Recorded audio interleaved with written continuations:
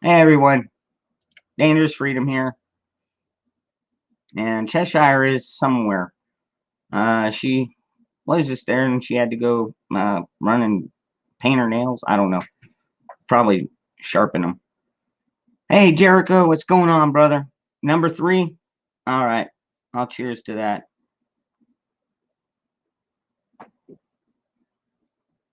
Number five, right on. 12B, good to see you, Margot, honey. I am so glad you could make it. Of course, then again, I don't know when you ever have missed it. That Margot, you're so awesome.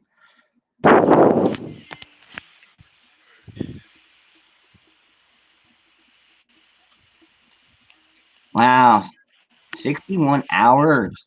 Damn.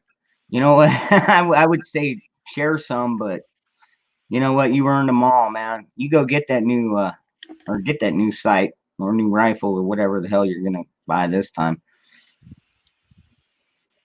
Yeah, I've been working on my comms. I got this in last week. It's a Baofeng ham.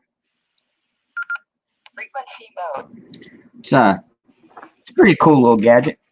And I've also figured out some of the local repeaters. So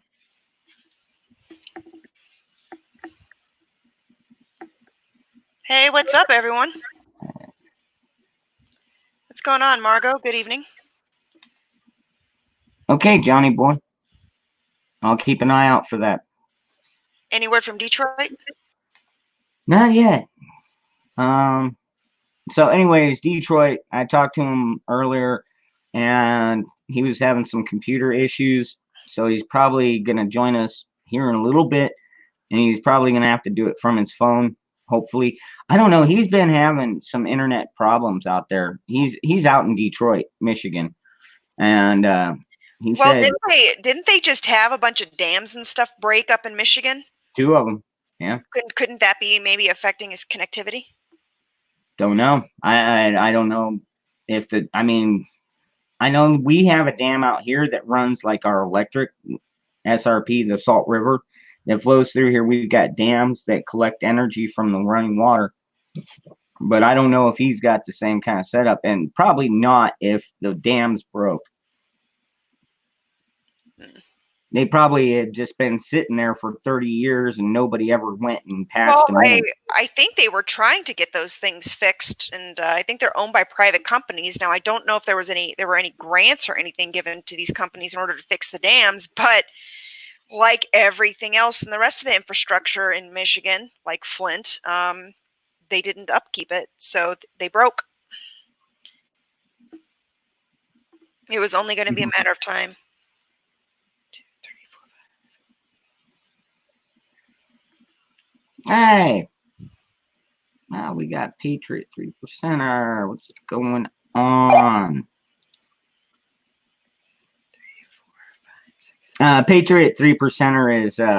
What's funny? Patriot 3%er.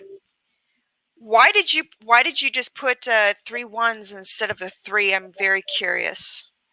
Probably because there was already like 30 or 50 or 100 of them. I mean, even mine, you know, when I started mine, it was, let's see, I started off as, what did I start off as? I started off as Freedom for All, and then I went to Freedom Fighter, and then I was Gulf City Freedom for a while, and then I just thought about it, and I was like, you know what, Dangerous Freedom. That's and that one I've had, and it actually describes me to a T. Because Jericho says it's because he's cool and different. And Jericho, I don't know if you were here last week, but I was talking about that back in 2014, I started seeing number sequences, and one of those number sequences had to do with 4 1s, so 1111, and also 3 1s, so 111. So that's why his the way that he put the 3%er as far as 3 1s, it matches a series of number sequences that have been popping up in my everyday reality since 2014. So I thought it was extremely interesting, and that's why I wanted to ask him about the significance of it. Well, this is actually how it looks. That's the 3% logo, but But you know, it's like 3-1, and like I said, man, so many people. I see so many people with the 3% in their name. 111 is fine. I mean, we all get it. Hey, Ron, Jenny, welcome. Jenny, you see the synchronicities too. Do you mind if I ask when you started to see them?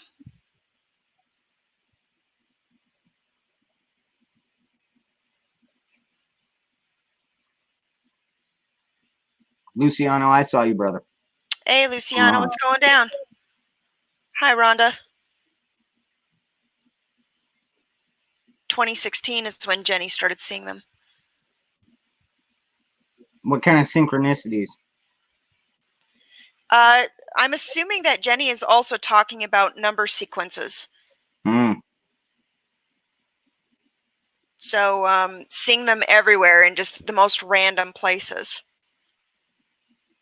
I don't know. I don't follow I don't follow with the numbers too much. I mean, I'm good at math. Don't get me wrong. I have to be considering my job, but Jenny, 1111 and 333, are those the main number sequences that you see?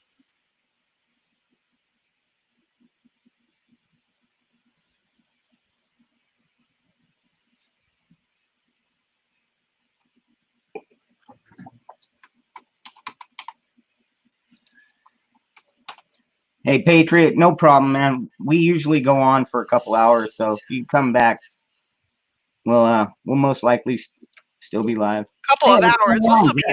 We'll still be live like midnight.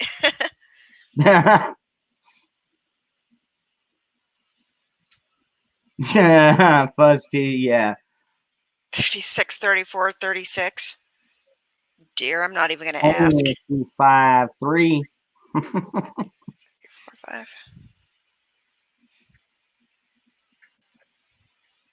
Right on. So anybody get I put up in the headlines, where do we go from here? And I wouldn't mind getting some some comments from the chat. Where do you think we're gonna go from here? I mean, we've already seen the cerveza bug wave, and that's watching out. And now we're in this economic wave. I know I'm feeling it. I don't know. I guess you're still working, Cheshire, or what? I am still working. I'm working more than ever. Yeah. So some of you are lucky. Me, I'm one of the ones that's like, well. Hey, dangerous. You know, it looks like Sparky's here in the chat. I don't know if you want to drop a link to the StreamYard. Maybe see if he wants to jump in. Yeah, I'll send one. Sparky, I'll send it to your email right now. Sparky is always fun to interact with.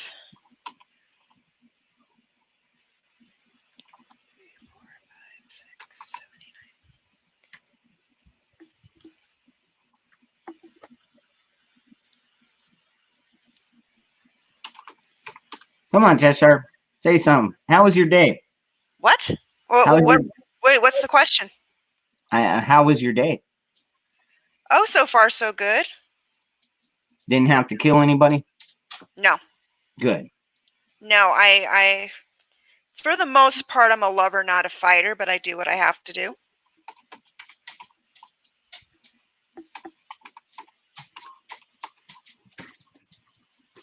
Mac the Knife from New York.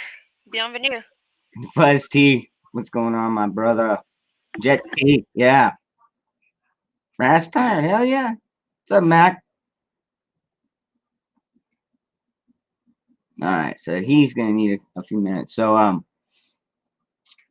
anyways, I went out shopping the other day, but I was looking at prices and I was looking at the shelves, and believe it or not, our shelves are starting to get more stocked. I mean, we still don't have any hand sanitizer, but bleach is in.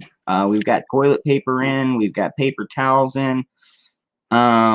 We still have meats. We still have canned. In fact, the cans are starting to stack back up. Water is starting to stack back up.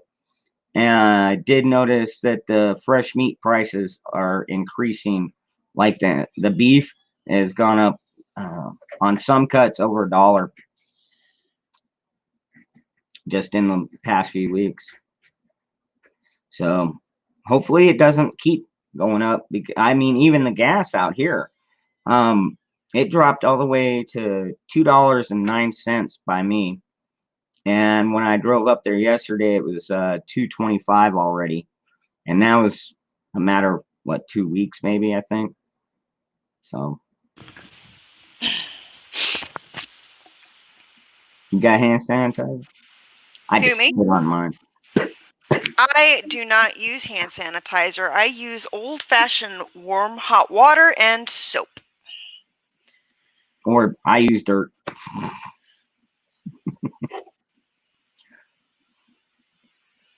Or I just let the dog clean them. Well, believe it or not, keeping yourself from, if you were to wrap yourself in a bubble or whatever, your immune system goes down and becomes less effective. Oh yeah. So you need to be exposed to different microbes in order to keep your immunities up.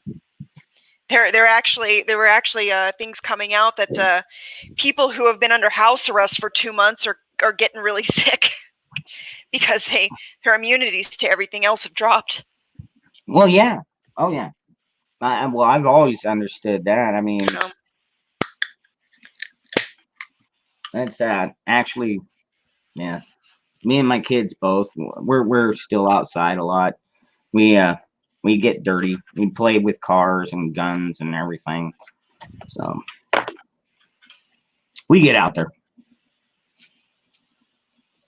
$41.99 a gallon up here in Ohio. What gasoline or hand sanitizer or beer? Wow, Jenny, $1.62.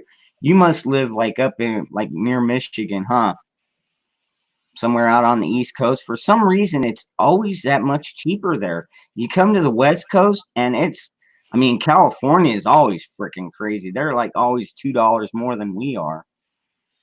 I don't know. They're starting to flip seats Republican in California. I saw that. Yeah, they did get one more. I hope this is an indication of how November is going to turn out.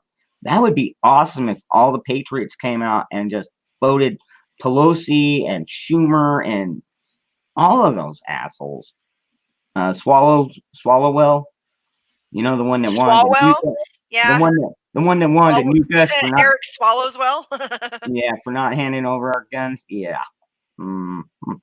Yeah, we need to get rid of a lot of these guys. And as far as I'm concerned, Joe Biden is. Joe, you're not black enough if you don't vote for me, Biden. He's got to go. I can't believe that idiot.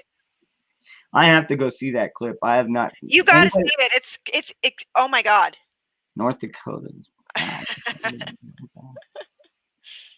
Yeah, that. Yeah, my brother Roger, he was saying his gas got so low it was like, I think he said it was under $1. And what he did was he went out and bought like 6 of the huge gas cans and filled them up. Yeah, the gasoline's amazingly cheap right now. So. Hey Jim, what's going on? My friend, fill up your gas tank to see it. It's great. Well,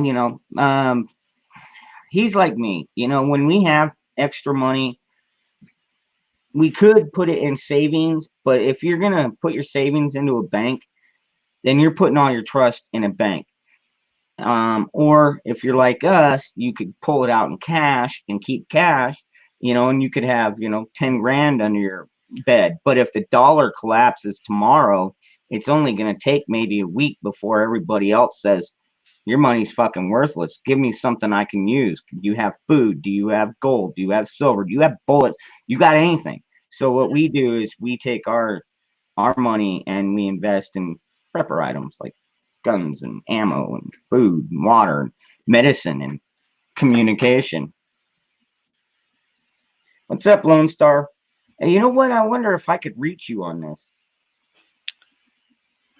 He's not too far. I mean, he's only a state over from me.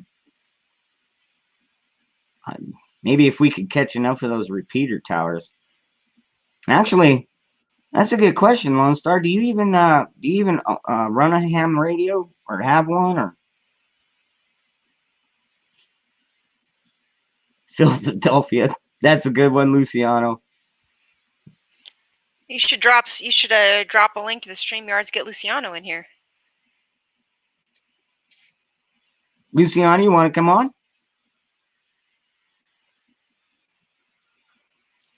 Yeah, it's a ham radio. It's not quite as short. Well, I guess there's Sparky. Let me pull him in. All right. What's up? What's going on, Sparky? Oh, welcome back, ladies and gentlemen. It's your boy Aircraft Sparky here. How you doing, man? We're doing pretty good, man. Oh man. Well, happy Memorial Day weekend to everyone out there. No, it is not about veterans, it's about those who have died in battle. Yep. Hats off to those people. All right, moving on. I'm not wearing a hat. They may be gone, but they'll never be forgotten. Actually, they probably will because people are assholes. But you know what? I won't forget them at least. I won't either. So, yeah, it is. It's been a hell of a week, hasn't it? Yeah, it's an understatement. Oh man, you know what's good though? Hasbro is running a live stream of G.I. Joe. Oh yeah, and I saw that the other night. I caught it for like an hour or two, half an hour. I mean, it is. I was just listening. I've been having it run in the background all day, just because. I mean, this was one of my favorite cartoons growing up, and it was such garbage. It truly was. Now looking back at it, it was garbage. But the message. Oh, the message was amazing, dude. I mean, just the theme song. You know, they're pushing freedom, they're pushing American values and norms. And throughout the dialogue of the cartoon, they're always talking about liberty and freedom and all this other stuff. And I'm just going, wow, where did we go wrong? And then I go, Bill Clinton. We'd have to go way further back than that. Well, I mean, this was created back in the age of Reagan. Yeah. You know, when I was a kid. I was born in '73, so yeah. I think Reagan. Well, the Reagan getting voted in was almost kind of like a Trump getting voted in after Carter. Yeah, it was. Yeah. Mm-hmm. But you really didn't see the anti-American rhetoric show up until shortcake, Jenny, around mid Clinton. Shalom. Shalom, brother. Duarte. Yeah, Shabbat Shalom. So, yeah, what's up, Rui?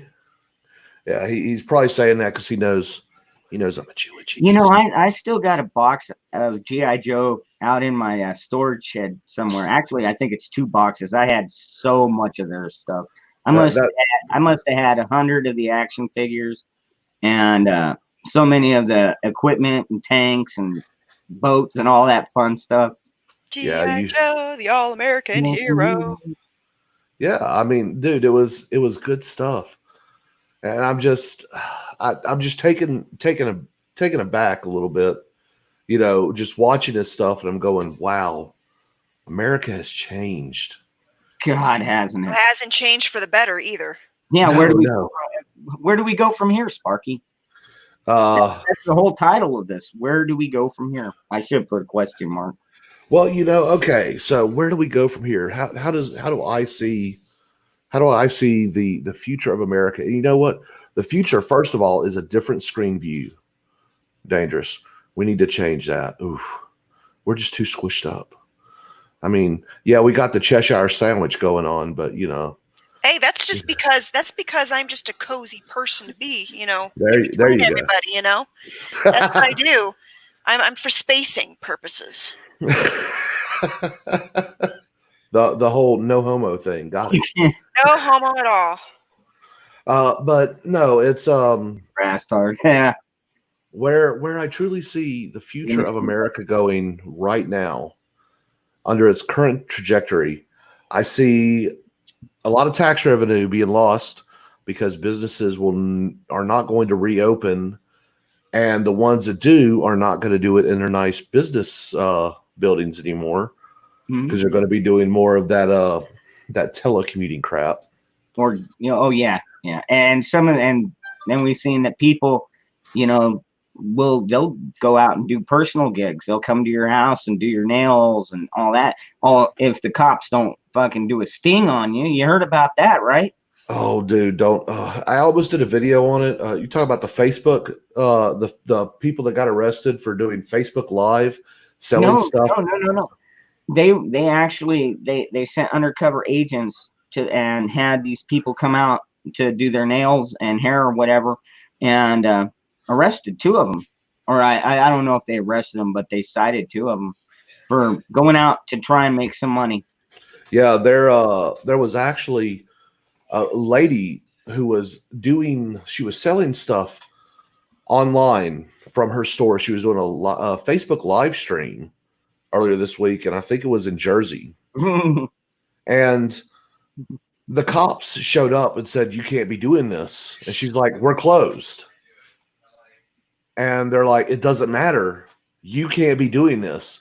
So my question is, why is it okay for Amazon to sell online, but not okay for small mom and pop stores to do the same? Because this is really not even about social distancing. What it's about is that it's actually killing the smaller businesses and allowing these monopolies to take hold, because these monopolies are intertwined with the government, and so the tyranny is going to be impressed upon us through the corporations and not the government, and that's how they're going to circumvent the Constitution.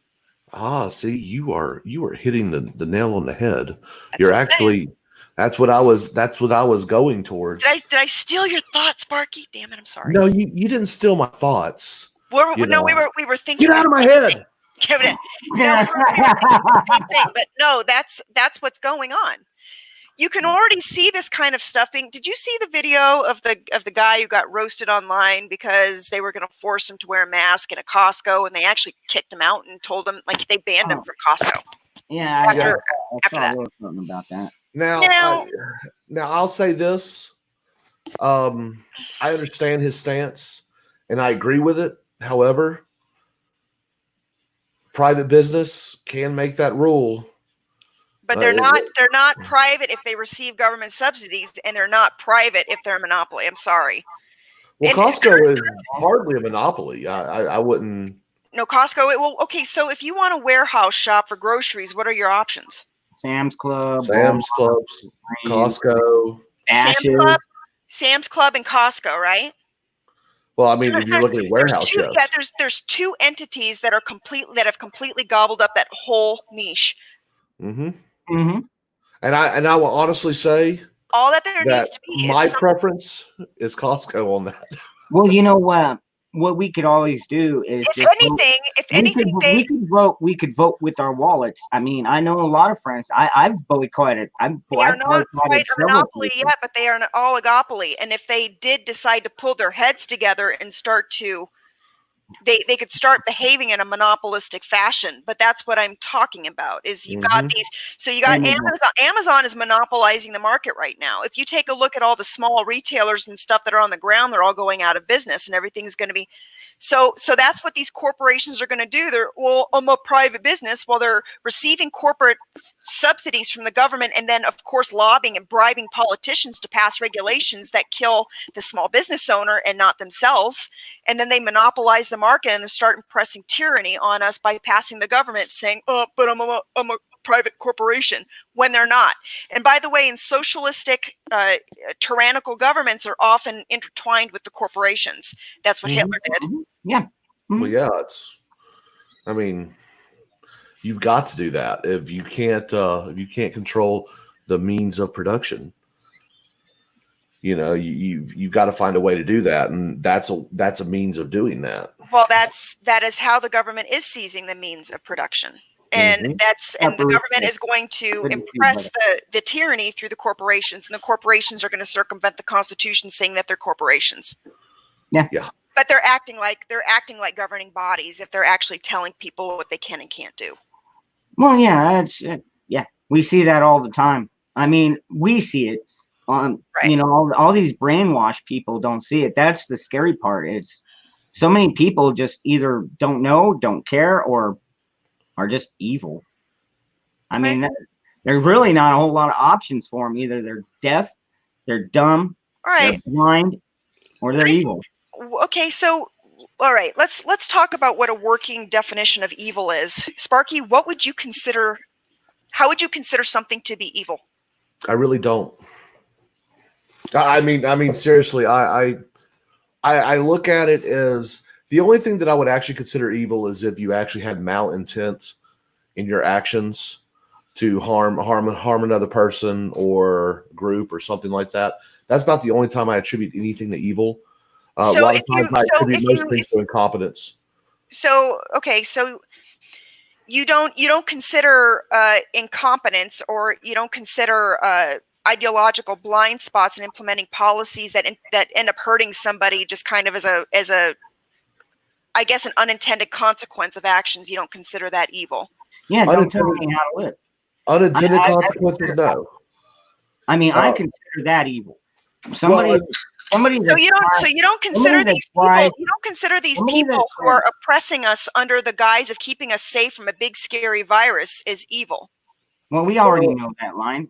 Now, our fathers wrote it out a long time ago. Those that would sacrifice their liberty for a little bit of perceived safety deserve neither. So, well, is it evil? Well, if they sacrifice their own, that is one thing. But do they have the right to sacrifice mine or Sparky's or yours? No, they don't. And see, and this is the way I look at it. If they do it planning, trying to hurt other people, I would consider that evil. But if it's just sheer incompetence, if it's unintended, okay. Look, everyone does stupid things. I happen to be quite a big purveyor of stupid actions. By the way, I have a video about masturbation. That was a stupid action. I just won't take it down. So people should not be held responsible for malpractice of some kind because it was not intended. I didn't say that. I just said I don't attribute it to evil. There's a difference. Okay. Liability. Are there layers of evil? Liability does not mean, in my opinion, it has nothing to do with intent or anything like that. Well, I don't even think that evil necessarily has to have intent. It just is. But I mean, I'm almost thinking that there's different layers of evil. Yeah. There are people that intentionally, they know exactly what they're doing, and they know how wicked it is. And then there are others that, like you said, Sparky, are just like, oh, but it's just to keep everybody safe. They're fucking useless idiots. Well, okay. And I have to go ahead and preface this. I'm a huge Trump supporter. You will probably not find much more of a shill for Donald Trump than myself, but I do try to be honest about it. But Donald Trump was a useful idiot when it came to this pandemic. Donald Trump is a businessman. Donald Trump is not going to save us. No, he isn't. But what he did do is he brought all this shit out to the surface. So now instead of just feeling like something's wrong, we actually know what we're looking at. Yes. And now, where I'm going with this is when the experts came out and said we need to do this. No, I didn't see that, Jenny. When Fauci and Burke and all them other people came to him and said, hey, look, we need to shut down for a couple of weeks to flatten the curve. They presented the argument in a way that makes sense, but this is something that was not in Trump's lane of expertise. Like when it comes to economics and stuff, he's good. And I mean, anyone can read the Constitution, and he seems to be someone who has actually taken his responsibility as following the Constitution. He's actually done a pretty good job. I mean, the fact that he handed all the power over to the states for this issue, that was on constitutionalism. And people are going to get pissed about that too. Well, yeah, of course. Well, but I mean, now we can plainly see which states are the problem. Definitely. So, but he agreed to the idea of this lockdown because a valid argument, a logical argument was presented, and he's like, I don't like it, but it makes sense. We do need to flatten the curve, and if we got to sacrifice a little bit, maybe it's not a bad idea. But you know what? I'm going to throw it off to the states. That way, I'm not responsible for it because that's not in my line. That's not in my lane. And he did a smart thing that way. Yeah, he played the 10th Amendment card, which is, to be honest with you, the best thing he could have done. It's really the only president that in modern history has played it. Shit, Barack, he would have been like, executive order, y'all have to stay shut. If anybody breaks it, we're gonna send in, the military. But hey, Scotsman, good to see you. But when Trump makes a mistake, with me being an admitted shill, I hit him hard. When Trump came out and said that churches should be allowed to meet, I'm like, no shit. But they shouldn't be shut down anyway. Government overstepped. State and local government. Trump didn't shut down these churches. And Trump's now saying, oh, I may have to intervene. Well, here's the deal. The only thing that he can do legally is he can sue the individual states individually. And that's the only route he can go. Really? Because they're going, oh, what can he do to intervene because of the 10th Amendment? This is the only time you will ever see in history where the media will say, oh, but my 10th Amendment rights, my state's rights. Normally they're all about the the media gives a shit about anybody's rights. Exactly. They don't care. All they care about is them and the amount of power that they can exude. So yeah, I think the media is evil. I think certain actors in the media are evil. Just because they have proven their actions, they do it with malintent. Right. But there's other people who, honestly, I just believe are useful idiots. We've all been a useful idiot at a point in our life. When I was in the military, I drank the Kool-Aid. I drank it. I love the taste. Bitch. Loved it. What flavor Kool-Aid was it? Honestly, it was Dead Arab. Dead Arab Kool-Aid? Never had that flavor. It doesn't sound appealing. Oh no, it's pretty sweet. Really? Yeah. It's kind of a mix between strawberries and curry goat. It's not bad. That sounds interesting. But no, it's I would have done anything for my country when I was in the military, and you need those kind of useful idiots in the military. Today, I will not do anything for my country. Now I will do damn near anything. But now I've learned about, limits and stuff like that. There was once upon a time they could have given me an unlawful order and I probably would have went, oh, yes, sir, 3 bags full. Just because I was too ignorant to understand what constituted as an unlawful order. With age comes wisdom. Yeah. Yeah. So. Damn good point, Sparky. That is actually an excellent point. That's why I do. But we've got how many veterans here that are age? And I mean, you got to consider probably 70% of them are probably freedom fighters, Well, there's a lot of people that will proclaim to be freedom fighters. There's very few that actually are. I'll give you an example really quick, Sparky. We got this guy running for senator down here against Martha McSally. Now she's a veteran too, but he's from he's from the Air Force, and this is Gabby Gifford's husband. He's running as an independent, but he's an anti-gun loon job that just anybody that lives in Arizona, do not vote for Mark Kelly. Well, and there was a lot of discussions that I've had amongst different members of the military throughout my time. There was actually talks of, hey, who would support which side if a boog ever kicked off? And by my experience, about 50% would side with the government, and the other 50% would side with the citizens. Yeah. I think it'd be more exciting with the citizens. I'd hope. That's a tough one. Like I said, useful idiots. and there are a lot of them in the military. Most of your NCOs and stuff, your NCOs and your more experienced officers would definitely go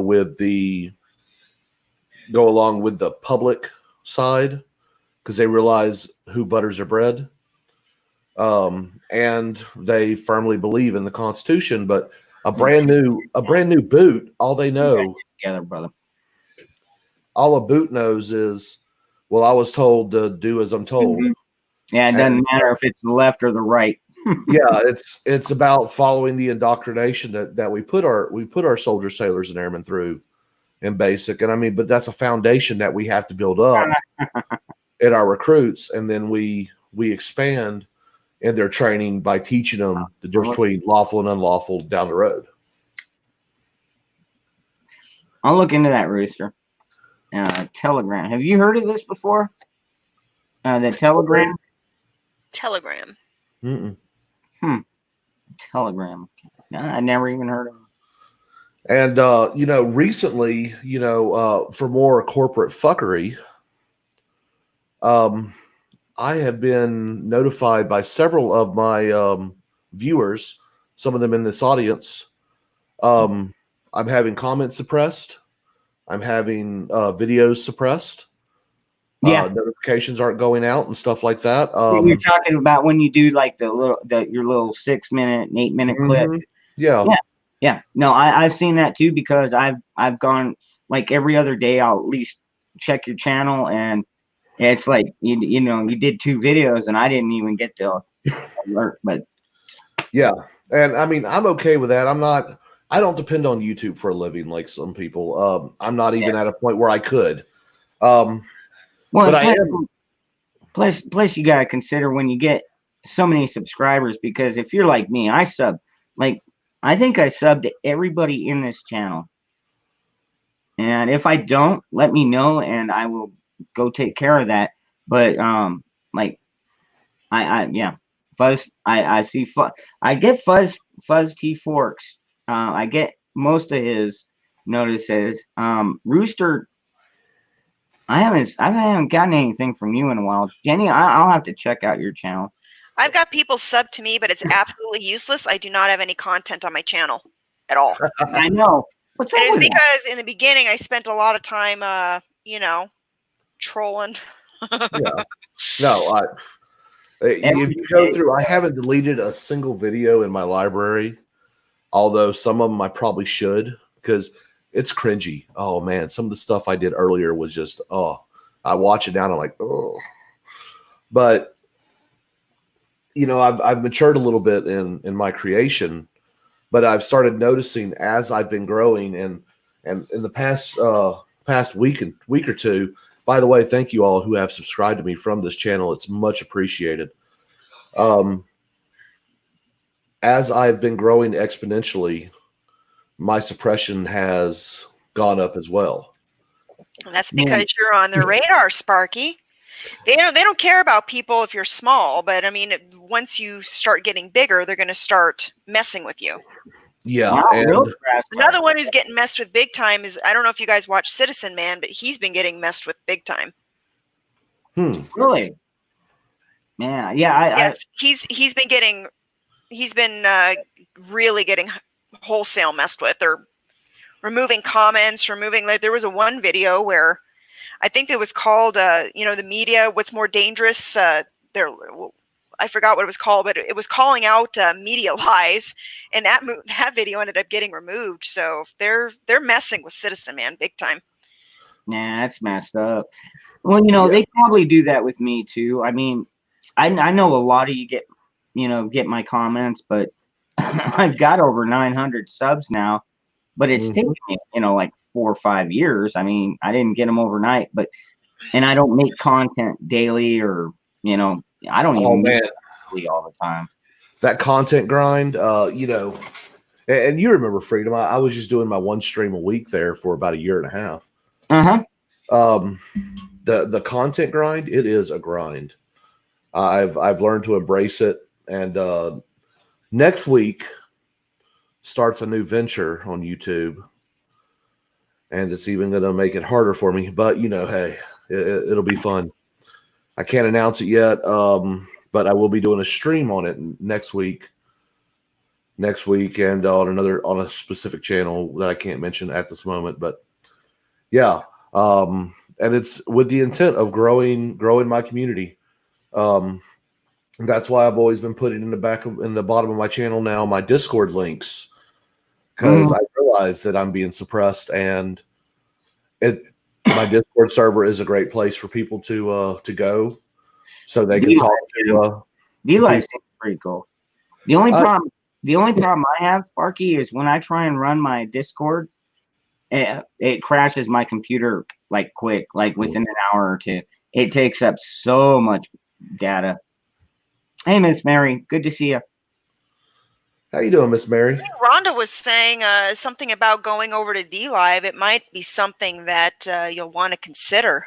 Well, I've already looked into D-Live. I've already got an account there. I'm probably going to start multi-streaming,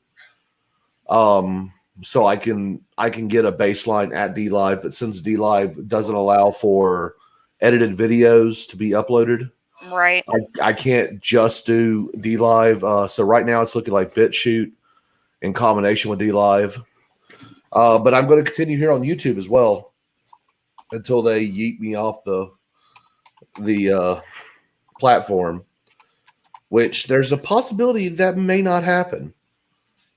Slim, but because as like with Joe Rogan leaving and going to Spotify, it's pretty bad if Rogan's leaving. Rogan got $100 million deal with Spotify. Yeah, that's what I heard too. Yeah, way up there. Yeah, he'd be a fool not to take it, and honestly, it'll give the opportunity for YouTube to correct their mistakes. Yeah, and the reason why I say that is because if he has one of those doctors who they yeeted off of YouTube that spoke out against the coronavirus, which, by the way, turns out they were right. Dr. Fauci has retracted his statements, saying that, hey, the shutdown initially may have not been a bad thing, but it's gone on too long, and now it is becoming more harmful than it is anything. Wow, imagine that. Then where's my call? Why is my fucking work not calling me and telling me, hey, we need you back here? Because your main job is in exports, and the borders still have not open, unfortunately. Hey, Johnny, go ahead. We'll take you up on that. Miss Mary, hello. Yep, you're absolutely right, Sparky. At least 2/3 of our business. Yeah. So, Johnny, look, man, if you hit Mega Millions, hey, good luck. If you hit it, man, I'll gladly. No, screw that, Johnny. Just build a compound, and don't worry, we'll come. And we will come bearing gifts. I don't need anything, but hey, if you want to throw some money my way, I have no problem accepting money for a studio. That's kind of been like, I've thought about that. Like ever since I started prepping, I was like, man, if I ever won enough money, I could buy like 300 acres and I could have a farm, could have a ranch. I could invite, trustworthy people. See, I tell my wife if we were to win the lottery, first thing we would do is we'd buy the top of a mountain. Yeah, we got quite a few of those. So, and she says, why the top? I said, well, it's simple. High ground wins. Mm-hmm. Yep. You'll see them before they see you. And I'm like, hey, if you buy it on the right mountain, you can still farm it. It can still grow enough for you and yours. I mean, you can be self-sustaining. And you have good rock to dig into for bunkers. Wow. You planned this out, Sparky. Look, man, if they're gonna come for me, they're gonna have to work at it. I'm just saying. Good. Because I'll probably have, if I'm a multi-millionaire, I will have McNukes. Right on. Yeah, I'm all about McNukes. Right on. All they'll hear is all the snack bars, and then boom, the sun will drop. No, it'd be Sparky Snack Bar. Yeah, I do have my I still stay healthy. I work out with my firearms on a fairly regular basis. I work out with 12-ounce curls. Yeah, I do that too. In But fact, hold the chat for a minute. all right. All right. Man, you know, Cheshire, I'm actually I'm very, very happy with all these people, because I realize where a good bit of some of my subscribers have came from, and I really am thankful to see these people. What's up, Creeper? How you doing, buddy? Yeah. Well, you know, a lot of these guys, well, I think it was a term that I ended up pulling this term off of another channel, but they call it cross-pollinating. So a lot of these guys make it a point in the patriot community to promote other people. And so if you end up, a lot of these guys end up, when Greg and I were live streaming back, a lot of these guys would stop off in our live stream. We'd throw them to Dangerous Freedom. Dangerous Freedom throws them off to, you know, American Joe. I mean, a lot of these guys are in the same kind of, they're in the same, they orbit the same people. It builds a community, man, and it's a good thing. And I am thankful that I've been welcomed into it. Yeah. You know, that's because normally, man, I up until about 3 or 4 months ago, I was just doing dick and fart jokes to politics. Well, dick and fart jokes are important, though, Sparky. They are, and I still do dick and fart jokes. Yeah, I mean, you see my live streams, so they're important. But yeah, so. But a lot of these people, they understand how organized the left is, and that's something that we need to do. Is we need to base a community around those of us. And I don't even mind people who even have liberal ideas, or, you know what I mean? Like, there's a difference to me between a liberal and a leftist, but it's got to be a community that is around liberty and the Constitution. Yeah. You can think that the purse strings need to be tighter, a little bit looser, but that's where the discussion needs to be had, and it needs to be sane. And we're not finding that with the left. Oh, come on now. Look, all those transistors, they are brave and beautiful, whatever they claim to be at that minute. Yeah, that's what I call trannies. Oh. Transistors, they're brave and beautiful, whatever they claim to be at that minute. Well, there's one thing that I've noticed about that, Sparky. One thing that I've noticed about transistors. Why is it that the transistor movement is centered mostly around men that are wanting to become women? And it's about men dressing as women and getting into women's sports and getting women's scholarships, getting women. Yeah. Why is that? I don't even really want to know why. I would love to hear your okay on that, Sparky. Okay, so the ones that aren't trying to break into sports and stuff, they're basically trying to escape the stigma of being gay. That's what the majority of that is. But the ones that are breaking into women's sports and collegiate activities and stuff like that, they can't cut it against male competition. So they are trying to use their physical attributes to get beyond female competition. That's all it is. Do they actually understand? And what's really funny is that these dickheads talk about misogyny, but they understand that what they're doing is probably the most misogynistic thing that you could possibly do. No, but it's okay because they're transistors. Well, yeah. Well, it's not okay because I'm actually. I'll be honest. I have never met one. I've met one, and it was a transistor male to female, and this transistor actually was strange because they were claiming that they were a transistor and that they were lesbian, but they were a man who identified as a woman and they wanted to date me, and I just thought he was a freak. But it's nice to know that now, I mean, if it would have been fast forwarded many years later, that I could be prosecuted for actually turning his dumb ass down. Well, okay, there is a specific YouTuber who has not been on as much, Riley J. Dennis. I don't know if you've heard of this individual. Oh, I've heard of Riley Dennis. Yeah, so Riley Dennis is a male to female transistor who is in a lesbian relationship with a female, And one of my initial Twitter bans. Oh shit.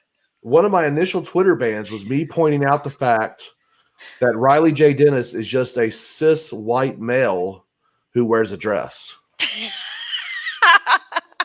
But you're not wrong.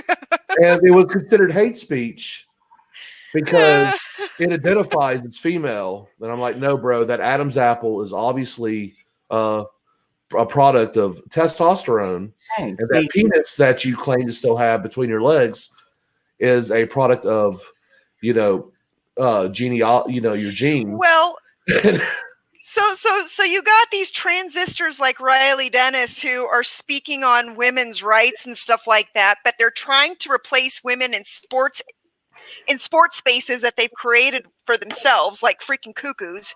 But what they don't realize is that historically, back in the day when things were a little bit more patriarchal, like way back, that women were actually not even allowed to compete in sports, and they were not even allowed to participate in theater, and men would dress in dresses in order to portray women parts.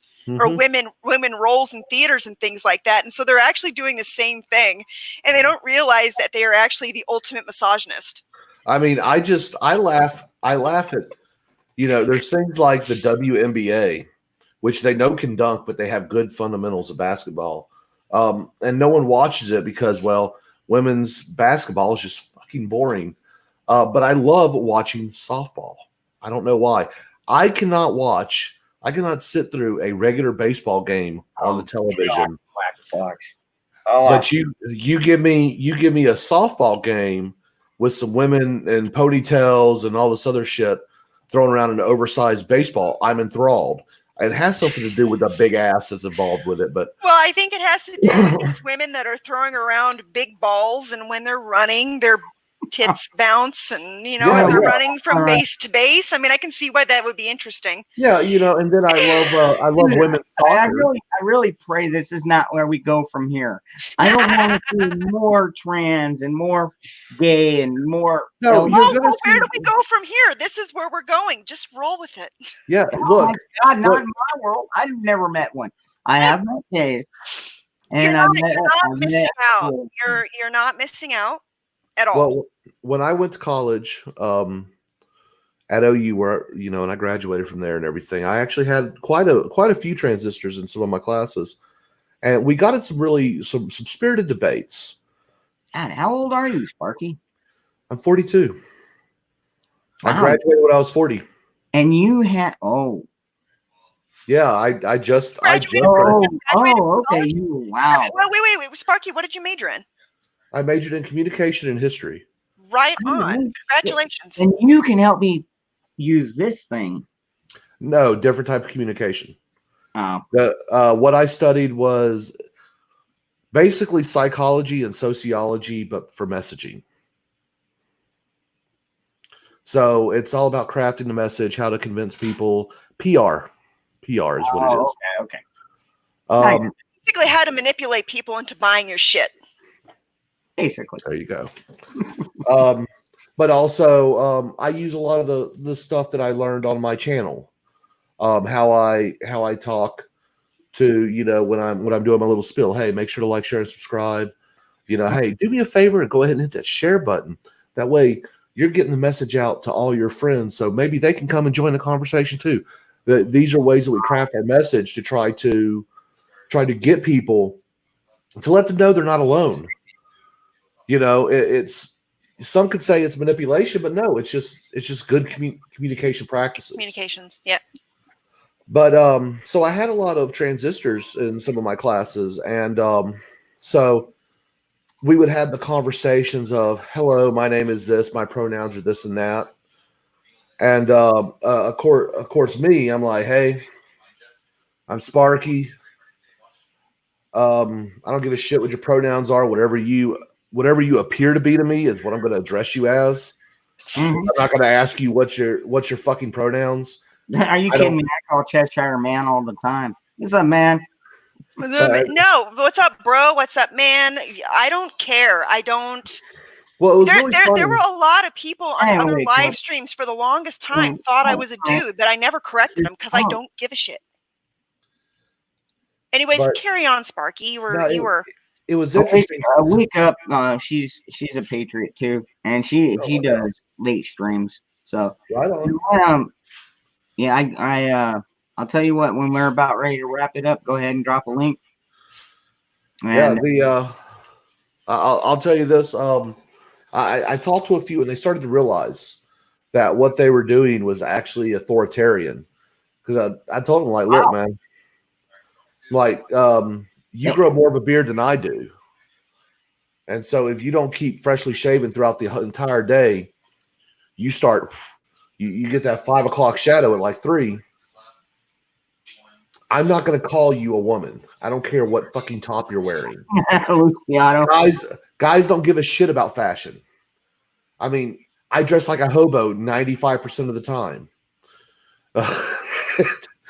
And so they started realizing, they're like, wow. I'm like, look, you tell me your name is Susie and you look like a John. I'm going to call you Susie. I may think your parents were assholes for naming you that, but hey. The boy named Sue. I mean, we all know the song. But, I'm not going to sit there and give you shit, but you can't get mad if you look like a dude and I call you bro or something like that. That's on you. That's your fault. Mm-hmm. And they're like, well, that's just mean. And I said, ooh, wait till you get to the real world. I'm like, you know why they throw queers off towers in the Middle East, right? Mean. I said. And they're like, because they want to kill them. I'm like, no, they claim to be fairies, so they're just trying to see if they can fly. Jeez. Oh, shit. So really, it's all about framing. Yeah. By the way, they can't. Tossed a few, didn't work out too well. For them, it worked fine for me. Nana, who's Nana? I was gonna say is the reason why they toss them off of rooftops, because at some point they demanded that everybody there use their pronouns, and the people in the Middle East just got sick of that shit and said, "Up, you're going off the roof." Well, I mean, right? But, is that what really happened? No, okay. What really goes on is in Islam they say that women are for procreation. So what do they do for pleasure? Well, the answer is usually little boys or goats, which is disgusting, which is totally disgusting. However, they find homosexuality to be completely unnatural and therefore a sin. And so they are instructed to purge sin from the world. And well, if they're having sex with like boys and just using, that's kind of gay. Why is that not considered gay? It's not kind of gay. It's full gay. Oh, I know it is. I was being smart ass, but no, in their mind, it's not gay because they're not sexually mature. What? Yeah, it's well, I mean, it's the same reason why they consider the Prophet Muhammad to not be a pedophile, because he didn't bed Aisha until she was 9, although he married her at 6. 9 is definitely not mature enough for sexual intercourse as a female. See, I would fully agree, but when I bring that argument up, what they generally say is, well, you don't understand. In the desert, it causes women to mature quicker. No, it doesn't. And I'm like, no, heat has nothing to do with it. But hey, whatever. It's the lies they tell themselves. Glass it, we'll be better off. I'm just saying. Yeah. Well, those people are so inbred anyway. So I mean, the inbreeding that is going on there is insane. It's okay. So is West Virginia, but we ain't glassing it, right? What was that? West Virginia's pretty inbred too, but we're not glassing it, right? Actually, you want to know what other areas where they inbreed quite a bit? Like South America and stuff, first cousin marriages and stuff are considered culturally permissible in some of those cultures. That's not a good thing, by the way. I mean, I'm not even. Never mind. Not gonna go there. Creeper. Hey, what's going on, brother? What's going on, boss? Yeah, I came in kind of late to touch on what I originally wanted to talk about, but holy shit, you're not wrong on the current subject. No, to touch back really quick on the whole transistor thing, and I had said to Sparky that Nano was correct. Nano is a friend of me and Sparky's, and the polite way to put it is he's a very opinionated asshole, but he's not wrong. When it came to the whole, these are my pronouns, this, that, and the other, in my personal life and professional life, I have to deal with transitioning individuals, and I have to be very PC because of my job.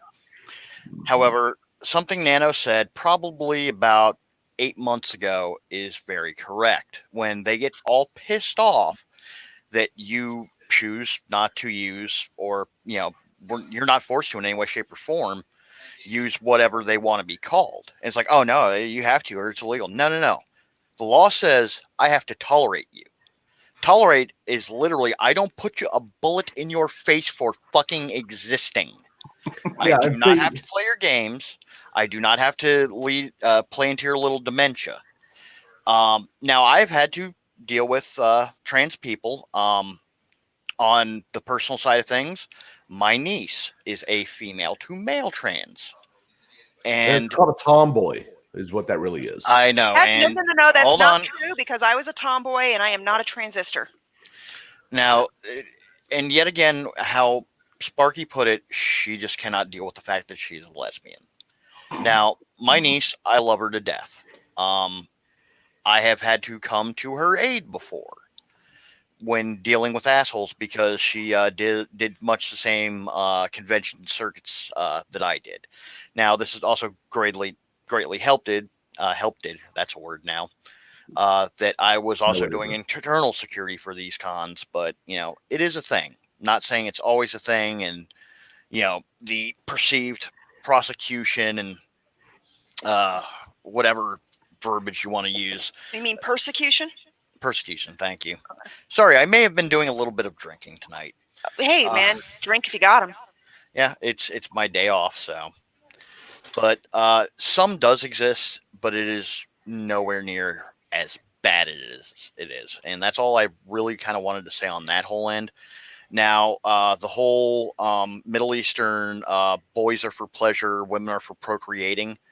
I have an officer who used to work for me who was part of an Air Force base security detachment that did policing work over in the sandbox. Of course, he would not say where for OPSEC reasons, but he had told me firsthand at least 2 instances where they were doing policing actions where they found young boys used for that exact purposes, and it killed him inside that he could not just ventilate them.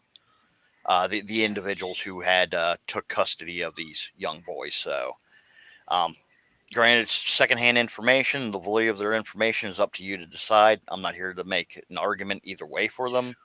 It's just one story from one person to another. But I have heard a good deal of that. So other than that, how's everybody doing? Wow. Good. All right. All right. All right. And when somebody, you know what? Well, and honestly, as far as I'm concerned, for transistors, like, look, I don't really particularly care if somebody is, and I will call people what they look like.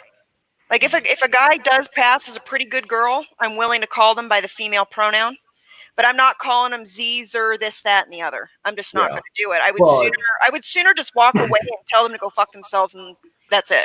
Well, and one thing that we probably should actually pay attention to is something that Creeper actually hit on.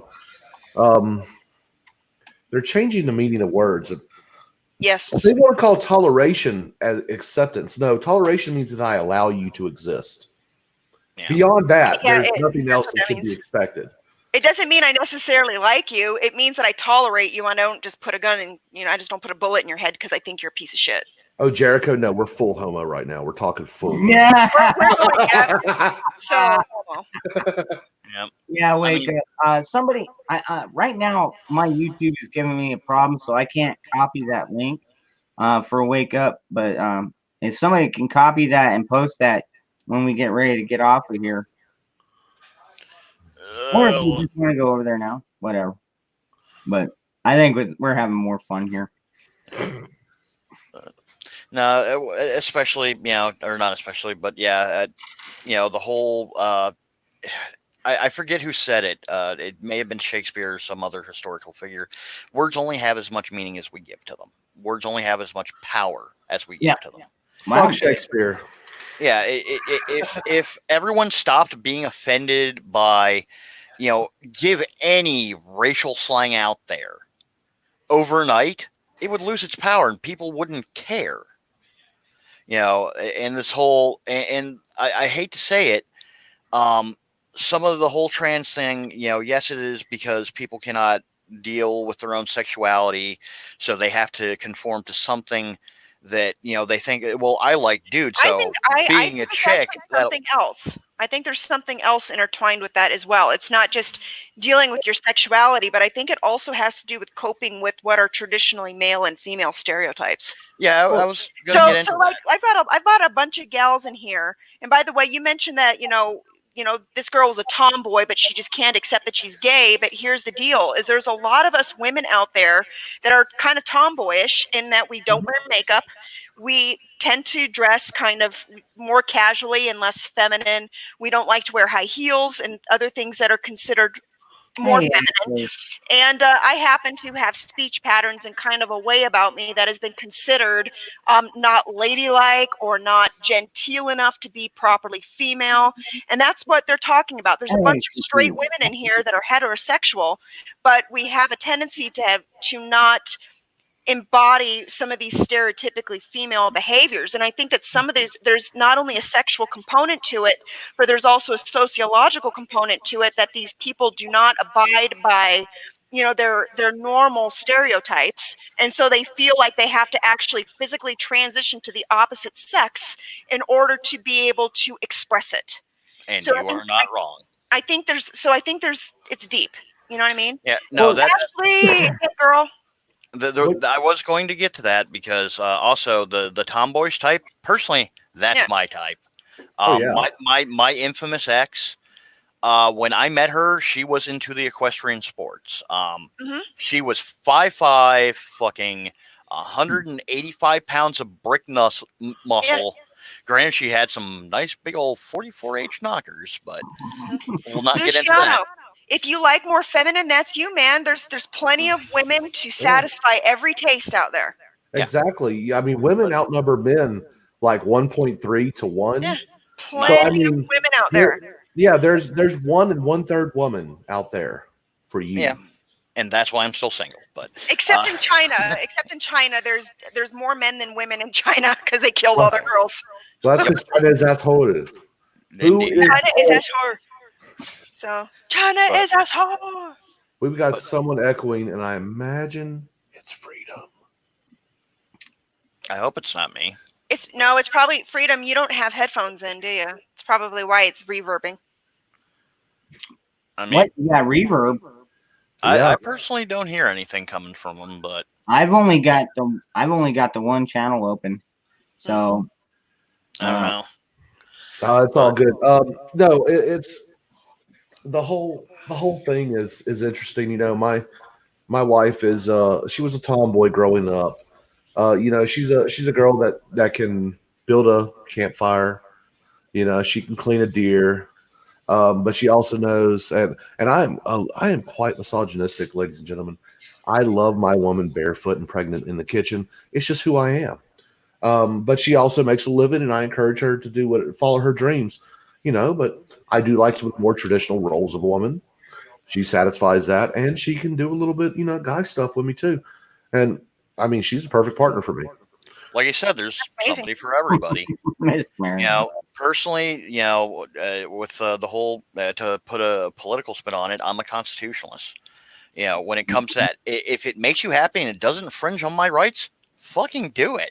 I know. And if you want to blow shit up in your backyard, go ahead. As long as it's not 2 a.m. and I got to wake up in 4 hours. Yeah. I like to say I wish my like neighbors understood that, but but here's the thing: is Sparky has every constitutional right to. He has a right to pursue what he likes. You have the right to pursue what you like. I have the right to pursue what I like. Dangerous has the right. We're all different people and we have different preferences, but that's what freedom is. You know what I like? California critic. I gotta post that. You know what I like? Future generations, a full doctor point their chick was a part of the station. wow. I like to move it, move it. I like to move it, move it. He like to move it, move it. We like to move it. I like to move it. You know, I've been bad. You know, okay, so I just found out I had last week off, and then I found out I probably got this next week off. So I've been binge watching. Have you ever seen that show Grimm? No. Oh, okay. It's a like supernatural type show. It's pretty cool. I got it on Amazon, and I just had to unplug from the news and everything because honestly, everything's getting me so pissed off lately. Plus, I've been working with my radios and doing other stuff like that. Let it piss you off, bro. You just gotta roll with it.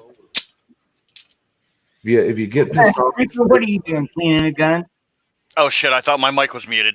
I'm sorry about that. You might want to ignore that. Pay no attention to the guy behind the curtain. Yeah. The great Oz has spoken. we've all got YouTube close by. No, I had noticed a firearm that was sticking out from a pile of stuff. I'm like, I thought I put that. Yeah, I thought I had put that away. So of course, just due diligence, dropped the magazine, cleared it. I'm like, okay, it's empty. Put the mag back in, drop the slide, and put the hammer at rest. Yeah, we call those boomsticks or freedom yeets. We don't call them by their traditional names. That way, Big Google doesn't try to destroy us. All right. But toleration. I don't have to play your games. Well, actually, in there's a firearm on the stream right now. So. Well, I think the whole tolerance and the freedom to not have to tolerate someone else's games is called freedom of association. It means that if we don't jive, you go your way and I go mine, and nobody gets hurt. See, I'm going to start going out to San Francisco and expressing my constitutional protected right to take a shit on the Google CEO cars. It just seems like something I think you should. Life crime is no longer a crime within the city of San Francisco. Well, I mean, look, if you go to Browntown, you got to leave a piece of you there. I mean, I just figured, hey, I'll go to the Google parking lot to do so. You can't just take a dump on their car. You have to rub it in. You got to make sure that. But see, then you're requiring me to touch my own crap, and no, I'm not about that life. Come on, it's not. Just wear gloves, man. Wear gloves and rub it in, and make sure that they have to deep clean that to get all the shit grease off of their car. Well, I just figured, I could drop the deuce on the windshield, so the wipers will smear it in, and then you wipe your ass with the door handles. Well, how would you wipe your ass with the door handles? Because they gotta touch them. I mean, are you going to have a thing where you just kind of floss your butt with the door handle, or I'm gonna floss that shit like a thong. Scarecrow, where the hell are you at? Canada? Oh, God. Hey, I like to watch hockey too. None of that NHL crap though, because those wusses, they don't even fight anymore. I like to watch them knock each other out. Oh, that actually reminds me. I think it was actually Sparky, you that told me about this over a year ago. About one particular hockey match where they had made a ruling where they couldn't take their helmets off to fight anymore. Yeah. So the two individuals took each other's helmets off and then beat the fuck out of each other. And there was an overnight fucking meeting about, oh yeah, you can't do that anymore. And the players are like, how the fuck are we supposed to fight? I know what happened in the good old days, man. Look, there is nothing better than pulling someone's jersey over their head and beating them while their arms are trapped up like this. I mean, now you're reminding me of Happy Gilmore. The price is wrong, bitch. You gotta find joy where you can, and I mean, let's just be honest. Hockey is just soccer on ice. Yeah. But when you get to slam people, now that's no. Friggin', yeah, right now my don't joy know. comes I from have watching the never world seen burn. anybody beat the shit out of each other like they do in hockey. Not even in soccer. Oh man, right? I would go to hockey games on the regular in my local area, and there was a fight or two each game. Like Yeah, no, because in soccer now, if you willfully fight, that's a red flag, and you're out for the season. Yep. 2 yellows, you get benched for a game. 1 red, you are gone for the season. Have a good day. Wow! Holy crap! They aren't playing around then. Yep. And if you so much as lay a finger on the ref, you are banned from the sport for life. Man, I wonder if football's gonna. Well, football they never really gave 2 shits, man. You're always seeing coaches yell at referees and that. Yeah. But yeah, I mean, some of the sports are like I can understand reasonings behind some of the stuff, but just like holy crap. How do you spell crochet? I have no idea. Hey Siri, how do you spell crochet? Oh, Scarecrow, most hockey players don't have teeth. No kidding. Well, it's crazy because some of these guys are good-looking guys, and then they have no teeth, and it's like, ooh, shit. Yeah. No, have you seen? What's her name? She used to be on Charmed. She's one of those feminists. Wait, Shannon Doherty? No, the one that's always raising hell about. Freaking nice tits. Oh damn it! What the What's hell? her name? Man, it's more disturbing me that I'm looking this up. I'm gonna. Yeah, get it. We got to get this right. We don't want to be spitting out fake news. Alyssa Milano. Yeah, Alyssa Milano. She posted a picture asking people to show their masks. She was wearing a crocheted mask. Oh God, that was that picture I saw on Twitter earlier. Holy fuck! I did not even realize she won the internet. She just didn't realize it. Yeah, I took one look at that and went, "Those people are fucking stupid," and just kept going. I mean, honestly, that is literally a chain link fence trying to stop a bee swarm. Oh my! What's really funny is they're feminists and they're wearing masks, and it's like it's just like a step down from having to wear a burqa. Good job, bitch. Yeah. These women are so dumb, and what's interesting is that the reason why women wear burqas is it's a similar kind of idea of I guess being afraid of contamination. It protects a woman's purity, which is the idea that without a burqa, a woman is contaminated, right? No, the whole idea is they wear it to hide their looks so they don't get raped, because in Islam, in order for a rape, that's right. Like if you talk to the women, Sparky's got a point. If you're prettier than a goat, then you're probably going to get raped. So, yeah, I would try and cover up too. No, that's the underlying thing. But if you talk to these Islamic women and you're like, well, why in the hell do you wear this? And I'm like, well, it protects my purity, because being uncovered, it's kind of contaminating me in the eyes of God. So that is how they word it. Yeah, that's how they sell it to the rest of the world. But the reality is, you got to have at least 3 people willing to come forward and say, yes, she was raped, in order for a person to be convicted of rape in a court of Sharia. So, thank you. And hey, they rape these girls. Oh, and by the way, what's really interesting is that you got these feminists that are bitching about the non-existent patriarchy here in the United States, and they're literally importing members of a real patriarchy into the United States, and not only importing them, but protecting them. Yep. I just realized that we have a right to bear arms. I actually have bare feet. Yeah, the right to bare feet. Well, I just realized. I looked down on my floor, and I'm like, oh, those slippers are down there. Wow, that's kind of gay. Fucking furries. No, I just keep these, Well, you want to know the reality of the patriarchy in the Middle East? A lot of guys are like, oh, yeah, we need this in the States, but here's the reality of it. The reality of it is that the imams and all of the Islamic leaders are the ones that hoard all the pussy, and the guys at the bottom get nothing. That's the way that those work. It's the way it worked in Europe. So the guys at the bottom are basically simping. Basically, yes. Wow. So yeah, so you got the imams and you got all these holy men and these leaders and stuff that have hundreds and hundreds of wives, and then there's nothing left for these men at the bottom. It's only good for men that are at the top of the dominance hierarchy. It's not good for the men in the bottom.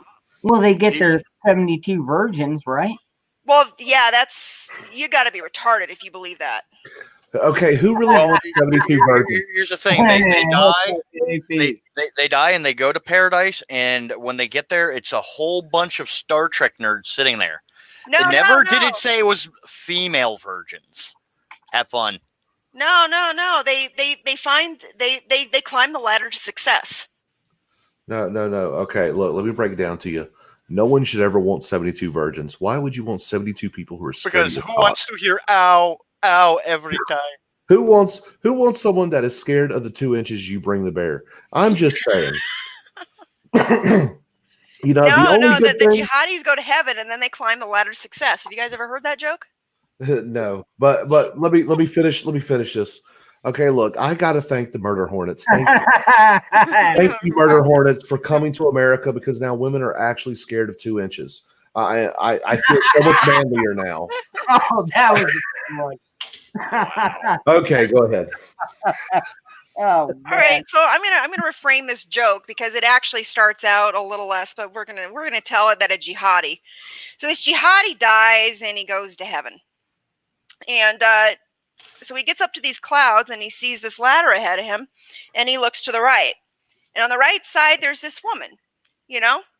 She's laying on a bed. She's naked. She's kind of good looking, and so he looks to the ladder, and the ladder says, you can spend eternity with me, or you can climb the ladder to success. So he climbs the ladder and looks on the right again, and there's another naked woman there, and she's a little bit better looking. She's definitely better looking than the last one.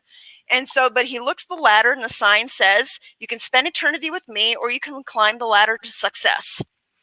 So he climbs the ladder. So on this third tier, there's this really pretty woman. Like, she's naked, she's waiting for him.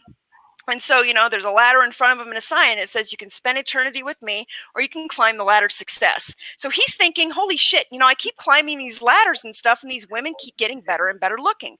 So I'm gonna climb the ladder. I'm gonna see what's waiting for me. So he climbs the ladder again.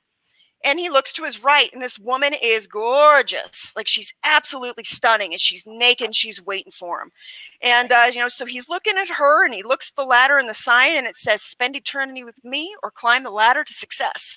So he's sitting there waiting it, right? These women keep getting repeatedly better and better looking each time he climbs the ladder. So he's thinking, if this gorgeous woman is waiting for me, if I climb the ladder one more time, I wonder what's going to be up at the top. So he decides he's not going to spend eternity with this gorgeous thing, and he climbs the ladder.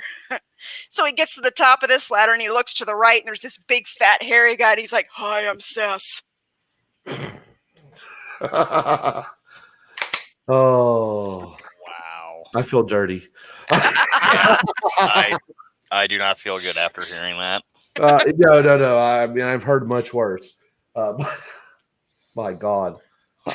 I'm just saying, you spend, or you climb the ladder to success. Yeah. So he climbed the ladder to success.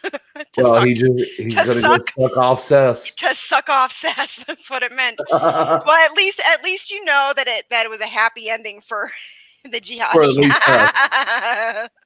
Oh man, yes, sir, you are on fire. I'm a horrible person. What are you talking about? Hey man, embrace your shittiness. No. You're awesome. Just keep doing this. You have me laughing every time. Oh, I'm glad. I'm glad. Oh God, California critic. Disabled vet. Oh God, he said he threw up in his mouth a little bit. Yeah. I'm sorry, man. Robin, my son is actually.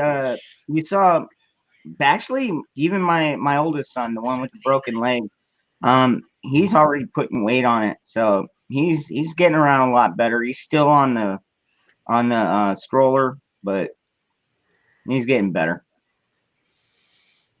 That's true. That is good.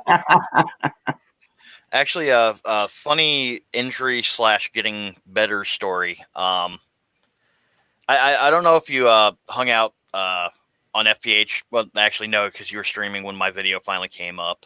That was a crazy stream. Just a quick side note. But so one of my new pieces that I got was a Mark III #1 Lee Enfield in 303 British.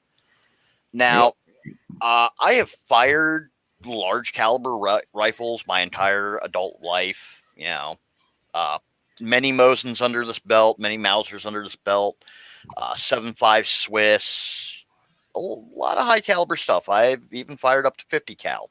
You call a Mosin high caliber? Large caliber, but anyway. Yeah, it ain't large caliber at all. It's kind of. Well, it's 30. Well, okay, it's not an intermediate cartridge. I'm referring to full caliber rifle cartridges.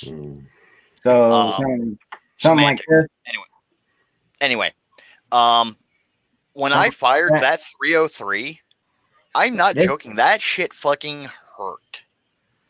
And I did a full mag of that, which was 10, and then I did 3 for the video. And like literally, I had trouble moving my arm after I got home and got ice onto it. And probably Thursday morning, as I was doing my rounds, I was momentarily lost of thought. Reached out with my right arm, and the most sickening rip and pop sound came out of my shoulder. Now, for those who don't know, I've had a torn rotator cuff that has healed over God knows how many times and re-injured how many times. Even though that has sucked, I'm kind of slightly getting better range of motion out of it. I was actually able to put on my my holster and get my carry piece into it without crippling pain today. So, kind of a little funny story on that end. Laugh, motherfuckers. It's not large caliber, you pussy. Define. I mean, when I talk about large caliber, I'm usually talking, 50 cal. Yeah, that's a pretty large caliber. And in fact, it's really. Yeah, too bad Freedom doesn't have a Discord. Otherwise, I would drop a picture of me in the Lotte 20mm at the shop I work at. Yeah, now that's large caliber. That's what is that? 20mm? Yeah, Lotte 20mm. It's a World War II anti-tank rifle. Yeah. The only downside to it is when the Finnish actually fielded it, it would be effective against PZ1s, PZ2s, and the PZ2 OS. But PZ3s and above was ineffective on the armor. But they still used it with the explosive rounds. Try to knock a track or jam a turret ring to do a mobility kill over like an actual armor kill. So they still used it, but it was just not effective as a tank rifle against the newer German armor. Yeah, I really want to shoot a 20 mil. I haven't shot one of those. That's man mode. Yeah, we have a dude who actually turns the ammo for us. He custom makes the shells and the projectiles on his own lathe, and we have some original full brass case ammo left, and it's the same round that the Solothurn takes. Yeah, it's some next level stuff, man.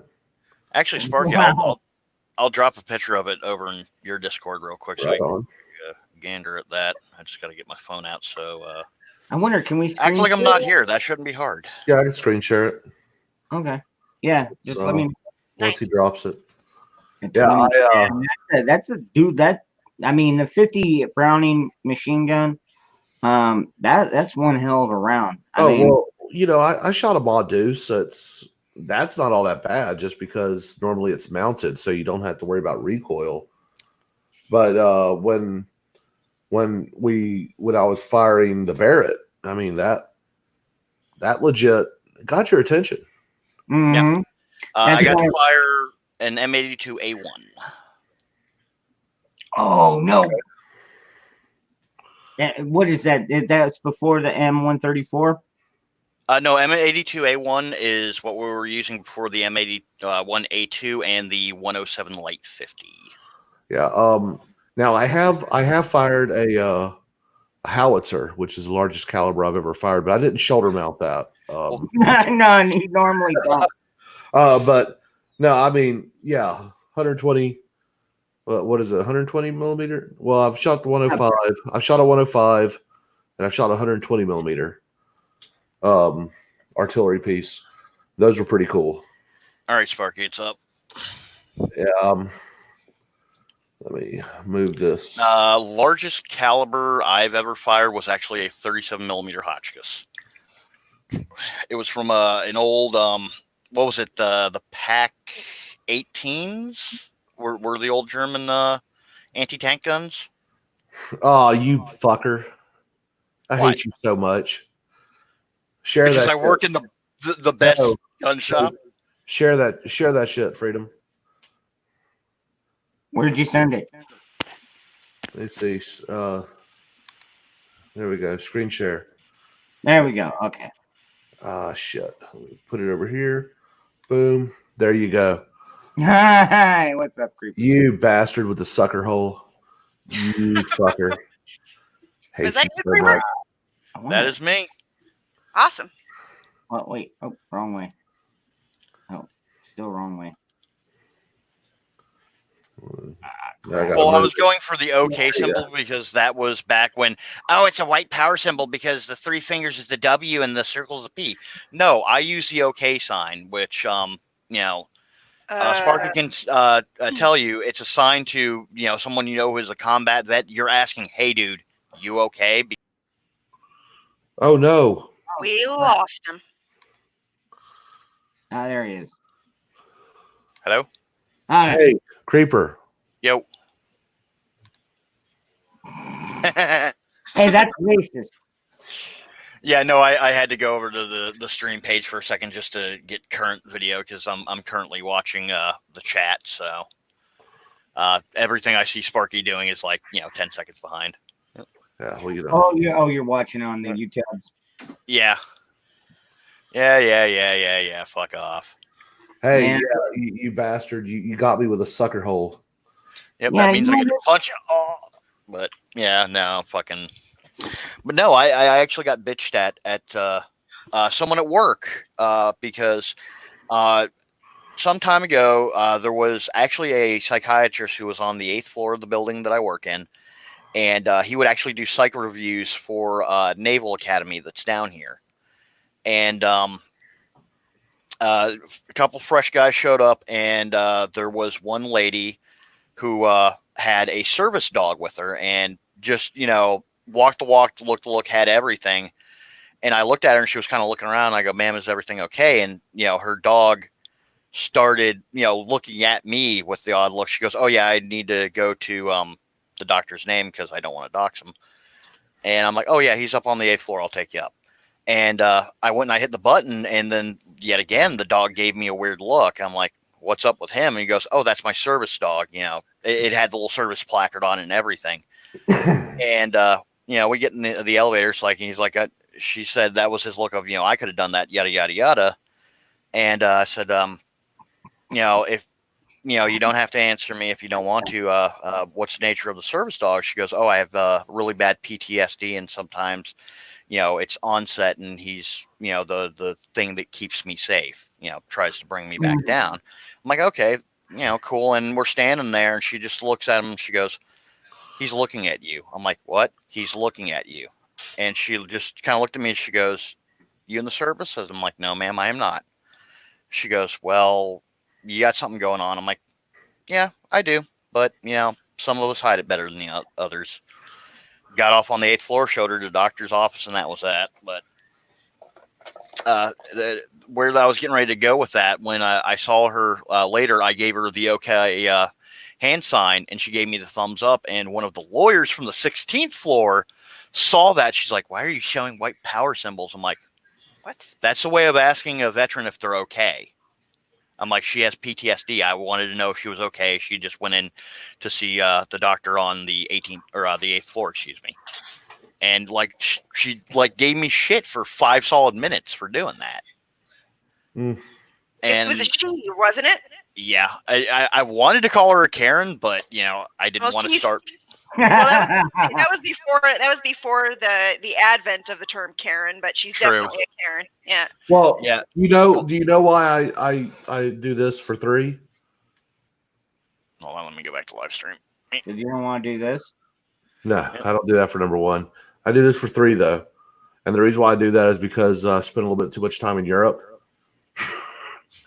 But like if I'm doing numbers with one hand, with veterans, 1 through 5 is like this, and then 6, 7, 8, 9, 10. Yay, SWAT sign, yeah. So, and then of course there's Kyle, who's about this tall. No, but still my favorite is knife hands because all fingers facing towards them. Yep.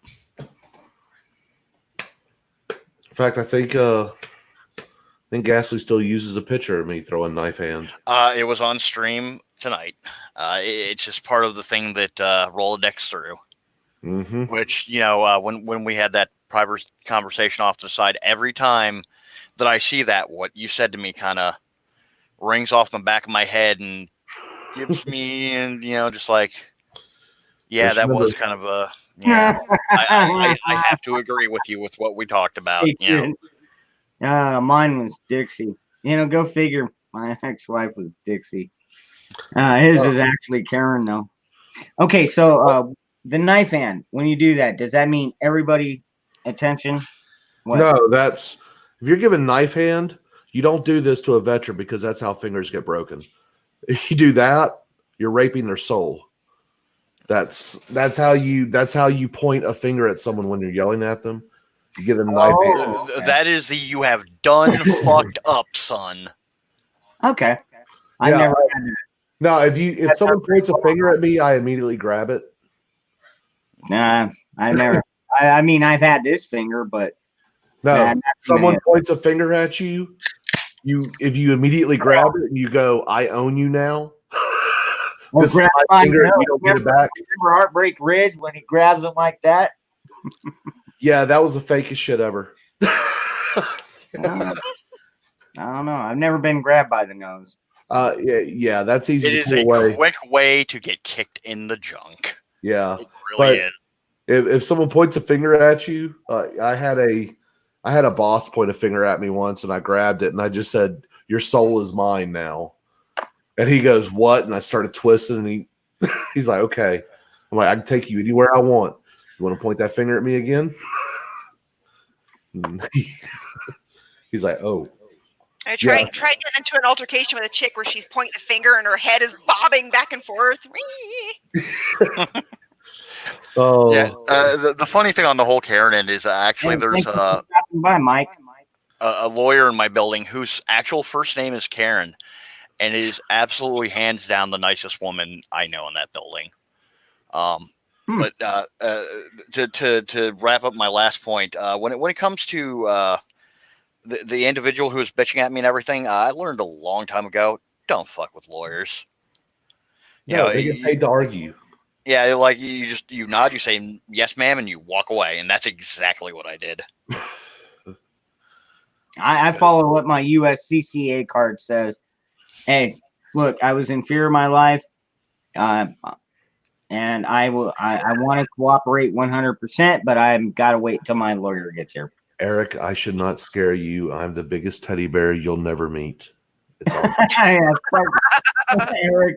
No, Sparky's a pretty good. Oh no, Sparky. that sounded a little Well, we gotta remember Sparky is married, so in this day and age, that don't mean shit. Yeah. However, ladies, I am single. I'm gonna spend the rest of my life alone. I already know that. So I don't know if I'll ever be single. No, see, you're doing it wrong, Creeper. If you really wanted to meet that female, it's not hard. It truly isn't. What you do is you go to Waffle House. Oh, God. Yeah. Oh, I don't think I want to know. Or you go to Risque Cafe. I mean, standards can't be high. I'm just saying. All right, hold on. Sparky, is my name Demon Hobbit? No, but beggars can't be choosy. I'm not begging because that would be simping. No. Simping is where you throw all your hard-earned money at a girl for the opportunity of the thought of potential sex. This is true. I mean, honestly, look, to be honest, every woman is a prostitute. They may not agree fully, but no, if you take a woman out and you buy her dinner and everything, and she feels obligated to give you sex, that's a form of prostitution. It's never free. I mean, we've established that. Wait, okay, so hold on a second. If you take a woman out, do you actually expect her to fuck you? No. Actually, if they fuck me on the first date, there's never a second. That's just me. I like the more traditional. I like classy women with a little emphasis on the ass. But no. So where do you cross the line into from dating to simping? Because if you take a woman out on a date and she's not giving you any sex, she doesn't put out, aren't you kind of throwing your money at her, hoping for some sex? No. So where's the line? Like that's. Well, where's the line? Look, there's nothing wrong with dating, taking a woman out, paying for everything. That's actually the right thing to do, men. Okay, right. Let me break this down to you. Where it becomes simping is where you were actually sending money to some rando female online that you see on a webcam, and you're like, "Hey, I'm going to make it rain," and you never actually see them in public or anything like that. You just see them through this wonderful piece of machinery that we're talking on now. But you still have that little hope in the back of your head. Oh, maybe. It's like going to a strip club and paying that extra money to go to the champagne room. You're not going to get sex there. Not if it's a reputable place. Now, if it's a skeezy place, get a shot of penicillin afterwards. Is like a nightclub stripper. So it's only simping if it's done online and not in real life, then, right? Yeah, I don't really buy into the whole simping in real life thing, no. Because you know what? Look, I will defend the virtue of a woman. If anyone ever talks shit about my wife around me, so help me God, I would simp the fuck out as I teabag them to death. Oh my God, hold on. I'm missing something. Come on, man. Patriot. Because we got some single ladies up in here that are probably going to want to know, how to tell if a guy's a simp or not. No, look, here's the way to tell if a guy's a simp. If you say something fucked up and they won't stand up to you, I mean, if that's what you want, mazel tov, it's a simp. But look, a real man is going to hold on to their principles and everything else, and just like a real woman will. Okay. I did that with my mom. Actually, I'm gonna give some advice to all the single ladies out there. You can tell if a guy's a simp if he's a male feminist. Case closed. Yeah. Okay. Wow. I give you that. No, it's like when I first started prepping. It's like my mom and my sister would come over and they'd be like, I'm just waiting for somebody to be like, I'm a male feminist, man. How dare you, Cheshire? Why are you buying all this stuff? Why are you doing this? Why are you doing that? And I was like, well, because I'm trying to protect my family. And they were just like, okay, I don't understand why you're spending half your paycheck on it, but whatever. But that's what I did. And now with this whole Corona thing that came out, and now we're getting the economic part of it. I'm glad I saved up, and everybody's changed their mind about me. It's like, holy crap, he actually knew. Robin, you're not wrong.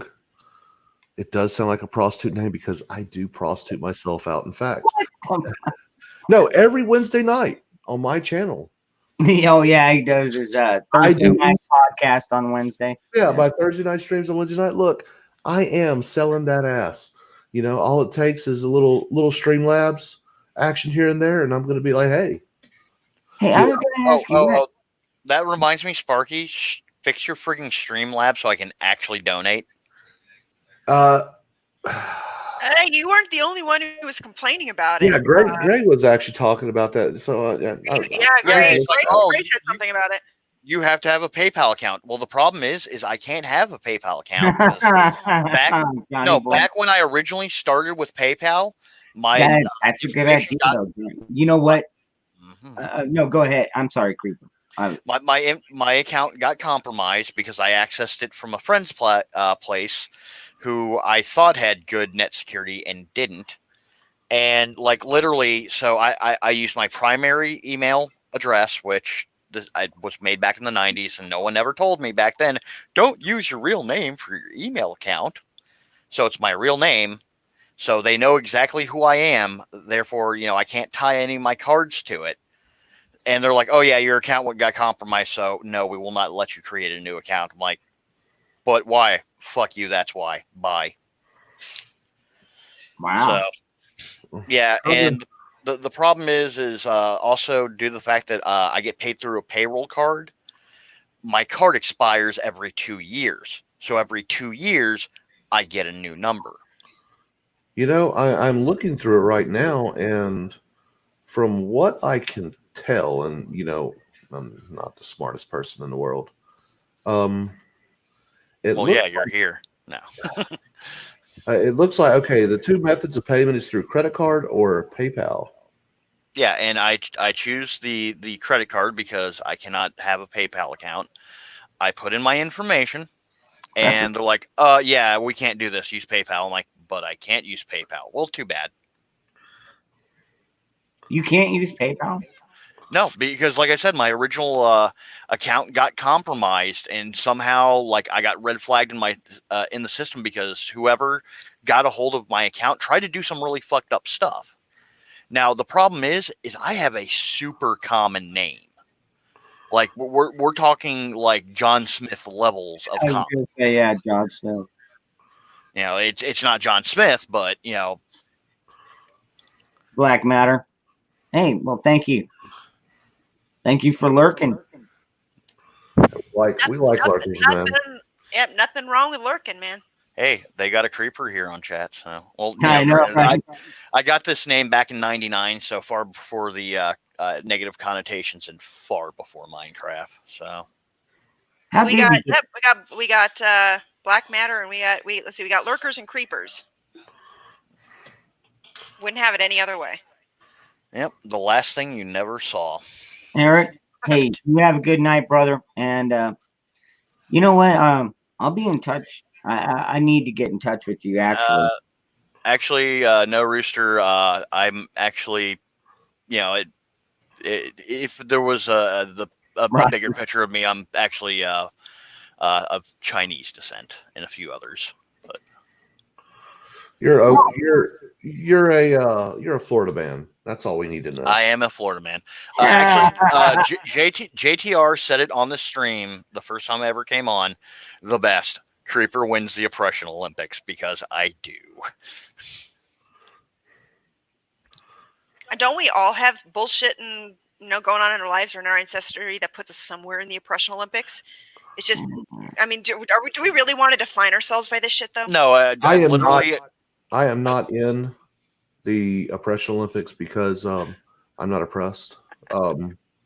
Fucking wrong. Oh, that's actually a good idea, Johnny boy. You take that, make a .com out of it, and you will make bank. I guarantee it. Go now. All right. You know what? I will address that. Gun docs in the chats. My thoughts on cryptocurrency for preppers.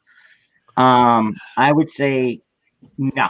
If you can't hold it, if you can't hold it in your hands, you don't own shit. Okay. Number one. And here I've got it. Cryptocurrency was created so cartels and drug people could cycle through their money and launder it because it's all online. Number two, it is only worth what we give it worth of. When everything goes up, when the internet goes out, your 38 billion bitcoins are gone. Farts in the wind. If you cannot hold it, it is not yours. Yep. Well, and one of my siblings, it works in finance, Series 7, among other things.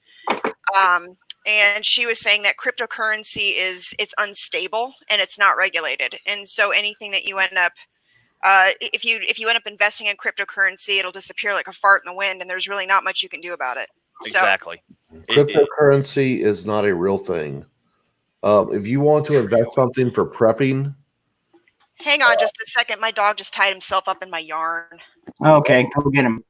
yeah, if you're going to invest in some type of currency for prepping, I would suggest gold, silver, and platinum. I would suggest lead, copper, and brass. Yeah, I'm with Freedom on this one. And to answer two quick questions, quarter Chinese, quarter Native American, quarter Irish, and quarter German. That's where most people go, got you there. But no, my great-grandparents fled Germany in 1935 for obvious reasons. So you are a mutt. Yeah, I am a mutt of a lot of oppressed people. And like the only reason I brought up this was the original story of when I'm on duty. For those who don't know me, I'm a licensed security officer in the state of Florida, and I have to guard a multi-billion-dollar business center. And the homeless transients, bums, hobos, whatever you wish to call them, think that it is their God-given right to sleep on the property, shit wherever they want, yada yada yada. Normally, the first things that I could come up against, the first words out of their mouth, if they are anything other than a person of color, is, well, I'm a veteran. Thank you for your service, but now I expect you know how to conduct yourself. You still need to leave the property.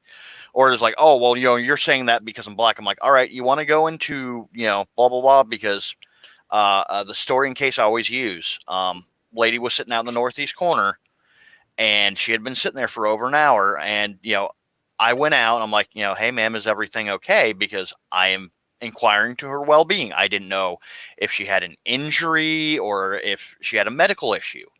I'm doing my due diligence as a licensed security officer in the state of Florida. I'm making sure she's okay. Now, granted, yes, the next thing out of my mouth would have been, okay, if you're fine, then you need to leave the property. You have no business being here. This is private property. First words out of her mouth, why are you messing with me because I'm black? I'm like, here we go. And, she's calling me cracker every other word. I'm like, ma'am, if you wish to issue me racial slurs, please use the correct ones. I am Chinese. And then she started going through all this crap. I'm like, and she goes, well, you white enough. I'm like, and that's what I hear from all my Asian brothers and everything. I'm like, but if you want to go into my blood history, because she's talking about, guns been pointed at my people for 200 plus years, blah, blah, blah, blah, blah. Okay, let's go into this. And I start going through everything. And when I get to the German, of course, they're like, oh, I'm like, no. You see, they fled to Germany in 1935 for obvious reasons. My people have been enslaved since the time of the Pharaoh. Your race card has been rejected. Get your ass up and leave the property. All right, crisis averted. Yay. Okay. What did I miss? I wanted to touch on a topic. Yeah, Creeper was going on about his ancestry, and that's good. You've been here that long. My family, we've traced it back to 1730, and somewhere 1730-ish and 1765. My English part came over in 1730, and my German side came over in 1765. But on one note about the digital currency, they are already doing that. We have to all acknowledge that they are already doing the digital currency. I mean, when my paycheck is deposited, it's all electronic. I mean, I can go to the store and pull out cash like I did today, and I usually do that every other time I go out. Same with my payroll card. I pick up an extra $100 and I store it away. And but as far as the digital currency, they're already doing it. I mean, anybody else? Does anybody in the chat anywhere have a claim against mine? They're already doing this. Yeah, and real quick, fellow Whale Gang member, Gulf City Scott Marsh, and you are not wrong. But you see, the funny thing is, the last time I used that argument, because I looked at this one individual, I said, you're using this, that, and the other. And he's like, well, I'm African American. I'm like, were you born in Africa? No, then you're an American, then I expect you to act like one. And I received a reprimand for saying that. Granted, it got stricken off my record. Record. Fuck, I can talk. What's a record? Yeah. Well, I'm actually not going to complete that joke, but yep. But yeah, no, it's stricken off my record because it was bullshit to begin with. But and they're like, "Oh no, you can't use that argument anymore." I'm like, "Why?" Well, because it's degrading to people of other nations. I'm like, "This is fucking America." But whatever. Thankfully, I no longer work for my last company, but I'm not going to berate them on live stream because hopefully my current company will be tits up in about another year, and I will have to go back to work for them. But anyone interested in getting into the security field, my best advice to you is don't. Get it done. Your best security is your own ass, your own self-defense. Well, that's personal security. I'm talking about licensed security. But just let me finish a little bit. Like I said, anyone who wants to get in the job of security through a licensed security agency, a licensed agency, is don't. Literally, all of them are the same. It does not matter if you are working for Universal Protection Service all the way up to G2S. They are all the same. You are going to get treated like a warm body because that is what you are to them. You are to be used up, and when you become inconvenient or the first problem comes out of you, like you get a controversial use of force on your record, or if you are a G license officer and you have to employ your firearm in the course of your duties, even if you are clear of all wrongdoing, you are getting fired, and no other agency is going to pick you up because then be like, oh, did you hear about Creeper over there? He was over at this site and he actually killed a dude. Well, he's already killed someone, so he could kill someone here too. Yeah, I don't want that officer in my building. So many people go into the security field thinking that it is a sit down in an office, do nothing job. And there may be a handful of sites out there like that. A majority of them, you're not. Personally, I stick with security because it is the job that I enjoy doing. I know the names of damn near every person in my building.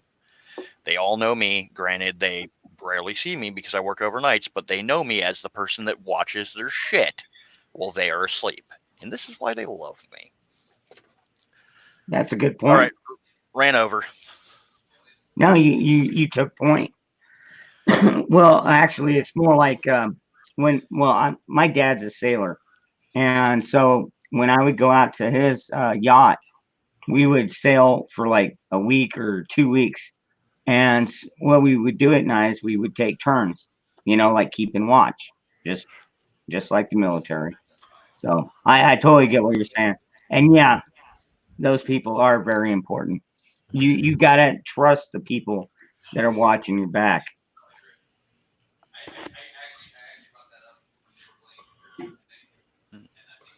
See, now you've got me running through my Streamlabs trying to figure out what the hell's going on.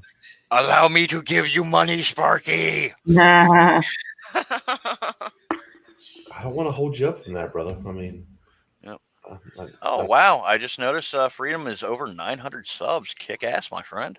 California Critic, you have a good night, brother. Hey, and maybe next weekend if you got a chance, hit me up, actually, man. I was hoping California Critic would come on and rock the boat with the rest of us.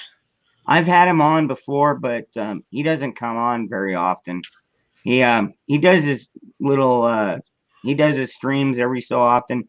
I mean, he's a busy man too. I get it, but one of these times we'll get him on. Tennessee. Wow. Hey, what's going on, brother? How many people do we have from Tennessee in the house? Yeah, no doubt, right? Tennessee is a wonderful place. Well, the east side, the west side. I'll tell you what, if I ever moved from Arizona, I was thinking I would go to Texas, but actually I think I would just skip Texas and go right to Tennessee personally. I mean, I think I would probably fit in like pretty damn quick, like PDQ. Yeah, no, personally, if I'm skipping out of Florida, I'm probably going up to my aunt's property in Georgia because yeah. as long as I have enough ammo to shoot at shit and a stable satellite internet connection, I don't care. But if I had to, skip over to the other side of the country, believe it or not, through another mutual friend of me and Sparky's, Montana is looking really fucking good. Oh, Montana is a wonderful place. Oh, sorry. Reservations. Yeah, Montana. because land out there is super cheap. Taxes out there are super cheap. The cost of living is super cheap. And from the individual that we both know and I've talked to, security is a really needed industry over there. And from what I've been told is like literally PD is just so happy to have security out there. Like even if I end up having to, worst case scenario, defend myself with a firearm, like cops roll up, it's like, well, why'd you shoot him? I point the knife in his hand. They're like, all right, coroner will be by whenever the fuck he's by. Thanks, have a good one. And that's the end of it. So, no nonsense, no bullshit, no politically aligned law enforcement for security to deal with, which is just one of the things I'm looking for because my local PD, when I'm at work, sadly, just the, get out of this bullshit, easiest path mentality is really taking over. Like literally, they let a individual who urinated on the property and then was like literally laying there and refusing to leave. When the cops showed up, they're like, well, we can't detain you for a trespass. And they're literally telling this dude, you can walk right the fuck off scot-free and we're not going to do a goddamn thing. I'm like, he's here. Security has requested a trespass. It is your job to give a trespass. It's like, well, how about we take you in for misusing 911? I'm like, number one, I didn't call 911. I called the non-emergency line. Uh-huh. And they're like, well, we're telling you to go back in the building and mind your own business, or are you going to disobey a lawful law order? I'm like, number one, I'm on private property, and I'm an extension of the property owner's authority under law, so you can leave. And they're like, and one of them didn't go for the taser, put his hand on his gun, saying, you got two choices. I'm like, all right, cool. I almost said his name. I know the lieutenant for PD in downtown, and I got him on speed dial at the work phone. Walked inside, called him up. I'm like, Matt, you're not going to believe exactly what just happened. He's like, why? What's going on? I'm like, come down here, and I will show you the video because we have one of the best surveillance setups in downtown where I work. And sure as shit, he comes down and I show him and I told him everything that said. It's like, well, here's the thing. Yeah, he did rest his gun on his hand, or his hand on his gun, excuse me. Dyslexia strikes again. And he goes, but there's no audio. So, I mean, I can reprimand him, tell him, hey, your hand shouldn't be going towards a firearm when you're talking to a security officer. But otherwise, there's nothing I can do. And he goes, and honestly, if I go and talk to them, they're going to get more pissed at you and probably, nothing's ever going to happen for you when these two are on. I'm like, yeah, fuck me. Yeah. And they're allowed to do that. They do it all the time. But they're trained to do that.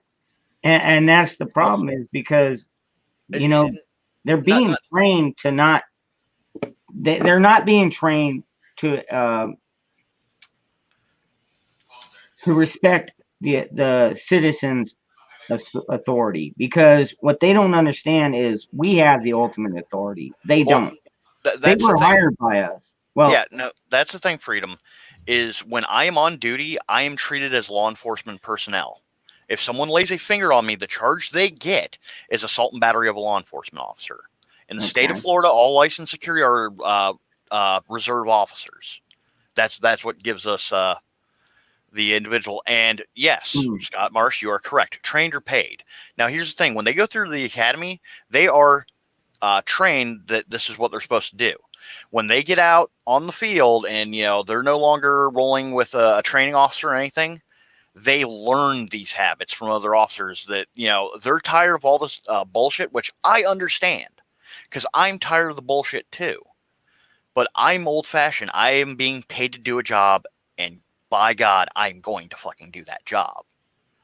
You know, this is literally what has kept me at my position, has allowed me to climb through the ranks at my job, because I don't fuck around. I come in, I do my job, I go home. When it comes time to trim the fat, I am normally the last one standing.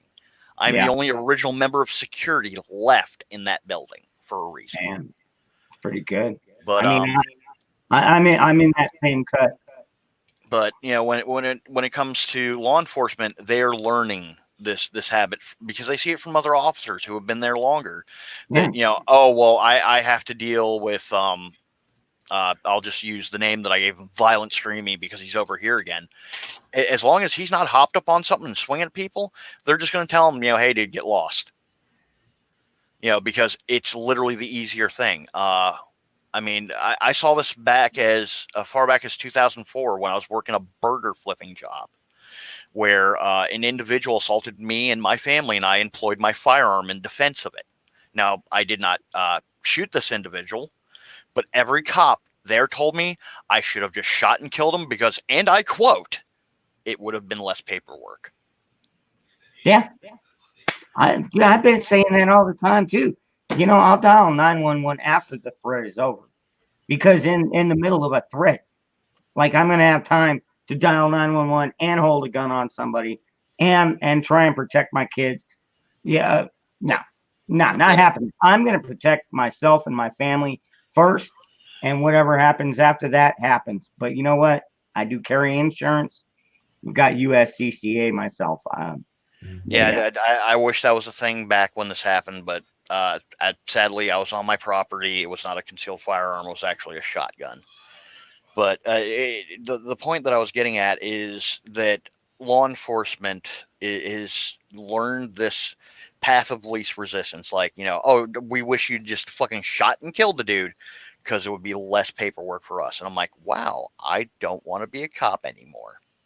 And literally, that's why I work security. Downtown PD has asked me several times to enroll in the academy because I make one hell of a cop. I'm like, no. And they asked me why. It's like, because of security, I can stop bad things from happening. As a cop, I have to wait for something bad to happen to do something. Good point. Yeah.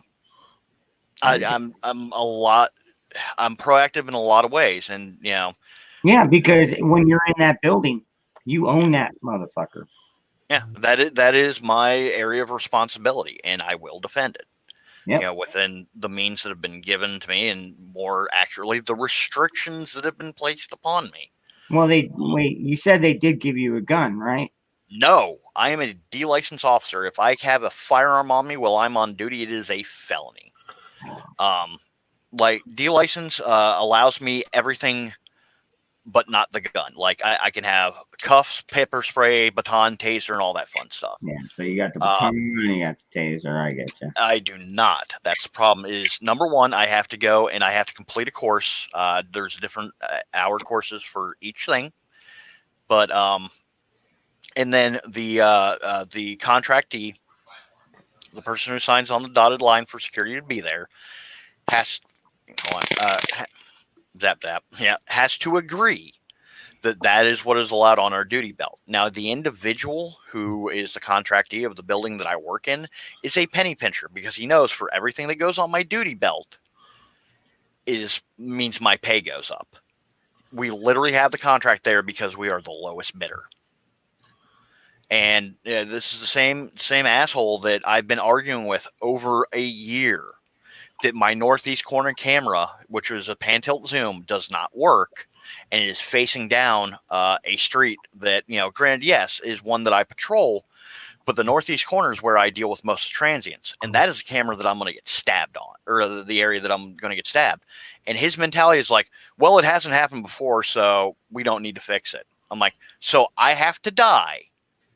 Your fucking saving grace of this site, the one person that knows how to do everything, needs to die for you to call a fucking Access Video and get them down here to turn a camera. And he just walked away after that because I'm right. But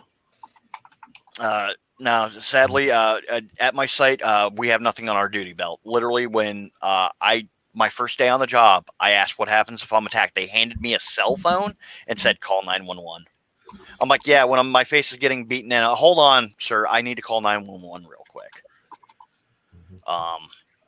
Thankfully through just, my studies in psychology and just a lot of other stuff that goes into me being me, I employ the verbal judo a lot.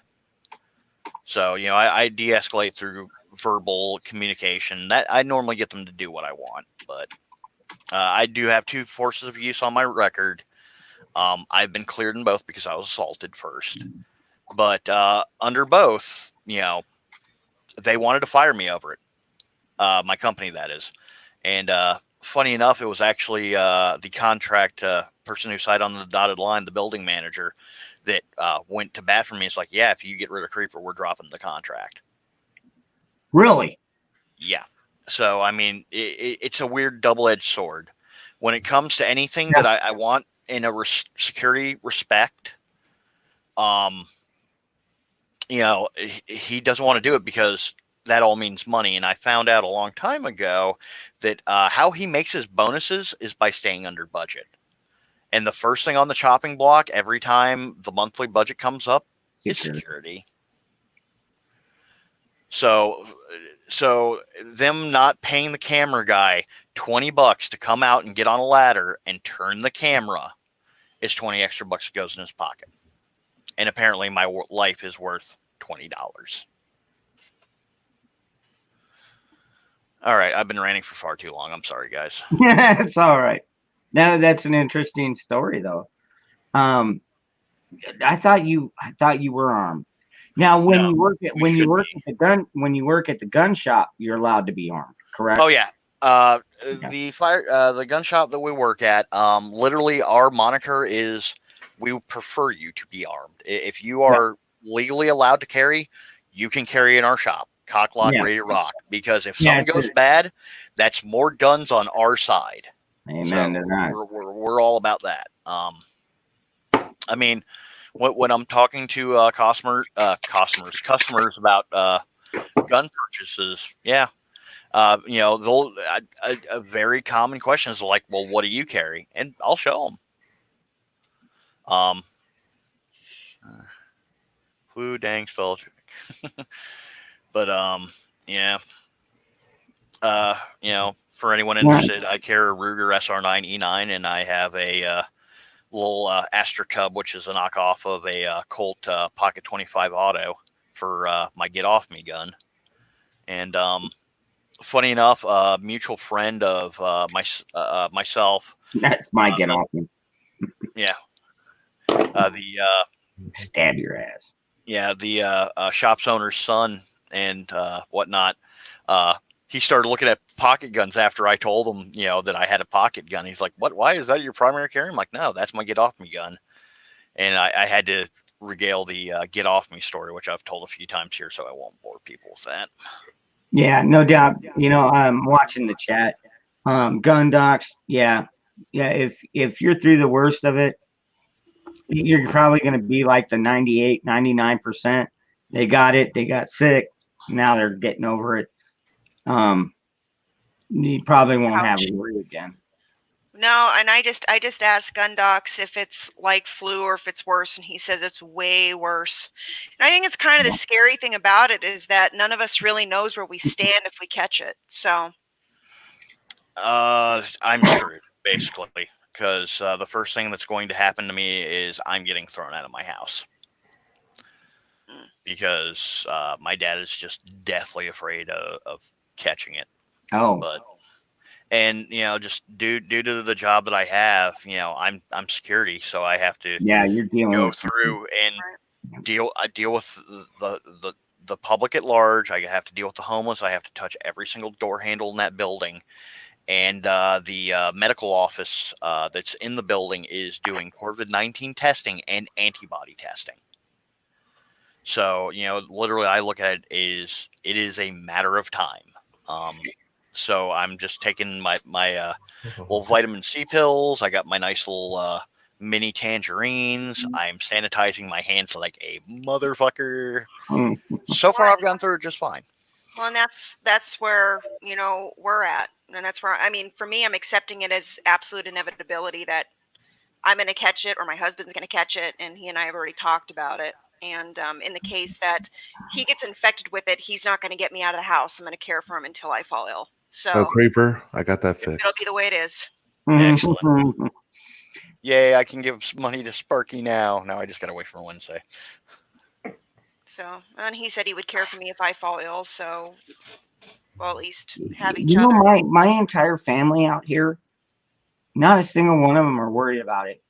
Not a single one. And my mom is 76, and she goes to the store without a mask and gloves. Oh, I don't even care. I mean, I forget the artist, but the song was called "The Class of '99," and he says a very shocking truth in it. Worrying about a problem that you can do nothing about is as about effective as chewing gum to solve it. If there's, you know, you can take precautions, but there's no magical mystery cure. There's no vaccine, and I'm not even going to get into the whole vaccine debate. Mm-hmm. But like literally, you know, you can take your precautions, you can sanitize your hands, and you know, you cannot change what you can't change. You know, it's like me going outside and getting mad because the wind's blowing in a certain direction. What am I going to do about it? Nothing. Why worry about things you can't change? Yeah. Yeah. This is it. Go ahead. No, it's my one of my. I know. Yeah, I'm fucking around. Yeah, eight's my call number at work, even though like no one ever. Yeah, you know that sound. Yeah.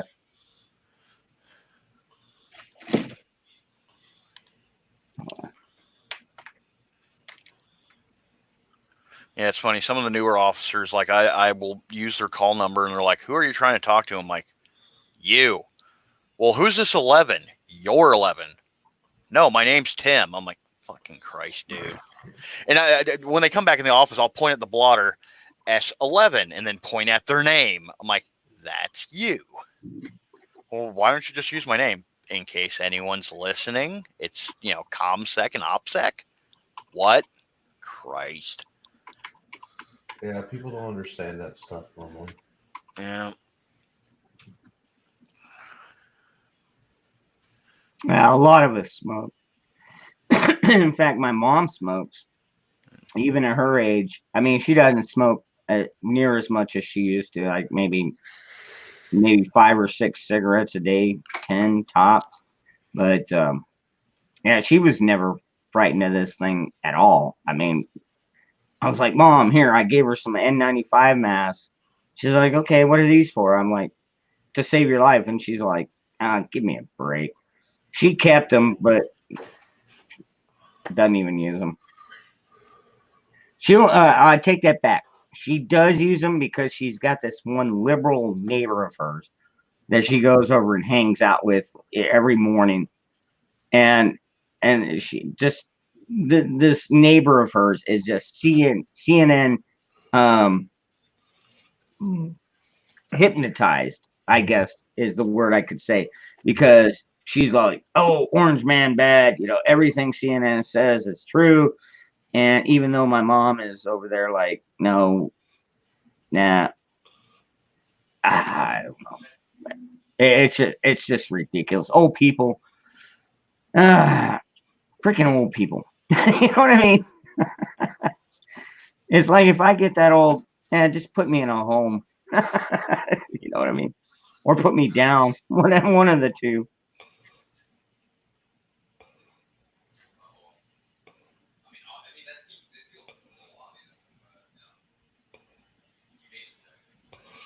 Let's see.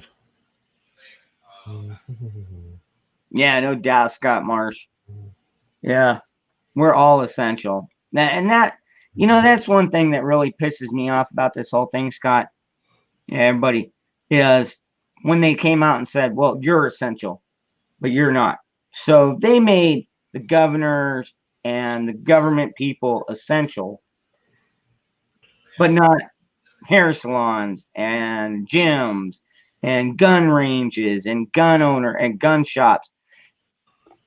Well, isn't it kind of funny? Are you noticing that they're saying that the small businesses aren't essential, but the monopolistic corporations are totally essential? Yeah, and Walmart never shut down for 1 fucking minute.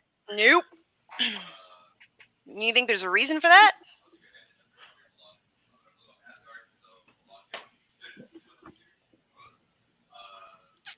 Corporatism. Just like you were talking about when we first kicked this thing off. Those corporate bastards. They are sneaky bastards. Like I said. Effie? Is my Effie in here? Hey, Effie. I didn't even see her pop on. Effie? Oh, there she is. Oh, whatever, Effie.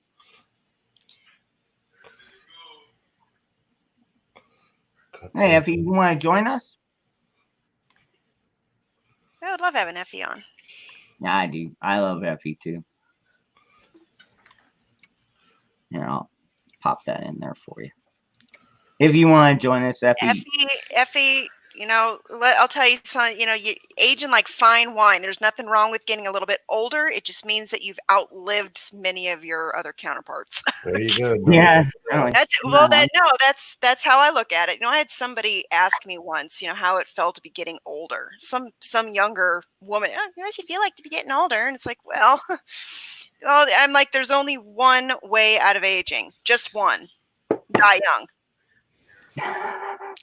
And drink hard, drive fast, leave a good-looking corpse. Well, yeah, you know what? I would rather I'd rather not do that. Only the good die young. Come on, you know, we'll live to be 100. Just saying. So I mean, there's a lot of people that I grew up with, and a lot of friends of mine that are dead already, and they died in their 20s, and I've outlived them. So, you know, I'm grateful to have the honor and the opportunity to be able to age. It's a privilege, really. Oh. I mean, Cheshire, you don't actually sound much older than us, so. No, I mean, she's a little bit younger. Not by much, though. Not much. I'm only a few years younger than Sparky. And intellectually, she I don't know if were you always black-pilled, Cheshire, or is this something that happened recently? Black-pilled? I've been black-pilled for a really, really long time, but it's because I haven't had an easy life. I guess it's better to be a brown-pilled. I don't even want to know. Don't even want to know, Sparky. Well, he was. Hold on. Okay, well, Sparky, go ahead. Yeah, no, I've always had a black-pilled outlook on life, and it's just because, you know, I've always had disdain for people that look at life like, you know, it's sunshine and rainbows, and it simply isn't. There's a lot of shadows and stuff that nobody wants to talk about.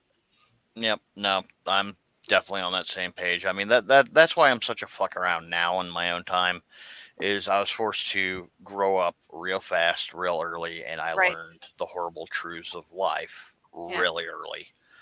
So, you know, now that I'm, air quotes, the master of my own destiny in some small way, that's why I own a shit ton of guns. I make videos for a cartoon ghost on another channel, and just generally fuck around and have a good time. Ultimately, what I learned is that the only person who can take care of you is yourself. Yeah. And now you're taking my motto. You know, and it doesn't matter. I mean, it doesn't matter if you're married. It doesn't, you know, there's a lot of things that end up being temporary. You know, people die, people leave, things happen. So the only person you can count on ultimately is yourself. And by the way, you're going to have to get to a space where you can ultimately count on yourself before you can even think about having another person in your life. Or if you get a good MAG group, mutual assurance group, your tribe, so to speak. I mean, I've started one with my neighbors. I mean, we keep in communication like pretty much daily. You know, things like that. So, and a lot of these, and a lot of the things that are being complained about, the social issues, there's validity in some of them. It's just that the direction that it's going in is a zero-sum game. It's absolutely no attempt to rectify anything or to come to understanding or to come to consensus or to figure out where we all stand with each other. They're all zero-sum games. It's not going to do anything. It's just going to destroy everything. So.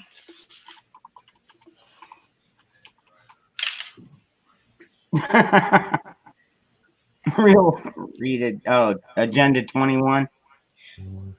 Yeah, Sean. Handhelds are good. Oh, I'm sorry, Effie. Hey, Effie. Hey, How's Mr. Fuzzy Butt? My Prince Fuzzy Butt. Prince Fuzzy Butt. Hey, Effie, it's really nice to have another drop of estrogen in this pool. I love you, Cheshire Cat. You always make me laugh, girl. I love you too, Effie. You're pretty awesome. Been missing you the last. It's you need to balance it out. Yeah, a little balance is all right. It's in all things, moderation in all things. Yeah, Can't right. have too much of the tea in any given area because that's how you get wars. So, just kidding. Yeah, no. I got delayed. I don't know though. Effie, I'm gonna make a comment on that. Too many wars about men. But here's the thing. I've heard people be like, "Oh, well, it would be great if women ruled the world." But hell no. Here's my criticism about that. There would be a nuclear war because some other female prime minister wore the same dress as another one. So I don't even. Yeah, the idea of women ruling the world right now, they're not in a decent place to be able to do it. Well, as long as they're not feminists. I mean, the worst feminists in the world are the dudes, though. The dude feminists scare the crap the male feminists are basically just guys that are manipulating really stupid, mentally unstably women to get laid. It has absolutely nothing to do with women's rights on their end. Yeah, they are creepers. Male feminists. Yes, they are. Scary Do people. not liken them to me, please. I apologize. That must have been for you. There you go. That's my dog. Oh. There's a puppy dog. Oh, do you want a bone? He wants a cigarette. What are you teaching your dog now? No, so the funny thing, when you came on, I did not hear Effie. I heard Epi. I'm like, no way in hell is Epi on this stream. This is someone both me and Sparky know. Oh. And I'm just kind of glad I was wrong. And that's all. Hi, Sparky. Hey, how's it going? Sparky's in his game right now. He's not talking. Yeah, Sparky. No, it's not that I'm in a game. No, Creeper pointed out something, and now my autism is kicking in. I can't hear him. Oh, Sparky, are you autistic? No, not really fully autistic, just internet autistic. You're just slightly aspy, right? Yeah. Nothing wrong with that. And so now I'm working on trying to sort out an issue I've been having. I can't hear Sparky at all. You can't hear me. Is anyone else having issues hearing me? No, I can hear you just fine. Yeah, you're 5x5 here. I can hear all y'all except for him. I don't know why. Let me look at. Well, that's okay, Sparky. I'm multitasking myself. This whole time I've been doing this live stream, I've been crocheting too. You're always crocheting. That's what you do. Yes, she is. Yes. She's probably doing it with her nails. No, I'm not. I'm using a 4.25 millimeter crochet hook. Oh man. You could do surgery then. You know what? I wanted to be a doctor once, but then it was just like, fuck that. No, when I was working in the operating room, I worked with a bunch of doctors, and there was a few of them that I had a really good rapport with, and one of them was this anesthesiologist who was doing his residency, and he told me that he regretted with everything that he was made of that he went to medical school. Wow. And he said that you know, he had applied to medical school with another buddy of his, and then actually, I'm sorry, it was two of his buddies. It was a guy and a gal, and his other male friend and himself had gotten into medical school, and the gal didn't. And she ended up going on to sell pharmaceuticals, but didn't have the student loan debt that these two physicians had. And she was working a lot less, but making a lot more money. So he was saying that he regretted with everything that he had that he had actually gone to medical school. And so he told me, if you're thinking about going to medical school, you might want to think again. And so I quit, and I completely got out of the medical field altogether. And then I went for a really easy Diet Coke degree in business and got a 4-year degree in like 2 years. And now I'm where I'm at, and I regret that now too. I regret nothing. I regret going to school. It was a waste. I agree with you, Cheshire. I agree.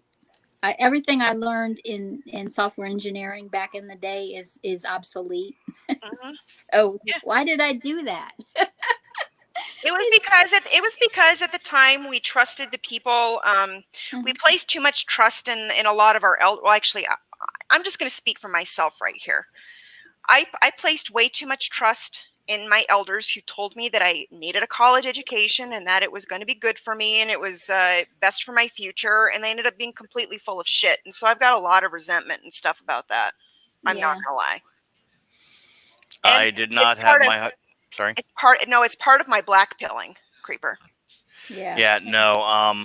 When it comes to what happened with me is I was literally lied to by a member of the school system down here. I did a favor for my school district to find out how someone who was in the program that I was in would integrate into something called the Abilities Program, which is teaching job skills to individuals that may have had some issues. And I told them I will be gone during science and social studies. Is this a problem?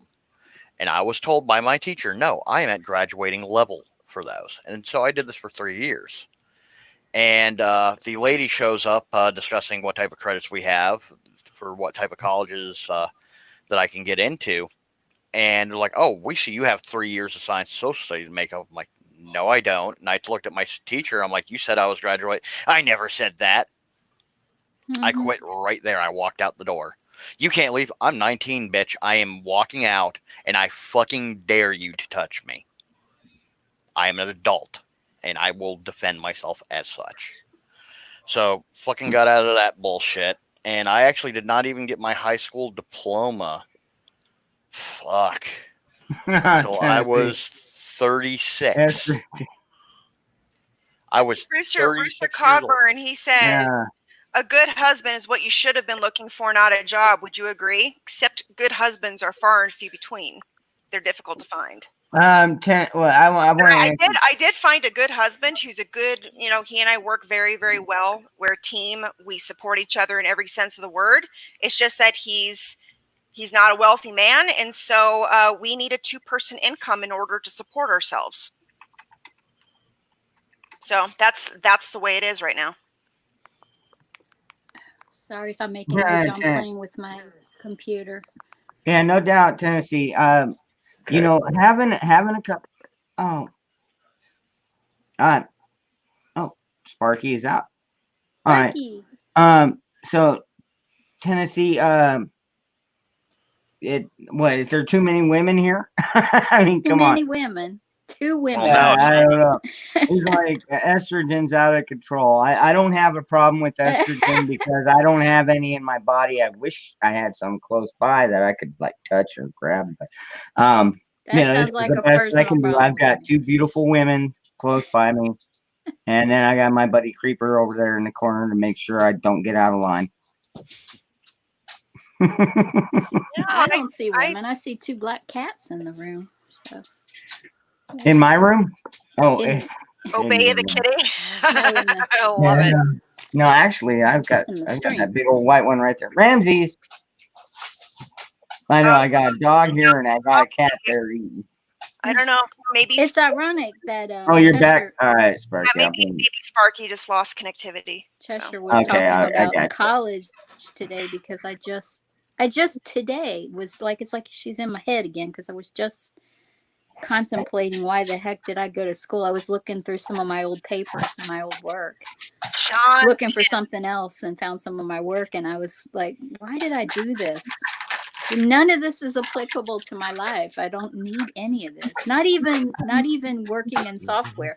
I mean, I am never going to ever use assembly language programming on an IBM 370 mainframe in real life. It's just never going to happen. So why? Why did I spend thousands of dollars to do that? Do you know why? Because I'm naive. No, because that piece of paper opens up doors that are otherwise almost impossible to open. That's all it is. Yeah, I'm what's funny is feeling I'm actually like she seeing said, people, black pilled on it. I'm seeing people that did I've not reached the have the cynical college critical education stage. that have Just waiting bypassed for the the comic cough to take me. Oh, no. See, I didn't say that you will make more money because of it. I just said it opens up doors that traditionally would not be open. Sure. Yeah.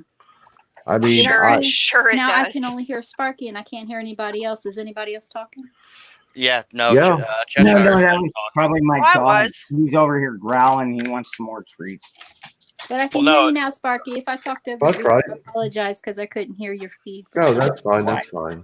Okay. Tigger Killam says, is he tempted for a mail order bride? Good luck with that. She'll marry your ass, have a couple kids by you, and then stay in the country for 5 years and divorce you and soak you for all you're worth. But by all means, do it. Well, then... I've seen it happen a lot. So Tigger, what country are you going for? I would think Russia or maybe Czechoslovakia. Yeah. Stay away from those women. They will, yeah. No, if you're going to go for a mail order bride, the best way to do it, honestly, is don't. Yep. Man up. Yeah, don't do it. Find someone local. Don't pay money. It's not hard. It's truly not hard to find someone. Is this from personal experience? I have several friends who have went with the foreign marriage route, and it usually goes with you got to pay the country, the original country money, and then you got to pay your own country money, and then later they take half your shit. Yep. And it's just look, if you want to marry a woman and just give her half your shit, just marry an American. Well, is that like slavery tax? You pay the slavery tax ahead of time to get the woman from the other country. Yeah. So it's like an export tax. Well, and what they do is they're just marrying the man. Well, they're marrying the man for citizenship, and then what they'll do is they'll stay I apologize if I'm talking over anybody because now Creeper and Cheshire are mute on. I can't hear them. That is so weird. That is strange. So, hey, do me a favor. Do me a favor, Effie. Yeah. Okay, up at the top of your keyboard, they have these function keys. Hit F5. Hold on. I just got this Bill Gates keyboard. And I don't know how to use it. Oh no, it's probably already got the vaccination in it. Don't touch it. Yeah. Life is I'm scared. Those of us that know what F5 do are just waiting now. You know. Yeah. If you hit F5, it should refresh. Yeah, and it should refresh. Freedom should have to pull you back in. But if that doesn't work, just close out the window, hit that link again, pop back in, and that probably fix your audio issue. What? Dude, I gave you treats. Go away. I saw the screen minimized. I can. Cheshire, can you say something, dear? Yes. Can you hear me? Can you hear me, Effie? I can't hear a thing. Well, she can't hear anything. She obviously can't hear me. Yeah, just exit out and come back, Effie. All right, dear. I'll try it again. All righty. I like to move it. But no, but that's what mail order brides do is they marry these American men first because it gives them automatic citizenship, and then after 5 years they fulfill their role. They're basically prostituting themselves on multiple levels for American citizenship and resources. Yeah. And the men that do this are kind of dumb, and they kind of deserve what they get, I suppose. The one that I heard was like literally they come over, they get married, everything's fine for X amount of time, then they open up the legs, they get their anchor baby, and then I got my citizenship. I have your baby in me, which will be birthed here as my anchor baby. I'm now divorcing you, and then with what fucking the jihad squad, fucking Ilhan Omar and all those dumbasses that were trying to opening up the floodgates to allow then the families come over, because we have family over in the United States now, and it is horrible to separate families. All our family needs to come over so we can vote Democrat. Well, the majority of these foreign families will sell their daughter off anyway. I mean, that's what you see going on in the Philippines. In fact, the Philippines' primary export is women. Well, here's the thing: is they're doing what most patriarchal societies do, like they did back in the day. Back in the day, women were used as a way for men to elevate their socioeconomic status by marrying her to a man who is wealthier, or an aristocrat, or more well off. So they're actually doing that by marrying these girls to American men, and they're getting their foot into the door that way, and they're taking advantage of it. So you're seeing kind of a dark side of. You're seeing the dark side of that. Right on. I'm sorry, I'm playing with things because Creeper has made me want to try stuff. Creeper's made you play with yourself? Oh, no, he's making me want to try stuff. Nasty. You dirty girl. Is your screen working better, hon? Where's our mind going? A dirty mind is a terrible thing to waste. I know. I never wasted mine.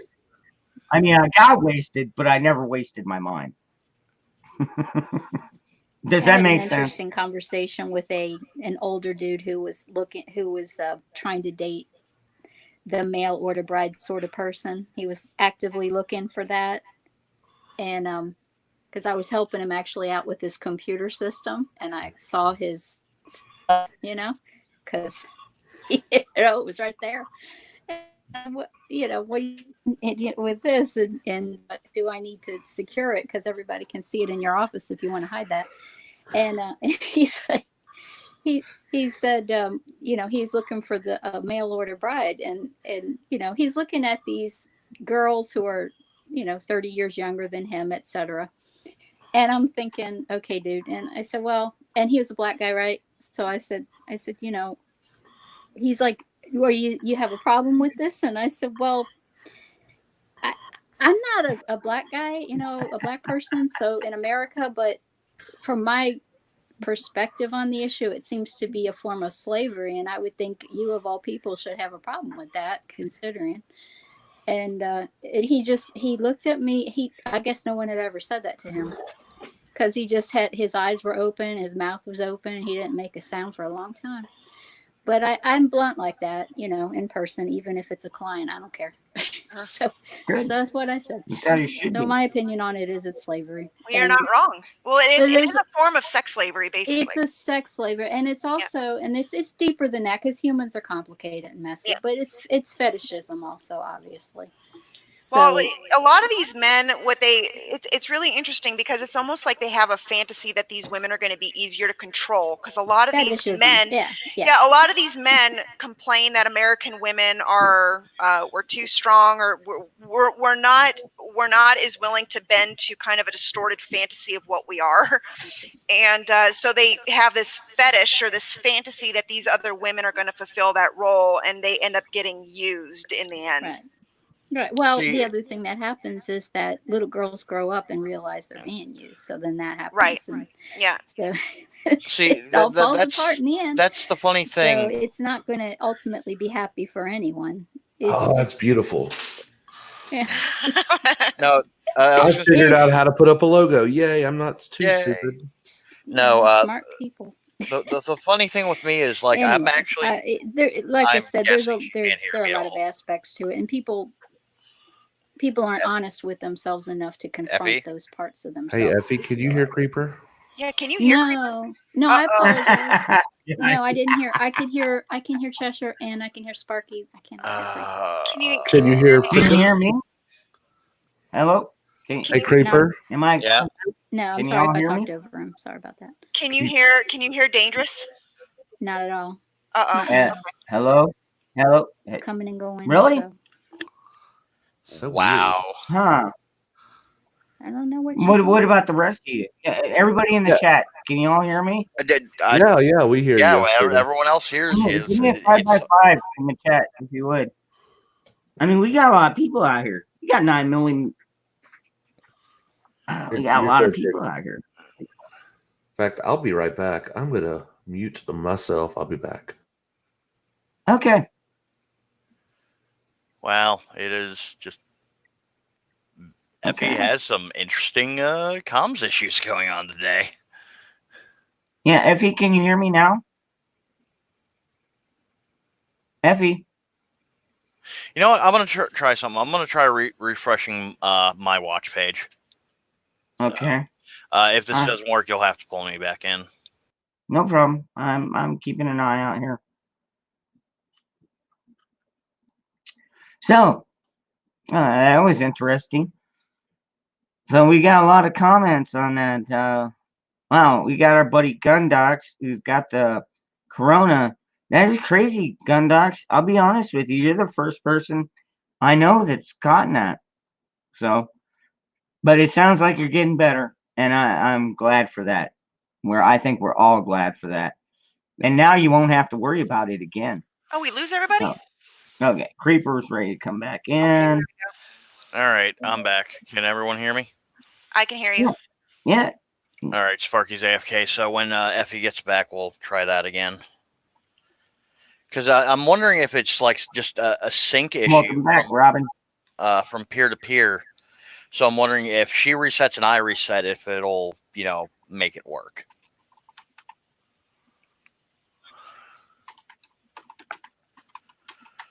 But anyway, since now that I'm not getting stomped on, not her fault though. But no, that's actually a funny thing when it comes to the whole, individuals, wanting, the easy mail order bride, which, Cheshire. Well, they're marrying a fantasy, is what they're doing. Well, yeah, and they're purchasing a fantasy. I know, and I'm agreeing with you personally. I like women that challenge me. Right. It challenge me, like a way of, to just like we're doing now. We're provoking thought in each other, a different way of seeing something, possibly a different way of thinking, and we are bettering ourselves through this communication. That is the type of women I seek. My infamous ex, before she just turned into a layabout sponge, provoked this in me. Like literally, this girl, when I was 19, she was 18, could go toe to toe with me, and I was 198 pounds of brick muscle, and she was quick, intelligent, just full of, and like she had no filter, which was like the best thing. If something was on her mind, she'd fucking say it. There was no beating around the bush, and I fucking loved this. Yeah, you raised the right. And it wasn't until way later, in the advent of the internet and MMOs, did she decide that her entire life would revolve around being online, and then she turned into someone completely different. But these are the women that I've sought in my life. And but wait a second, she was what, 18? You were 19 at the time that you guys met, right? No, we had met far before that. When I first met her, she was 13 and I was 14. I see. So by the time though you engaged in a romantic relationship, you were still quite young. Yes. I mean, would you say that you're the same person today that you were when you were 19? Oh, hell no. And if you're not the same person today as you're not, neither is a female, because your personality isn't going to be fully developed until you're at least in your mid-20s, because that's when your brain is fully developed. So I mean, it seems like if you guys engage in a romantic relationship that early, that it doesn't shock me that happened. Yeah, no, it's just like literally, I saw the turning point, and I even thought it to myself. This is where she goes down this road, and there is no looking back. And welcome back, Effie. Can you hear me this time? Effie, you muted yourself. Yeah, I can hear you. Can you hear me, Effie? Cheshire, I can hear you, but you sound really far away, so I have to have my volume all the way up, which makes Creeper sound like he's yelling at me. Wow, that's crazy. Maybe I deserve it. Can you hear Freedom? Yeah, I heard he sounds far away too, so I don't know what's going on. All right, let me dick around. I don't know what. But you know what, Effie, we hear you fine, so we'll just call it good. New York, that is crazy. He met a guy that got a bride from Russia. And I guess the guy kept her isolated in a trailer in the woods. And that sounds like a story I've seen or heard. Yeah. Oh, and I'm back. Welcome back. Welcome back. Hey, Sparky. So apparently Effie can hear us. I'm incredibly loud, and Cheshire and Freedom is incredibly quiet. Right, and Sparky's loud. That's a first. Well, I'm normally loud. Yeah, I can't turn myself down. I'm sorry. No, it's all right. I have to turn it all the way up so I can hear Cheshire and Dangerous Freedom just a little bit. So I don't know why. I don't know. Maybe that. I don't know why. You should be able to hear me fine. Everybody else does. It must be. You know what? Everything's fine. Don't worry about it, Effie. So you got something to say, Effie? But I don't. You don't. She's just here. She's just balancing the stream out. Okay. All right. Yeah. So Effie's on Cheshire, right, Effie? All right, Cheshire. Yes. Why don't you look at the title of the stream and ask Effie? So Effie, where do we go from here? Hold on. I'm trying something sneaky here. Uh-oh. What the hell is she doing? Hey, she's probably going to turn the camera on with Prince Fuzzy Butt's ass in the camera. Where do we go from here? Yeah, Effie, where do we go from here? Where do we go from here? We go to the corner store and buy more beer. Nah, I've got that stocked up. Beer does not sound like a bad idea. Very uncomfortable listening. No doubt, Robin. Robin's got it right. We keep prepping. I'm under the assumption that everybody is doing that anyway. With that aside, where do we go from here? Yeah. Effie, question falls on you. What are you doing? Effie, you need all the answers. The pressure is on.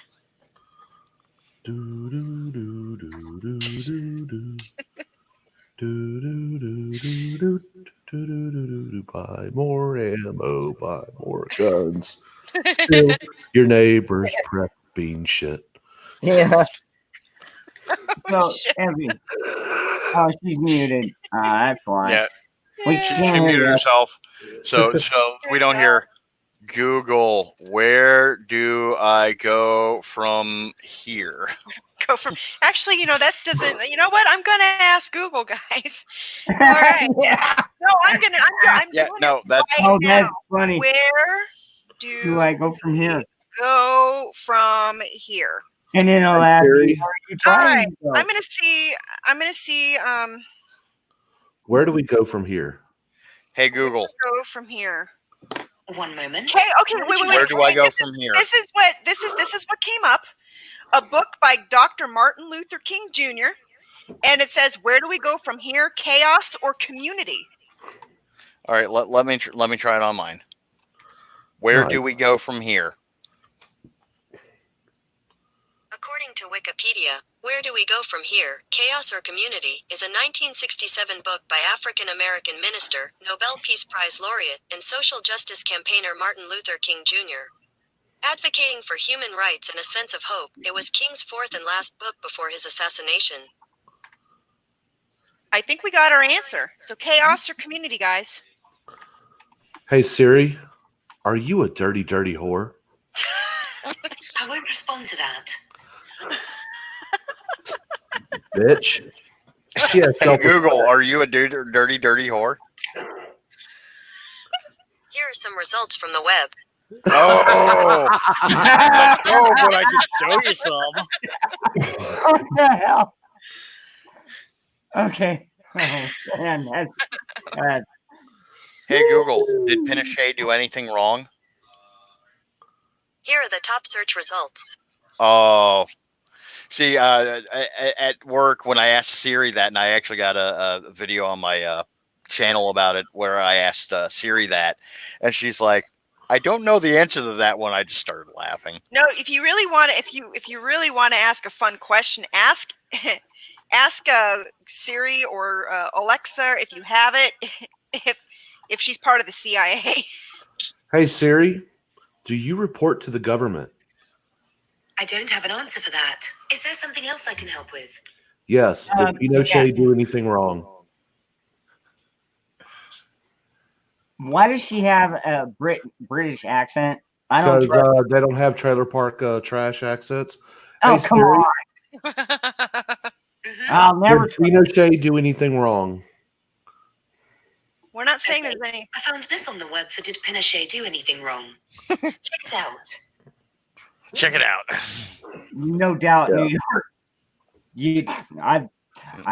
Dude, I barely got my cell phone in front of me, and usually that thing's turned off. I've got my. Yeah, hey, New Pinochet York, did not do anything wrong. New York Patriot. Oh, you know what? Hold on, I got to turn my camera on. So I been working on my ham, getting that going. So I am stepping up my game on the comms. Is that a quarter meter or? No, it's the 20 to 40 miles. It's 8 watt. I want to say it's not like No, the bandwidth. What's the bandwidth? You're not a licensed ham operator, are you? No, I'm not. Okay. I still have one though. Hey Google, why am I so alone? Feeling lonely is something lots of people have in common. I'm here for you. Wow. We have reached in the future where my only companionship comes from a machine. Oh man. I'll tell you what, when I get lonely, I pull out my ammo cans and I open them all up and I just start running my fingers through them.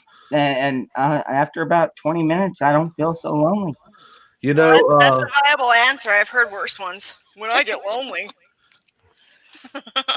Well, I mean, I could run I could do all kinds of things, but I like the ammo. Right. Okay, Sparky, look over at your Discord and what Mally did. I already saw that is awesome. That is. I already saw that. Share that to Freedom because that needs to go. That is fucking epic. I am saving that. That is going on my Discord. That You're is not just pranking anybody, Robin. There you go, Freedom. Yeah. Throw that up. That's fucking epic. Oh no! What are you throwing up here? It's my awakening. All right. Okay.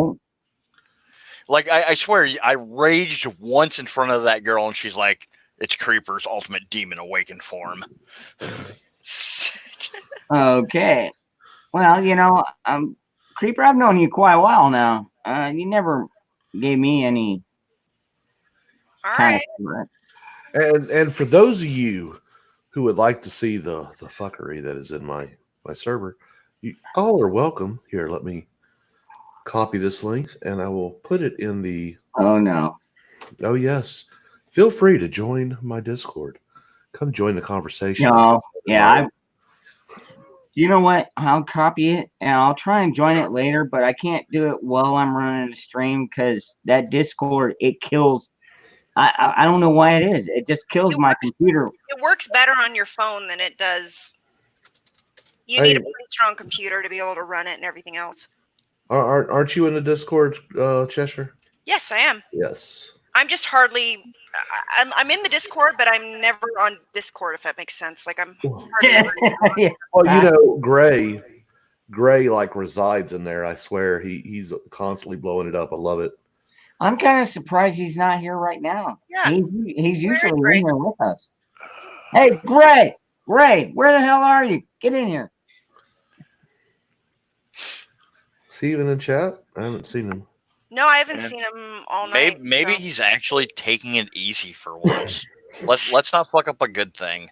Yeah. Well, I know he was dealing with some asshole neighbors. I appreciate that, Scarecrow. I really appreciate that.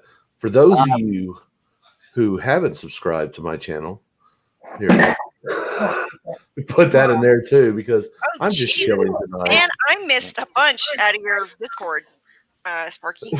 Oh yeah. Yeah, and I think it's about time for me to go to the political discourse channel and do my thing just to make Kieran rage. Yeah, you got to remind him to refresh the tree. Fuck yeah, I do.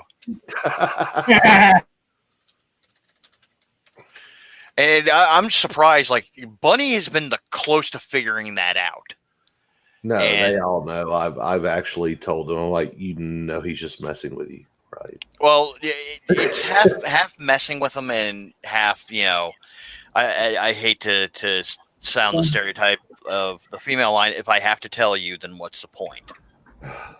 The point is there's no political discourse left. Well, in my Discord there is some. I mean, although well, no, I mean we talked about this off camera. Like, refreshing the tree does not have to mean violence. Yes, I know the quote is refreshed with the blood of patriots and tyrants, but a lot can still be done through verbal discourse. We can get people to series and yada yada yada, and that is still refreshing the tree. Oh yeah. But so are you basically saying this has just turned into a zero-sum game, that there's no way out of it except to come to blows? No, I did not say that. I said the exact opposite. Okay. It may come to it, but there are several different ways of refreshing the tree. Yeah, we try to avoid it, but I'll be honest with you, Creeper. I think we're gonna see, like my buddy always says, we're already in shit hit the fan. We're just in the light mode. But I think that come June, we're gonna see violence, and we're gonna see hot spots. It's not gonna be the whole nation, but I think we're gonna see hot spots pop off, and it's probably gonna start something. I mean, it's a possibility. Anything's possible. Nearly improbable. But no, and me and Sparky have talked about this, where there's more ways of refreshing the tree than physical violence. Now the problem is how quickly we get there is up to the other individual. People practice and preach peace, and some that may be their profession. My profession is war, and when your options fail, I shall be on the high ground, for it is an excellent place to mount artillery. Well, that's why when I get rich, I will buy the top of a mountain. I'll tell you this much, and I know I've got like Robin G, and I hope all of you are preparing properly. I mean, me, I'm not like the first guy to go walk into war. I mean, will I? Yeah, I will. If it means my family or me, yeah. That's why I ordered more body armor. That's why I got more compression pads. That's why I bought tourniquets. That's why I've got medical. That's why I've got food stacked to the fucking ceiling and water halfway stacked to the ceiling and water filters up the ass. I mean, I am preparing for this. You don't want to filter water from there. Well, I could drink my own pee if I had to. I just don't want to do that. That's why I've got fresher water than that. Speaking of water, I'm going to go grab a bottle. Be right back. All right. Can't beat a rig system playing by the... Oh, man. New York. Oh, you know what? Yeah, is that you in the chat? Oh, wait, hold. Oh, it's Gundox. Hey, Gundox, what's going on, my brother? Hey, I'm not dead. Oh, man. Gundox, I've been trying to find your channel. Where in the hell do we find you? Oh, I mean, I don't really put stuff online. Oh, you just made any videos really yet. Hey, Gundox, I'm shocked to see you. Are you okay to Standing got 5 minutes. ollie back and forth, back Yeah, and forth. I heard you had the Wu flu, Yeah. the sweet and sour sickness. So, Computer's being weird. describe what it's like. Terrible. It's not like a standard flu in that you'll have standard flu-like symptoms if you are symptomatic. A lot of people aren't. The standard flu, like malaise, fatigue. You sound like you're having trouble breathing. I am. Yeah. If I speak like for a prolonged period of time, I get dizzy and it sucks. Yeah. But Do you need a little bit of this? I wish that would help. I've tried it. Did they give you the hydrochloroquine? No. I haven't been hospitalized and have been basically treating it by myself. Standard way you'd treat any flu-like illness: hydration, rest, and just monitoring symptoms. I know when it would be bad, bad enough to escalate level of care. I've got my little pulse oximeter. Has there been a point where you thought that you were going to need to escalate care? Yes, earlier in the week, shortness of breath was so bad that I could barely get out of bed. It was rough. Wow. But do you have someone checking on you? Like I'm sitting down, sitting well, but my pulse is almost So, Gun Doc, 25. I've got to ask you this. Okay, Yeah. so when you haven't been tested, then, right? Oh, I've been tested. You did get tested? Oh yeah. Where did they test you? A parking lot. Really? Okay, you had the drive-through. One of the drive-through ones. That's incredibly not fun, by the way. They swab both your nostrils and with a Q-tip. It's about Is it kind of like the influenza A test where it feels like they're swabbing your brain? Yes. Alamo, what's going on? Well, yeah. I hope you have somebody caring for you, or are you just kind of on your own? I'm on my own. Oh Lord. Yeah, but I've got family checking in, making sure that I answer my phone and that good stuff. And so you do have people checking on you at least. Oh yeah. Okay. Yeah. That is crazy, dude. So, it sucks, sorry to hear that, man. Well, it's a risk of the job. I'll be honest with you, Gun Docs. You are only the second person that I've met that has this. So, yeah, I haven't actually seen a lot of it. No. I don't think I got it from a nursing home, which is great. That makes me feel a lot better because the ones I go to, the state made them test everyone. Yeah. Oh, Lord. And so I'm only going to like a quarter of the ones I normally do. But all of them, the ones that I do go to, have been tested. None of my patients have it. None of the nurses or anyone I work with has it. Pretty sure no one in the whole facility has it. But I've at least confirmed the first parts, so that's good. Well, that's good. Yeah. How long did it take for you to get results once you were tested? 2 days. 2 days, my goodness. Yeah. So I honestly think that's pretty good. I wish it were like the flu swab where like put it 20 minutes. That'd be nice. Like testing Coke. Well, I mean, they have the 5-minute test for some people. I mean, yeah, not here. Yeah, and that's sad. It needs to.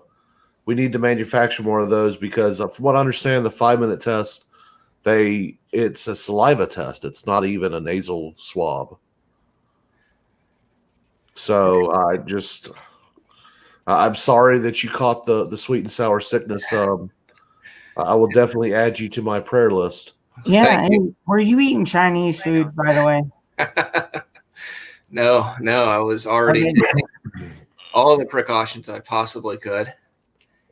So it's almost as though wearing masks and gloves everywhere when you go out to Walgreens or Walmart or wherever people congregate just didn't help. right? Well, I wasn't going to any of those places, thankfully, so I can't say, but I can say that.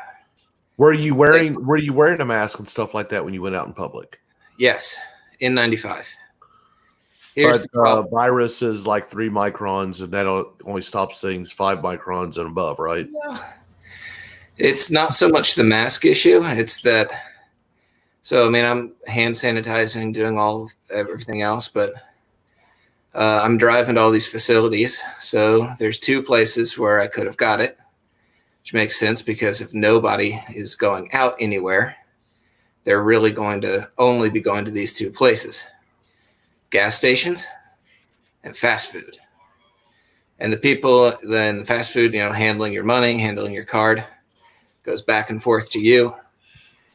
If you don't hand sanitize, I guess, every single time with everything, I mean, there's so many opportunities for that to get on something you have that the mask won't help.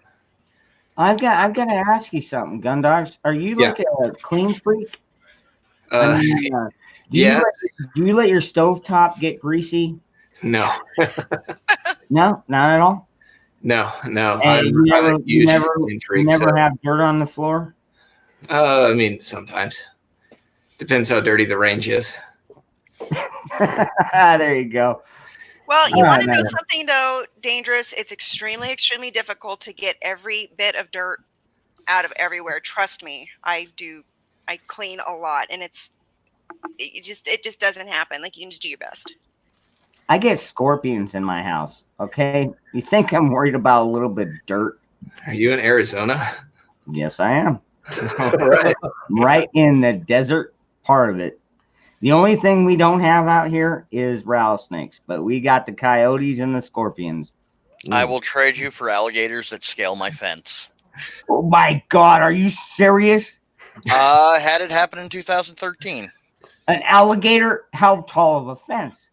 The problem is I am literally not even 100 yards off of a main runoff creek, which, like, at the center, I don't even know how deep that thing is, but it's fucking deep. And a gator just decided one day it was going to go upstream, and it was going to go over my neighbor's 4-foot fence, and then go over the 4-foot fence that divided my yard to his yard. So literally, I'm coming home, a Tuesday morning, come through my gate, I drop my bag of groceries, pull my carry, and I'm staring at this gator that's coming down it. Cell phone comes out on the other hand as I'm backing up. First thing I do is call my dad. It's like, it's going to sound like I am high as balls right now, but there's a gator in the yard, so don't come outside, and I'm calling animal control. So I'm literally sitting there on the phone with animal control, listening to my rabbit freak out in its cage because the gator's trying to get to it, but can't because it's a well-made cage. And like the control officer is like laughing. I'm like, okay, I do see the humor in this, but literally I do not want to have to shoot this gator. And they're like, what, you got a gun? I'm like, I'm a security officer. Yes, I have a gun. I grew up in South Mississippi, and when I first got out of the military, I went back home, and I was staying with my mom for a couple of weeks while I was in between jobs. That week, a 14-foot alligator was crossing the highway and harassing the cars. Yeah, no. There's a certain subdivision in the area that I live that literally gators being seen there and crossing the street is normal. There's actually literally a traffic sign near the railroad ties that says "Watch for gators," and everyone in that area has like 6-foot tall stockade fences, and like as soon as their dog's done doing the business outside, they come right back in. Because there's been more than one story in the local paper of, little Fifi goes missing, gator suspected. Around here, we've got very, very large possums.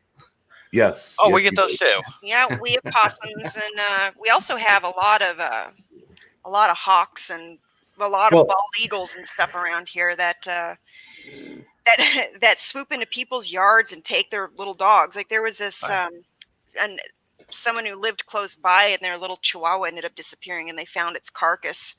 It had been eaten by either an eagle or a hawk. Just swooped in and just grabbed it right in the yard. Funny enough, we have a hawk every summer comes back to roost on top of the building that I work at, and it'll get a hold of pigeons or anything that it can, eat what it wants, dismember the body, and scatter it around the building as a warning sign to other birds. This is mine. Fuck off. I'm dead serious. Where Gundox lives, he also has bobcats and panthers. You don't hear a lot about them, but if you were to travel like 2 hours to the east, then you start getting into mountain lion territory, and them little bastards are mean. There's areas of my state that there's mountain lions as well, but they're more situated on the western end of the state, not the eastern. Yeah. No. Up in North Florida, we have panthers and bobcats. Actually, funny. Bobcats are mean little fuckers. Oh yeah.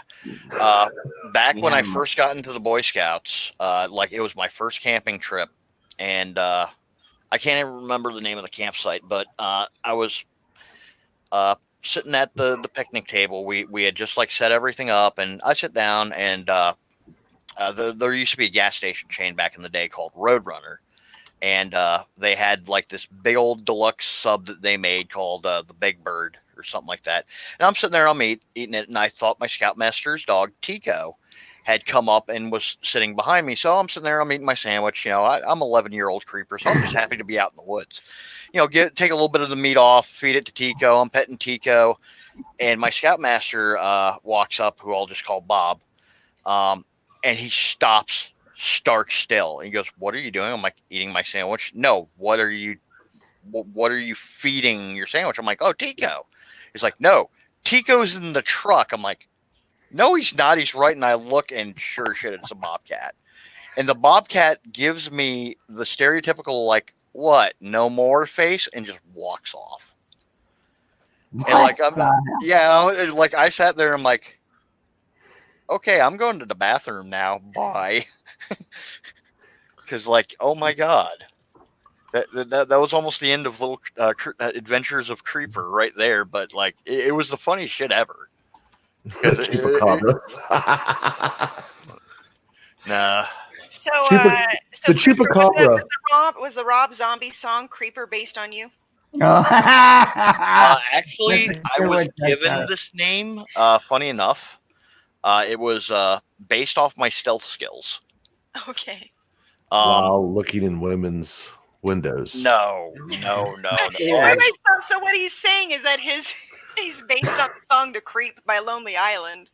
He's like Chupacabra. No, I'm based off the song "Creep" by Radiohead. That is funny. No, I was literally given the name Creeper because of my stealth skills.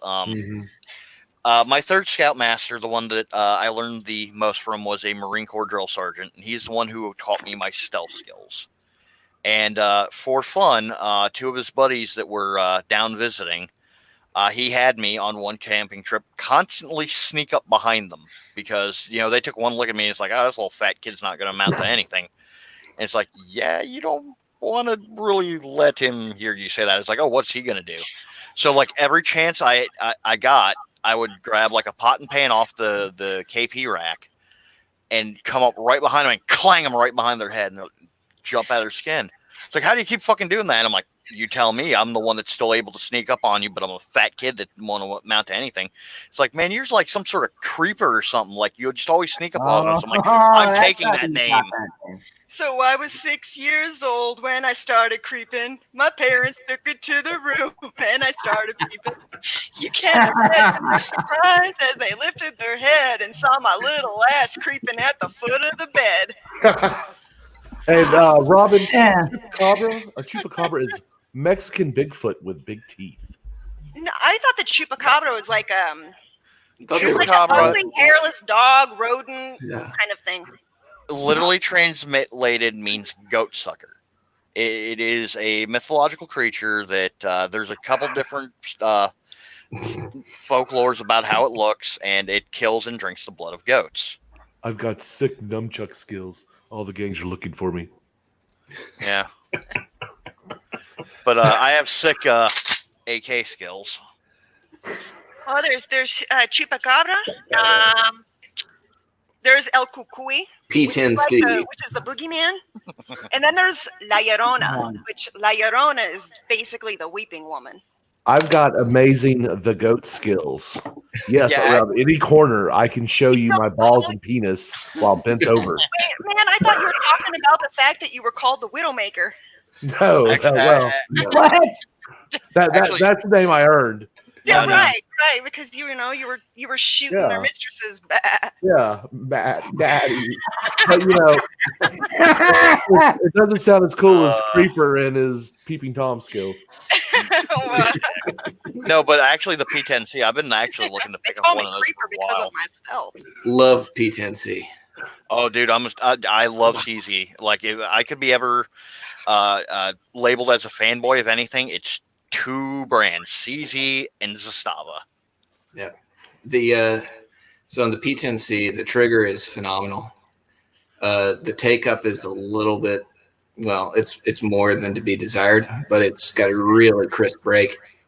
Nice. I can shoot it just stock right out of the box so much better than I can the Glock 19, which is what I normally carry. To be fair, Scarecrow, Joe Biden also says, if you even consider voting for Trump, you ain't black. I know. Joe Biden also says that he's going to take away our AR-14s. Okay. Yeah, and he also says cool things like he likes to have little kids sit on his lap and play with his hairy legs. So, I mean, do we really want to take anything Joe Biden Did any says? of you guys, what the hell is her name? We should red flag Joe Biden. I think we should. That's a good idea. But no, there's something I want to clear up super quick. For Sean Penn, I am not, nor have I ever been, U.S. Armed Forces personnel.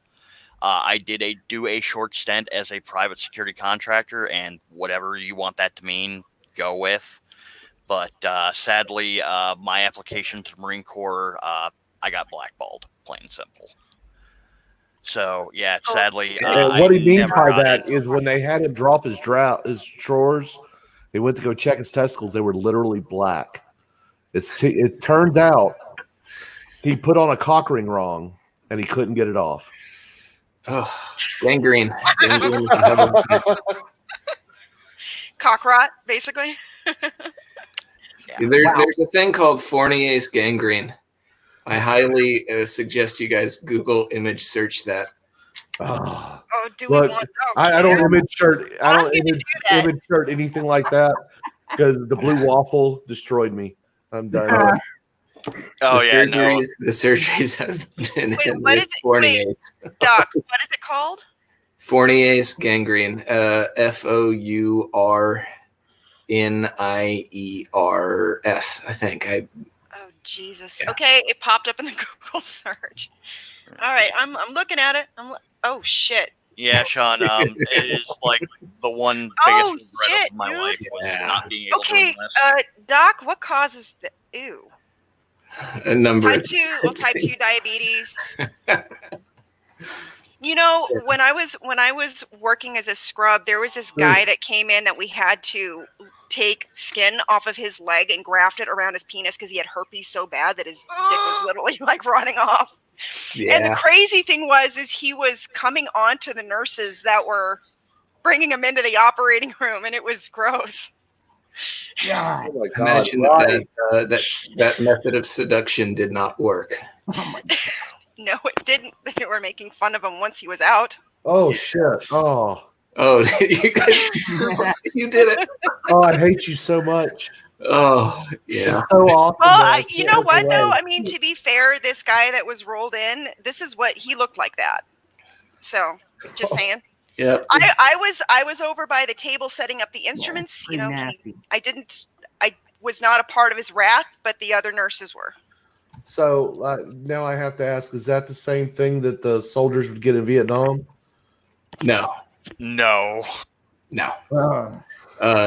Cured with a mallet. all I needed to ever see when I was doing my private security work is they showed us the old Navy things and the horrors of the clap shacks and everything, and how you get cured with a rubber mallet. I'm like, no appendage of mine is ever going to anyone else when I'm overseas. Fuck well, no, there was noise. something called the black rot that they would get, that soldiers would get on their dangles from the prostitutes. No, I never did that. No, I never joined.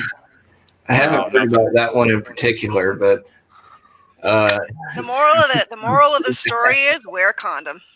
Yeah, be careful what you stir. Just saying. Yeah. I mean, it's right up there with never stick your dick in crazy. I don't know, man. No, I've stuck my dick in a lot of crazy. It's I highly recommend it at least once in your life. Hey, I appreciate all you guys that have a wife and can keep them. I tried it and it didn't work out so well, but hey, you got 2 sons out of it. What's that? You got your sons out of it, so it can't be all that bad. Absolutely, and they are freaking awesome. And I don't know if you were watching in the background, you saw them both, but yeah. Crazy is fun until it's not. You're not wrong. Crazy is fun until it's not. Yeah. But, I married, my first wife was crazy. I married her for skill, not for anything else. Okay, Johnny boy, I think you're talking about the bath salts, the really bad shit that was going around where that's not bath salts. Different than bath salts. Yeah, that's something else. It's not good. Yeah, no, because he was saying alligator skins, because like the whole face eating incident, like that dude looked like he had like massive fucking I have leprosy scabs on his face when the video of that came out. Yeah. God, I want to watch that again. Probably meth. No, I've seen pictures of people that had used crocodile and where they were shooting it up in their arm. Their arms were just like their skin had just completely rotted off their arms. What? Oh God. Yeah, they're you could see their bones. Like it was like they had a skeleton. Ugh. I mean, thankfully the area of Florida that I'm in, our biggest problems are fucking spice, crack, a whole ton of weed. Heroin and other opioids really never took off here. I mean, they're still around, but just the main culprit down here is like crack and spice. Yeah, and meth. Don't forget meth. If you can't distill it meth either. in my area is a problem, but it's nowhere near as bad as crack and spice. Well, I mean, in the white trash state, i.e., the panhandle of Florida. Oh yeah, that's where meth is king. Yeah, no, I'm in Central Florida, so yeah. You're on the shaft. I could say something really funny, but it would absolutely give away where I am. So I'll see you. I mean, Sparky, yourself. No. Sparky knows where I live, so like he already knows the joke. So what you're saying is I'll see you in October when I go down there, right? Or I'll cut your fucking fingers off. Yeah, no, fucking, I'm still waiting for my personalized threat. Because he's been making his rounds again, and from what I've been told through the grapevine is in one of my videos that I didn't even put up for FPH, I said, oh yeah, the helmets are still here, and like a day after that, some more shit about his dumbass came out, and he was starting on the whole fucking laundering scheme where fucking Justin is me and all this other shit. I'm like, no, I'm not a 24-year-old skinny white boy from Texas. And someone's hot micing really bad. What are you hearing? Just white noise. No, I hear something and it sounds like it's really far away. Yeah, it's probably me. Okay. I turned. I don't know. Is it Effie? I haven't heard her say anything for quite some time. I wonder if she just kind of gave up. I turned on some stuff in the background, and it probably is picking up from my headsets. Oh, come on, Sparky! Don't tell me you're watching porn at the same time you're talking to us, and then leaving it run in the background. That's just not right. Yes, I mean no. Maybe. Now, everybody needs to get their jollies somehow. Chef don't judge. No, I've been watching G.I. Joe. I mean, it's kind of. Oh, there goes Effie. No. Yeah, she just. No, she was having a lot of technical issues back there. So. Yeah. You know, I got to clear something up for everybody in the chat. Yes, I was only married once, and I had 3 children with her. I lost my middle child, and then after I took her ass to court after our divorce, trying to get custody of the children, which I finally did, she ended up having a heart attack and passing away. And so I did not miss her, to be honest with you. That bitch stole my children from me at one point. She literally took my kids for 6 months. I was searching high and low. I went to the cops, asked them. The cops said, we'll see what we can do. They didn't do shit. Then I finally tracked her ass down up in northern Arizona, went up there, called the cops. When the cops got there, guess what they told me? There's nothing we can do. I drove 3.5 fucking hours to go see my kids, and they said they couldn't do shit. So I took it back. I got my kids back. And then shortly after that, she passed away. And don't. Hey, Sparky, you got to share. If you would have met my ex-wife, if you would have seen how she was after we were done, you wouldn't blame me at all. You wouldn't even bat an eye. So, anyways. Can you develop calluses? There are some games between the sexes. Everybody has their own nightmare tale to tell. Damn. Now losing your child. Now that one. Jesus. No, I'm not going to go into that story tonight. Damn. Robin, yes. There's no words for that. That's pain.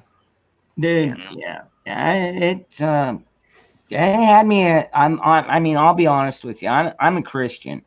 I mean, I believe, when I say I believe in God, I mean, I know I've met Jesus and I've got the Holy Spirit with me. I mean, and when that happened, I literally cursed God for like over a year. I was that upset about it. And then finally the pain started to heal. And that's what a lot of people say, you know, time heals all pain. And for the most part, it does. I mean, you know, there's still nights that I think about him and tear up, but of course, you know, it gets better. I mean, it's better than just crying myself. I mean, oh my God, that was the worst pain I've ever felt in my life. I'll be honest. And I've been stabbed. I've even had ricochet. But physical pain doesn't bother me like emotional pain. Yeah, I mean, I've been shot, but I don't feel pain like that. Yeah, dude, it hurt. So, what'd you get shot with? I think it was a 38. So. Oh shit! Where at? Yeah. This is the whole reason. So sorry, hold on, give me a second. Whew. The way that you and I became acquaintances was through AP, and I was watching AP because I was in the hospital from where I'd gotten shot. Wow. So, yeah. Was there any motive to the shooting, or was it just your wrong place, wrong time? No, it was armed robbery. I can't talk a lot about it because it's still in the courts, but all I can say is I shot back. We're good there. So, did the person survive? One of them. Oh, so it was multiple. Well, congratulations! It was a big snafu, but I can't talk about it any more than that.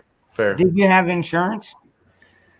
Like The carry insurance? Yeah. No, I wish I had. Oh man, dude, I pay like $22 a month, and I mean, it doesn't seem like a huge expense. Even though I'm not making any money, I'd rather have that, $500,000 in civil suits saved up if it ever does happen.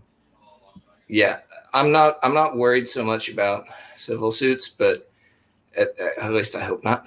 But no, I don't think so. But okay. I will say to anyone who does carry, please just have that insurance, because like I can't say much about it, but my shooting was textbook correct. No question that I was in the right. Doesn't matter. Still have to get a lawyer. Still going to be 5+ years in. Yeah, still have to, Yeah. So you go through criminal, right? You go through criminal court first, and then they deem you whether it was a legal or a lawful shoot, and then the family goes after you, correct? That's one of the ways it can go. I didn't get arrested. It was really pretty cut and dry.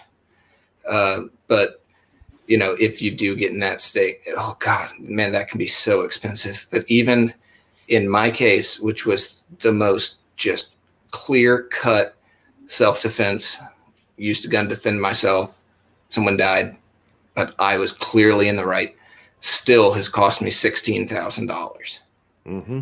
And that is, I count myself as extraordinarily lucky that that's all it was, because you're still going through it. You have to fight it.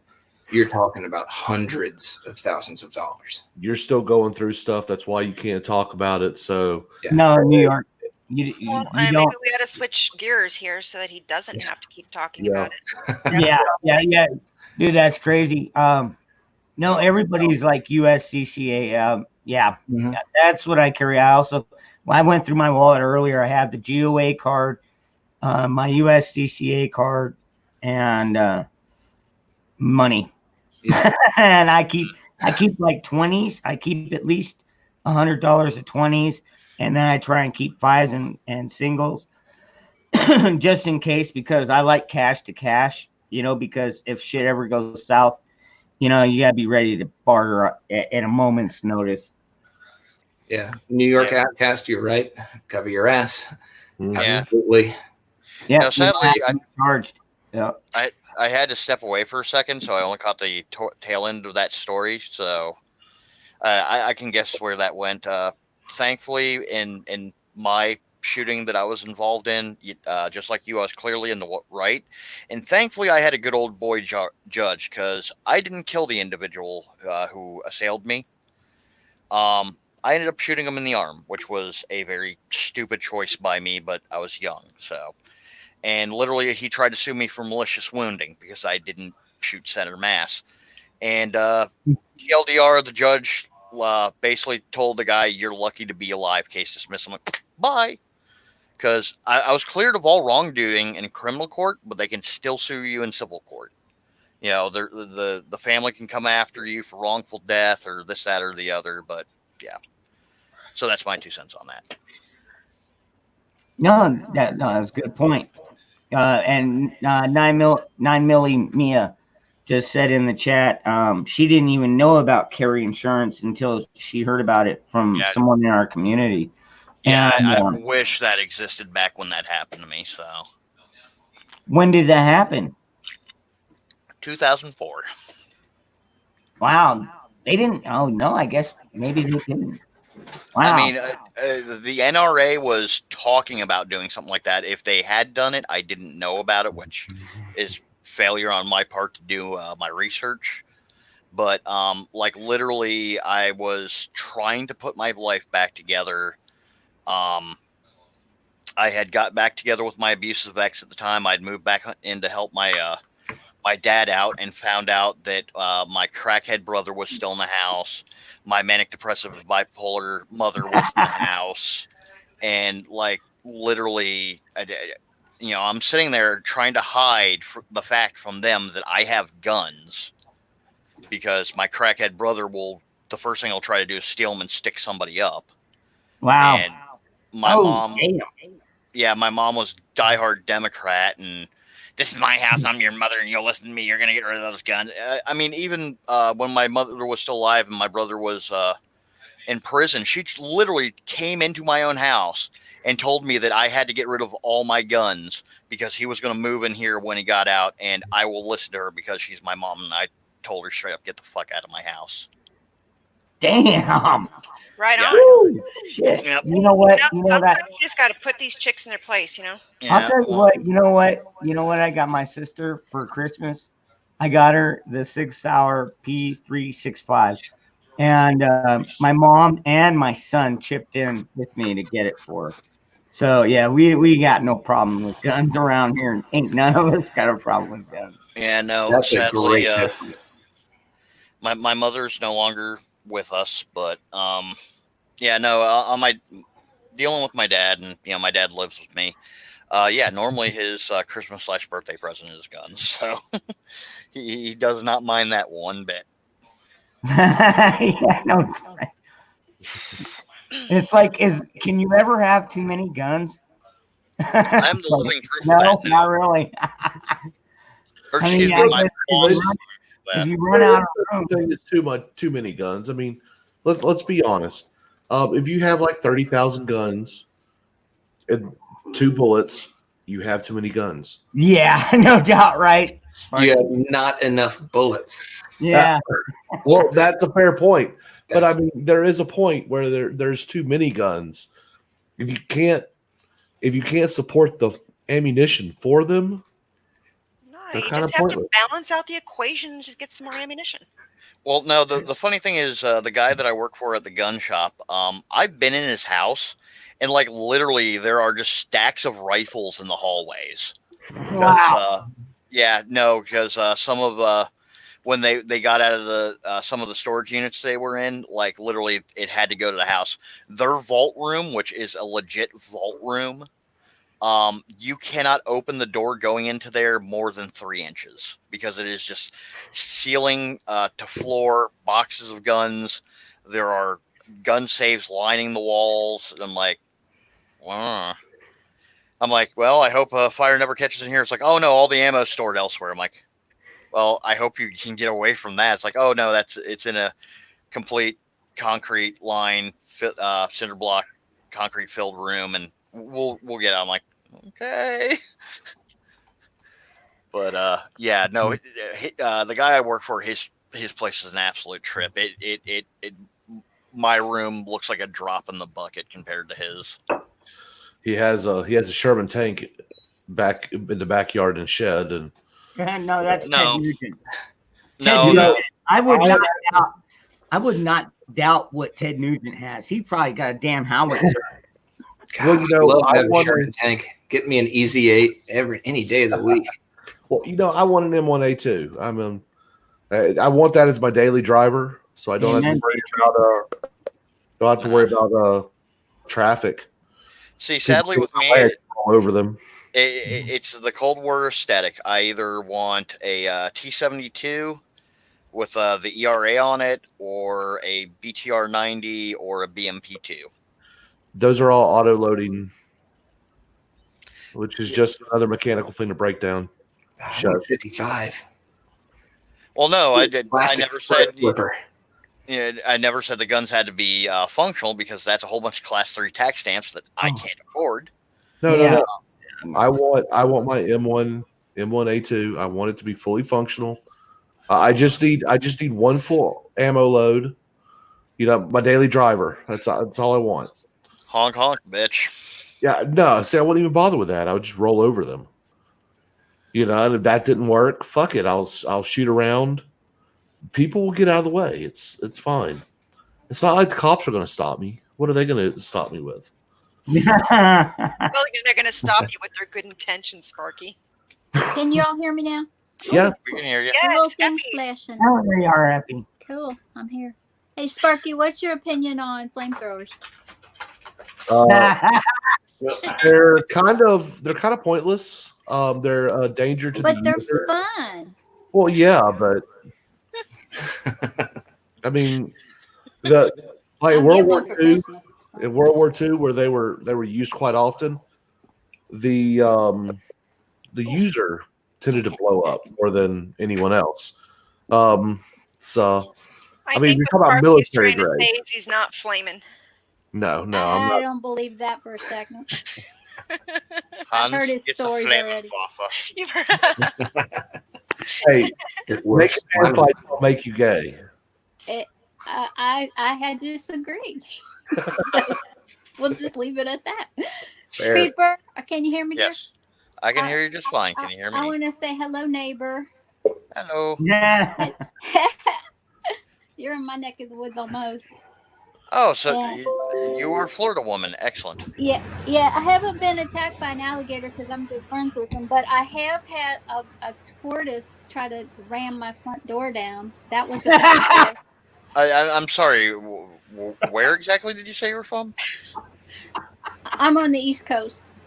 Okay, because I swear you said Brunswick, which is the name of the town in New Jersey my dad's from. Oh, like, no, wait, I've never what? been to Yankee territory in my life. Yeah. No. Okay, so you're over on the I'm East having Coast. an I'm over on the allergic West reaction. Coast. So. Yeah, no, I had a box turtle try to take my front door down. That was a fun day. And I've also been. Box turtle. Oh, yeah, no, they're mean. They'll try. They're big and heavy and angry. So I had a nest of coral snakes right under my front porch twice in 2 years. They showed up in my front yard, so that was fun. Well, being Florida woman, you probably know the rhyme then. Yes. Yeah. Red touches yellow, kills a fella. Yeah, and red and black, you're okay, Jack. Yeah, that's my favorite day was when Steve Irwin came to visit and he learned that rhyme and he felt very proud. You know, it was cool hearing it in an Australian accent too, so that was fun. Yeah. But yeah, alligators are fun, but they're also delicious. So there's, at least I'm not going to eat a turtle. I actually want to, before my time comes to an end, I want to go down to the Everglades. And I'm looking at the stream page, and it seems to be refreshing. So I don't know if we're live now. If you really want to go gator hunting, just go to Louisiana. It's a lot easier. And the way the Cajuns do it is a lot of fun. Well, I mean, they do it on airboats. Am I right? They do it on airboats, but I mean, they also throw the smallest person overboard to let them, splash around the water. That's how I learned how to gator hunt. You throw out some pieces of chicken, you throw the smallest person overboard, have them splash around. When you see them come off the bank to get in the water, you pull them up. If you like them. Yeah, and when they come up to eat the chicken, that's when you shoot them. He's just making that up. You don't bring people. Yeah. You bring chihuahuas and poodles. Wow. No, but yeah, no, I want to go down to the Everglades and at least go on one gator hunt. I went on a python hunt down there. That was fun. Wow, what in the I heck? heard they have pythons down there because the people were keeping them as pets and they just let them loose and they just get right out of control. That's why they had python hunts down there. Mm-hmm. Well, they get the reticulated pythons. Those suckers get big. They're very big and mean. And the unfortunate thing about the snakes, pretty much all eat it. They can eat small children. Yeah. No. That the snakes underneath my front porch, I investigated and I found out that our stock in Florida of snake venom, anti-snake venom, is expired, and they just keep changing the expiration dates on the shelf because they don't make it that much. So that made me a little more nervous. The next time I had a nest of them, I was a little more cautious than the first time.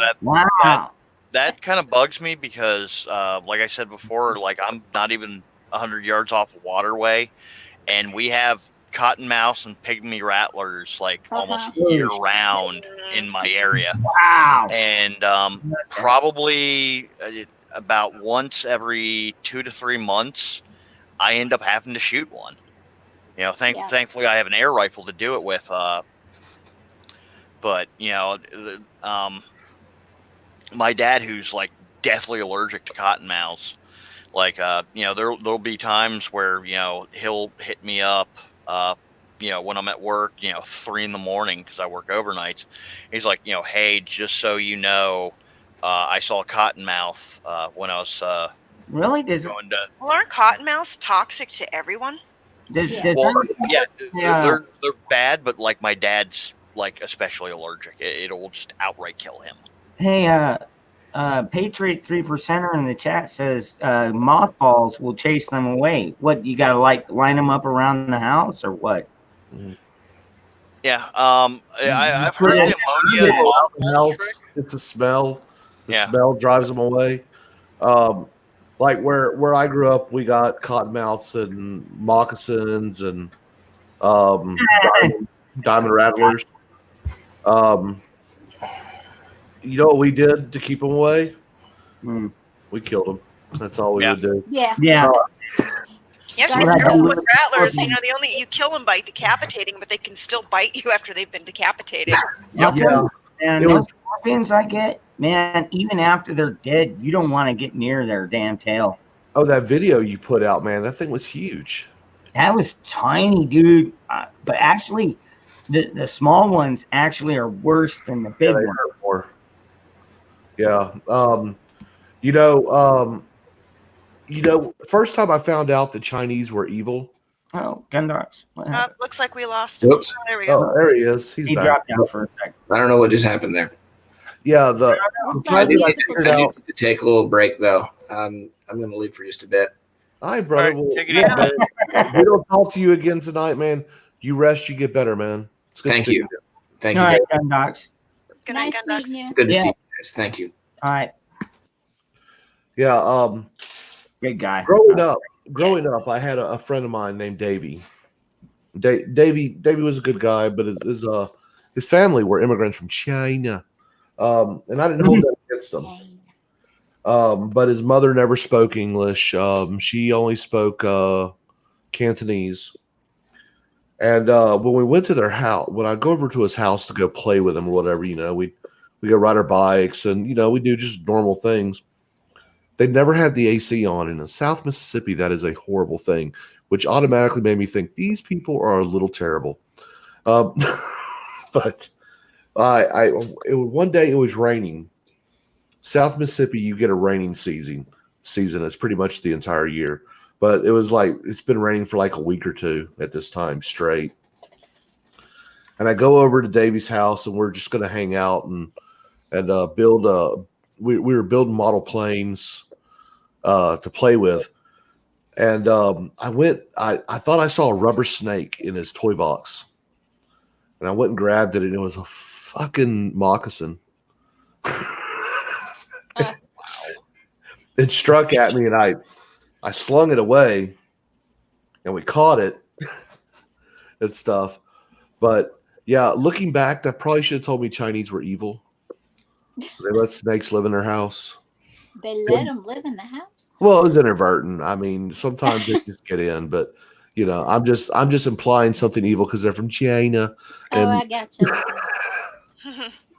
Because we wouldn't have gun docs right now, sick with COVID-19, if it was not for China. Yeah. Miserable, bad-eating bastards. Yeah, but it's inevitable, I think, for all of us that we're going to eventually get sick. So it's not. But Sparky, if Love and Bat is wrong, I don't want to be right. Oh Lord. Well, you already know me. I don't want to be right about many things anyway. I heard that. I'm a little off. Yeah. I think we all have about the same opinion on China. I'm totally black-pilled, but I love to be wrong, but I've gotten to that point in my life where when I am wrong. Well, when I am wrong, it's just like, okay, the world isn't as horrible as I thought it is, but for the most part, it's pretty fucking horrible. But Cheshire, are you prepared for when things go wrong? You damn straight I am. Okay. I'll survive. I've survived a lot, like I said. Right. I don't really feel like talking about my past, but I've survived. Yeah. And I'll survive anything that comes at me. I'm getting some new hardware tomorrow. I'm so excited. What was that? So Bow.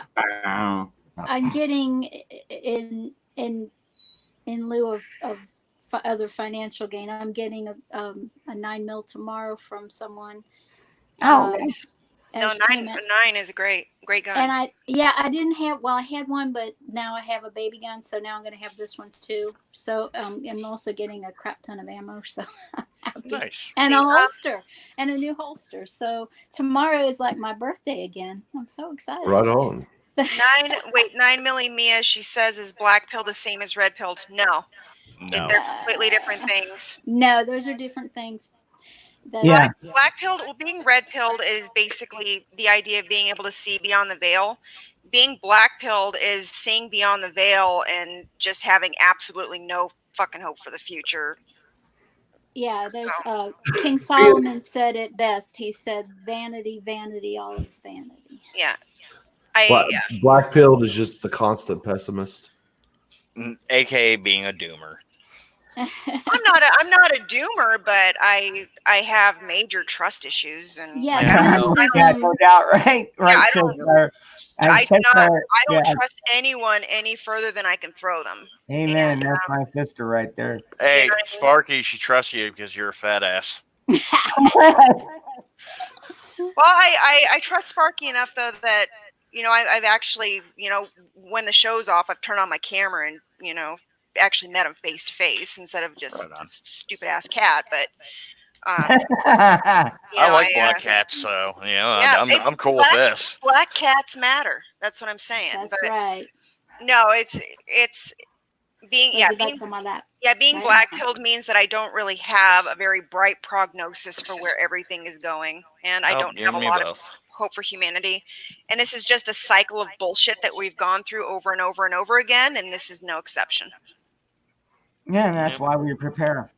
Yep. Well, and we all prepare differently, I'm sure, because you know what, your area, Cheshire, I'm sure is much different than my area. I live in a red district. Well, I'm not like a red light district. I live in a conservative district. My neighbors all have guns. My entire state and everything is conservative. And we have not, the lockdowns in my area have not been that draconian. But to be fair, the red light district does sound like a fun place to live. No doubt, right? Well, Sparky, I mean, you've been a frequenter of the red light district, have you not? No. You told us plenty of stories about the strip clubs and shit that you went to. Oh no, strip clubs, yes. Yeah, that's not a red light. No, red light district is black light or blue light. Yeah. Well, there ain't anything wrong with that. Everyone has needs. Hey, look, I have no problem with sex work. If people want to sell their ass, that's on them. I'm just not buying. No, you know what? I'll throw in a 20 for a good lap dance. Well, you want to know the truth? It's completely unrealistic to try to ban it. It's a profession as old as time. Yeah. You know, and by the way, ladies, if the shit hits the fan, I'm gonna warn you. I'm gonna warn you that the economy collapsed and you don't have anybody protecting you. Sex work is probably going to be an option for resources. I'm just saying. I'm totally black-pilled, and that's going to be a reality for a lot of us. Actually, Cheshire is absolutely correct on that. I wish I could sell my ass, but nobody wants my ugly ass. This feminist, I'm a strong, independent woman shit's going to evaporate if the shit hits the fan, and a lot of women are going to realize that we need to protect us. So, however it is, whether it's through prostitution or through some other, being a comfort girl or something, you're going to have to figure it out. But that's a dark reality. You know what? Medicine helps. Okay, go ahead, Sparky. Freedom. There are people who would buy your ass. You just wouldn't like what they would do with it. Oh God, I wish I didn't ask you what. That's the dark reality of prostitution. $20 is $20, right? That's a dark reality that a lot of us ladies are going to be having to face up to if the shit hits the fan and our husbands are killed, and you know what I mean? It's going to be nasty. You're going to have to figure out how to survive, and you might not. Yeah, and it's going to be in ways that you've never even thought. You're going to do things that you never thought you ever had to do. May not shit right for a week, but $20. Okay. If you're starving and getting fucked in the ass to buy you a loaf of bread, you're gonna do it. I'm not kidding. Dude, I've got enough shit to make my own bread. Oh my God, I can make my own booze. I and when they're done with your ass, you may have some more extra shit you can make bread with. can get my ass. Not Yeah, anytime soon. I told you I'm black pilled. So I think every prepper is a little bit black pilled. Otherwise, you wouldn't be a prepper. You know. I'll tell you this. One of my friends told me this story. He met it was a ranger, and he's all like, he asked him, "How do you prepare?" And he's like, "You and your family are gonna run. When shit really hits the fan, when we go from light like we're in right now to like Mad Max or worse, you're gonna run. You're gonna get caught, and you and your family are gonna die. And if you're prepared for that, then you got a fighting chance." And so that's what I've been preparing for, man. Because when this whole Corona thing came out, I'm telling you, I didn't barely bat an eye. I had everything I freaking needed. If the power went out tomorrow, I could get by. So, I mean, I'm training Prince Fuzzy Butt to turn tricks because he can pull his own weight around here. Well, see, like, okay, Effie and Creeper, since we know what state they live in, I guarantee you they're always prepared because when you live in Hurricane Alley, absolutely. Yeah, if you don't have at least 3 weeks worth of food, then yeah, you're fucked. Yeah, no, I live in a bunker. This is a bunker, and it's been here forever. I'm in a trailer, so I'm kind of fucked. No, I don't do trailer. I didn't have a choice. Bunker. I have all of this stuff. You know, all the camping equipment for when there's no power, and all of the Well, I mean, I have a generator and everything that goes with it, and all the accessories, low power, AC, and everything. That's what my survival training's for. So, but do you have all the deviled ham? Because I have a lot of canned meats. I have a lot of canned meats. I have a son. So I have now. Freedom. You may not know this, but deviled ham is a necessity. It's for hurricane food. Vienna sausages. I've got 2 cans. There you go. But Vienna sausage are common stuff. Deviled ham, that's as good as I've got like 5 pounds of Spam, and I don't know how much 3 gallons. 3 5-gallon buckets of rice and beans is, I guess that's probably more than 100 pounds. And then I've got. DF, I literally have 50 pounds of gummy bears. I hope they're not the sugarless. No, they're from my boy. Elberries. Look, I bought a pound of those. It was brilliant. Yeah. Oh my God, that's such a funny page on Amazon. The reviews, the description of the explosive bowel movements after eating those is the funniest thing I have ever read ever. You gotta look it up. Oh, it's Gummy bad. bears of doom. Hell bears. Gummy bears. Have I told that story on this channel? There's just dozens and dozens of these stories. Yeah, I've heard stories about it. Okay, let me do a Sparky story. So when I first got out of the service, when I first got out of the Army, I was in Virginia, and Creeper and Effie, they know what a shipyard is. I took a job at a shipyard. Shipyards are probably one of the noisiest, nastiest, hottest, dirtiest spaces in the world to work in. You're building ships, you're repairing ships. Ships are floating toilets, by the way. Yes, they are. So, yes, they are. Just simply disgusting. So we go to work. I was working on an aircraft carrier, and the area, the workspace that my shop was in, was actually just like a place that the sailors would sleep in, but this was officers' quarters. But we would just work in there, and there was no way to lock it. And there was one dude on my crew that would go through our lunch boxes while we were at work and eat shit that he wanted. So I'm like, I don't know who's doing this shit, but I used to bring gummy bears. I used to bring gummy bears to work like all the time. And I heard about the Hell Bears. I'm like, you know what? I'm going to order these. So I ordered a pound of them sons of bitches. And you weren't warned. I put them in my lunch pail, put it where I did it every day. And came in for lunch. And some guy was grabbing his stomach. And I just started laughing. I opened up my lunch pail and there was no gummy bears. And I'm like, how long ago did you eat those? He goes, eat what, man? What are you accusing me of? I said, I'm looking at you right now. You ate the gummy bears. What the fuck's that supposed to mean? I'm like, so how long has it been?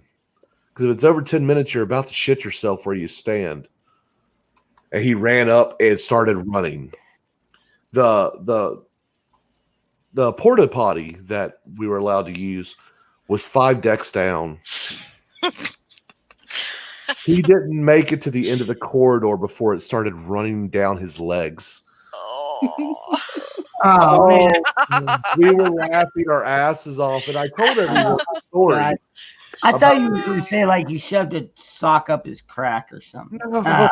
Man. No, he was running because I told him, like, you're not going to make it to the toilet. He started running.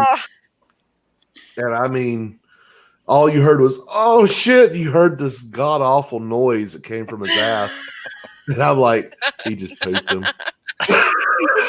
I looked at the boss and I said, hey, that's the guy eating shit out of our lunch boxes. Oh my God. So he got fired not too long after that. Yeah, no. Funny enough, I did the same thing. He deserved what he got. Oh no!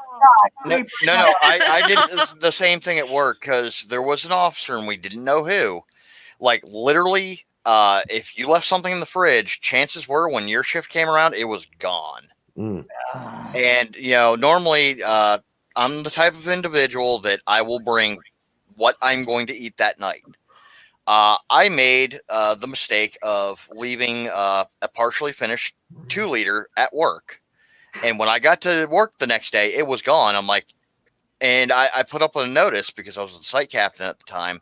It's like, just so you know, I'm drinking off that fucking bottle. I'm not putting it in a fucking cup. So enjoy that thought. And I came in the next day and the sign was torn down and was in the garbage. I'm like, all right, motherfucker, you want to play? We'll play. So there is this stupid Whole Foods, artsy fartsy fucking store on the way to work.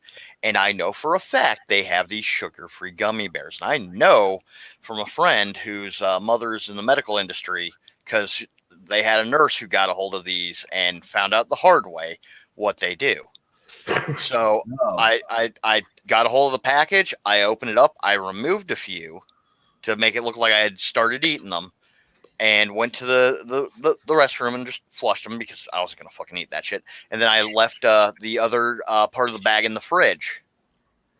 So next day I get to work and there's an individual. I don't care if I say his name. Dude was an asshole. His name was Frank. And he's just rip roaring up and down that his gut's killing him, this, that, and the other. I'm like, good to know. So did you enjoy those gummy bears? What do you mean? Those gummy bears that I put in the fridge, those were the sugar-free ones. You're going to enjoy shits for probably the next 2 days. And after he left, I wrote him up for stealing shit out of the fridge. And he tried to do this fucking rebuttal letter. I'm like, number one, this isn't the military, motherfucker. The buck begins and ends with me. You can sign your write-up, or you can refuse it, and it gets escalated to the branch office. His way of air quotes getting back at me is he quit later that day. It's like, now you got to work my shift. I'm like, dude, more overtime for me. Fuck off. But you're the one that's still going to be pooping them for the next day or two. Oh yeah. Yeah, it's. I've never tried that. I don't think I ever will now. Hey, there was we had one guy. He would open up people's sodas and shit and drink them. So someone put like liquid laxative in the drink, just like emptied an entire bottle. Damn near killed the dude because he drank the drink. So he drank so much he got really bad dehydrated and oof.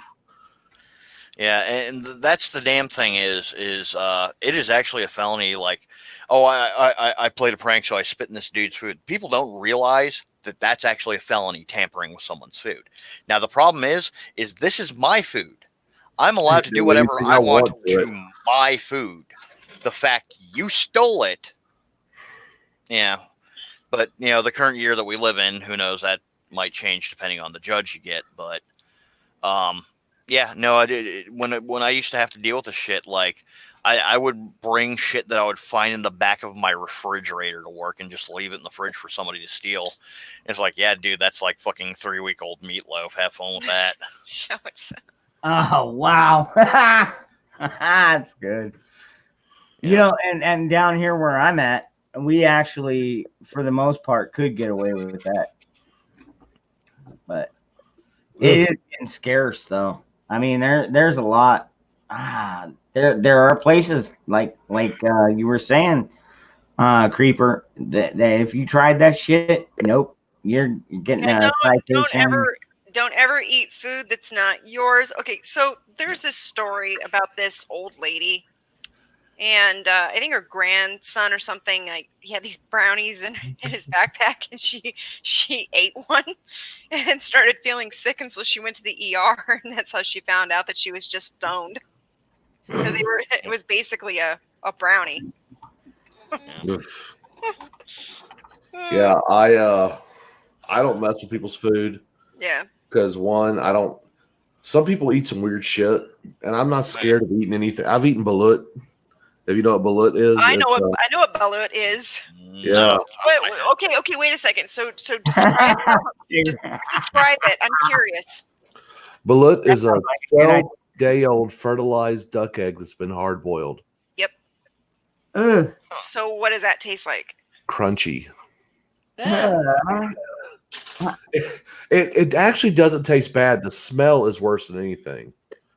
I mean, anytime you have a black egg, man, with beak and feet in it, I think.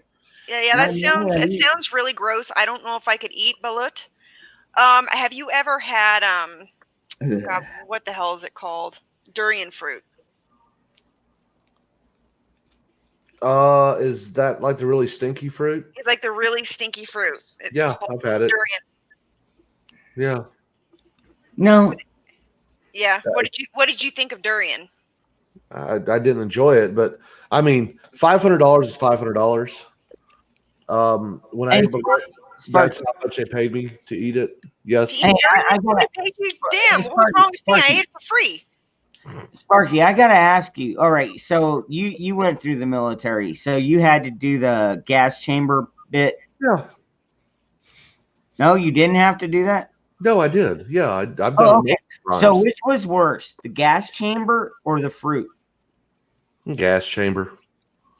I mean, look, eating something that smells bad and doesn't taste that great, that's part of being in the military. I mean, if you like an MRE. No, MREs are good. No, when you are out in the field and they serve what they call hot A's for hot ass. Yeah, it's an apt description. It truly is. But no, the gas chamber. I mean, the gas chamber. If they use the pills, it's not bad. If they throw a CS grenade, okay, that's a little bit more serious. But it's still, it still sucks. But yeah, that was the whole reason I didn't join the military. Do you know that? Really? Yeah, I you had were scared of the gas chamber. No, I had my sister had a boyfriend that it was in boot camp, and when he got out, he told us about some of the horror stories. And when I listened to him talk about that damn gas chamber, I was like, oh, hell no, I'm just not doing that. It ain't worth it. Why in the hell would I subject myself to that?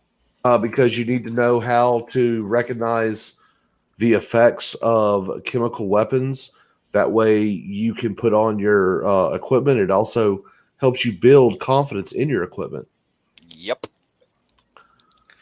See, unlike me, the crappy version of boot that I got to go through when I went into the private security business, my first experience of air quotes the gas chamber was private. Come here, sir. Yes, sir. Go and open that Connex box, sir. Yes, sir. Open the door, right in my face. Gagged for probably about 5 minutes straight, and they swore it was the funniest thing that had ever happened. Well, you know, it's always funny. A lot of people talk about how terrible the gas chamber is the first time. Yeah, because you don't understand what you're doing. Well, the thing was like literally I was just told to open a door with no pretenses of what was in the door. They just wanted to do it because they knew that there was a gas grenade in there because there was people doing the drill, and they just wanted to see me gag just to see how I would respond to it. Well, and they deemed it to be funny. Man, having a gas mask is one thing, but until you've experienced it so you can actually identify what the chemical weapon is, you may be wearing a gas mask for no reason at all. Nah, it's an Israeli one. Well, no, it doesn't matter. But once you start using it, the filter starts degrading immediately. I've got extra. It doesn't matter. Have you ran around with it on? I would rather never. I didn't put the filter on. I haven't broken into the filters yet, but I do put it on a pretty regular basis, at least once a month, usually twice a month.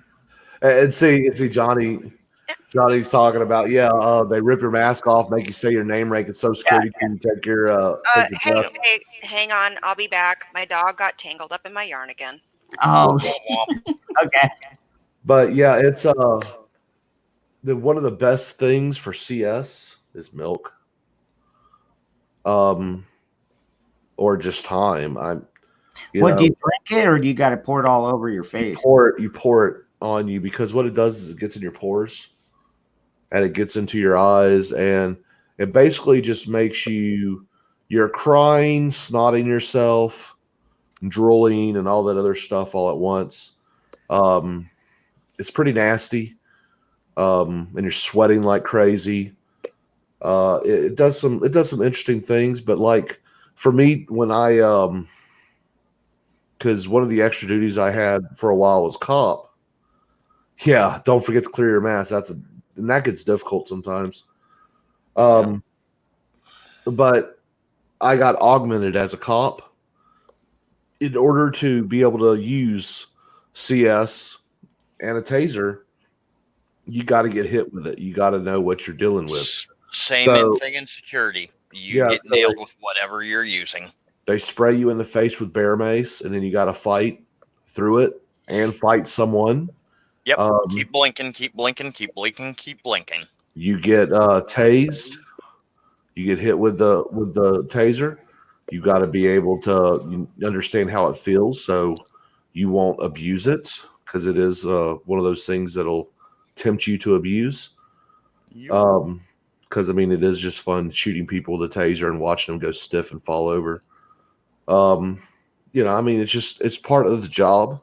It's not that bad. It sucks. But what usually gets people with like the whole gas chamber is they panic. They hype themselves up so much that they actually hyperventilate, and it makes it worse. Yeah. Taser is fun. Did you see Crowder getting waterboarded so he could experience it? He did pretty well. Yeah, I've been waterboarded. I cannot say I've had that pleasure. I've almost drowned. Does that count? No. All right, I'm back. What did I miss? Yeah, I was going through training I wanted to be an interrogator. I wanted to go to Gitmo, so I had to get waterboarded a couple times. And no, I did not get shot with an M16. No. We're actually talking to Sparky's ghost. He was shot multiple times with an M16. He's just visiting us from the grave. Making shit up against Sparky. If Sparky would have got shot with an M16, he would be Stumpy. All right. Just real quick, as someone who has actually been hit by a 5.56, Not fun. Yeah.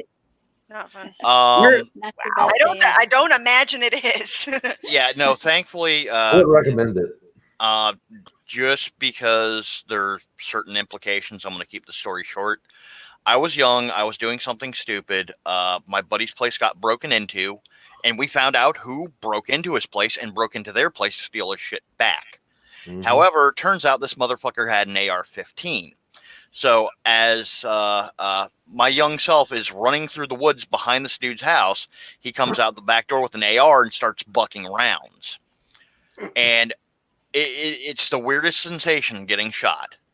Like, my brain registered that I should be feeling pain, but I immediately went into shock. It literally felt like Mike Tyson came by and just graced his knuckles against the edge of my chin. So, me being me, I have a friend who used to be a field medic. So I went to him because the fucking hospital reports gunshot wounds. Technically, I still broke into someone's house and stole their shit. Now, I am well beyond the statute of limitations, but I don't want to go through details. So, to this day, if I shave my lovely, scraggly beard off, I can point to a spot on my chin where no hair grows, and you can see this wonderful little like zigzag mark. That is because this individual had two of my friends hold my arms, dip a pair of needle nose pliers into rubbing alcohol, pull the round out, take out his Zippo, heat that shit up, and cauterize it. That zigzag mark is the teeth from the needle nose pliers. Now, something I found out way after the fact, because we were looking at the round, that there was kind of like this black residue on the round, and we realized that was burnt sap because it had gone through a bit of a tree before it hit me. If it had not gone through that bit of the tree before it hit me, I would not have a jaw and I would not be here. 9 milli, that is a DI, is a drill instructor. They're also known as drill sergeants. Depending on your branch, but yeah. Yeah. I've seen drill sergeants, TIs, DIs. I've seen them lay fucking recruits out. Oh yeah. I think it's hilarious when it happens. When I first joined the Air Force and later in life I joined the Army.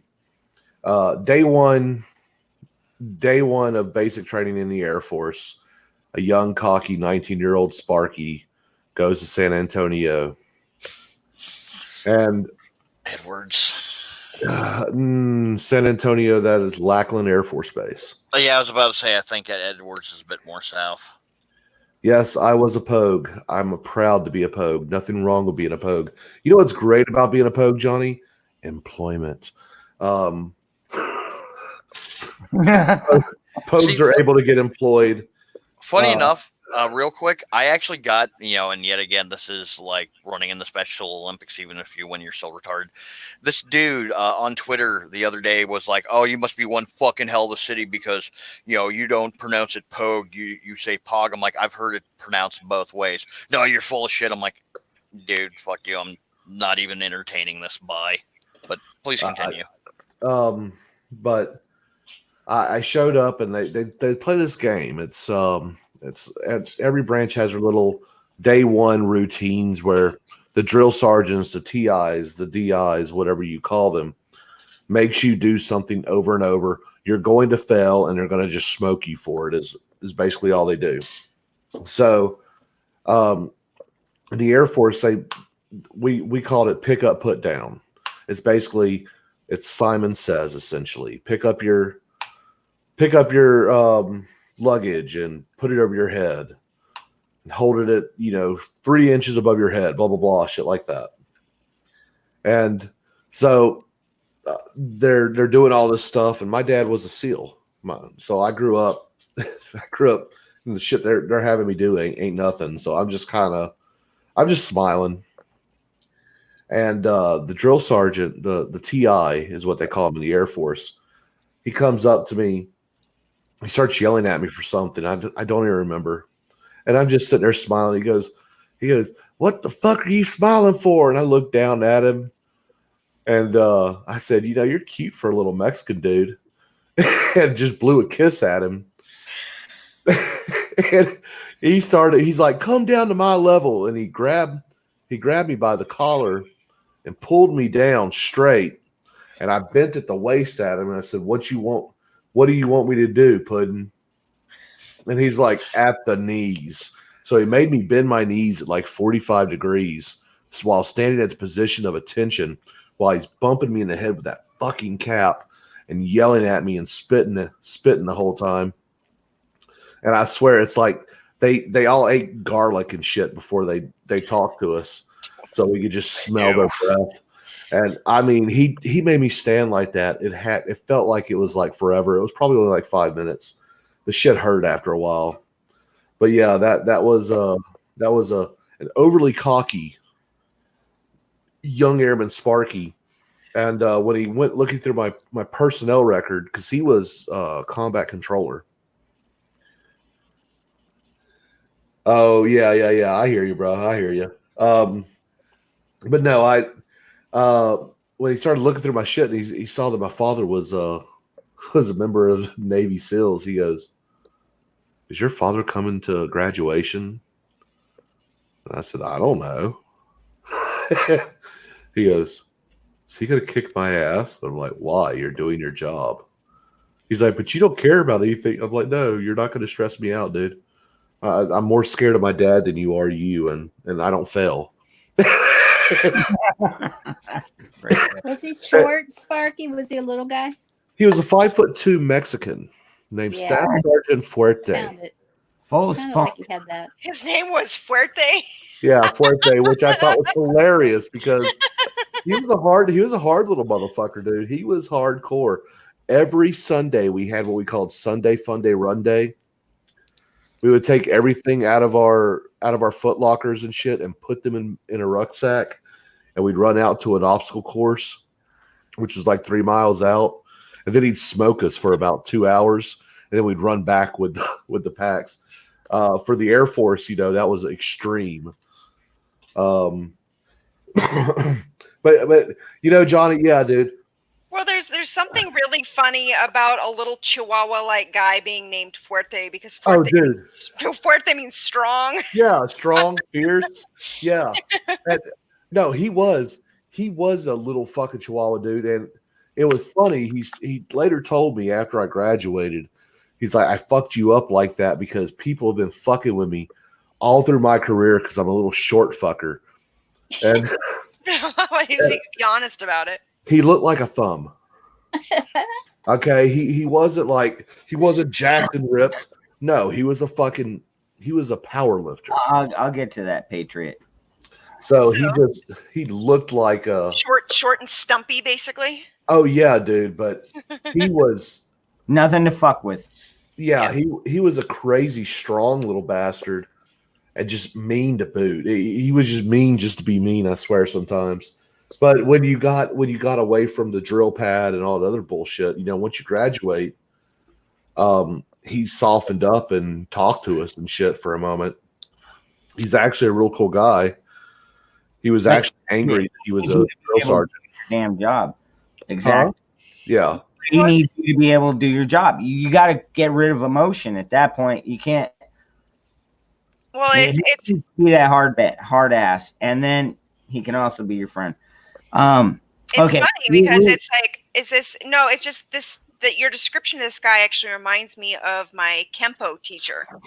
Mm-hmm. And my Kempo teacher was he was a Mexican guy, and he was like 5'2", but he was stocky, kind of like a little Buddha.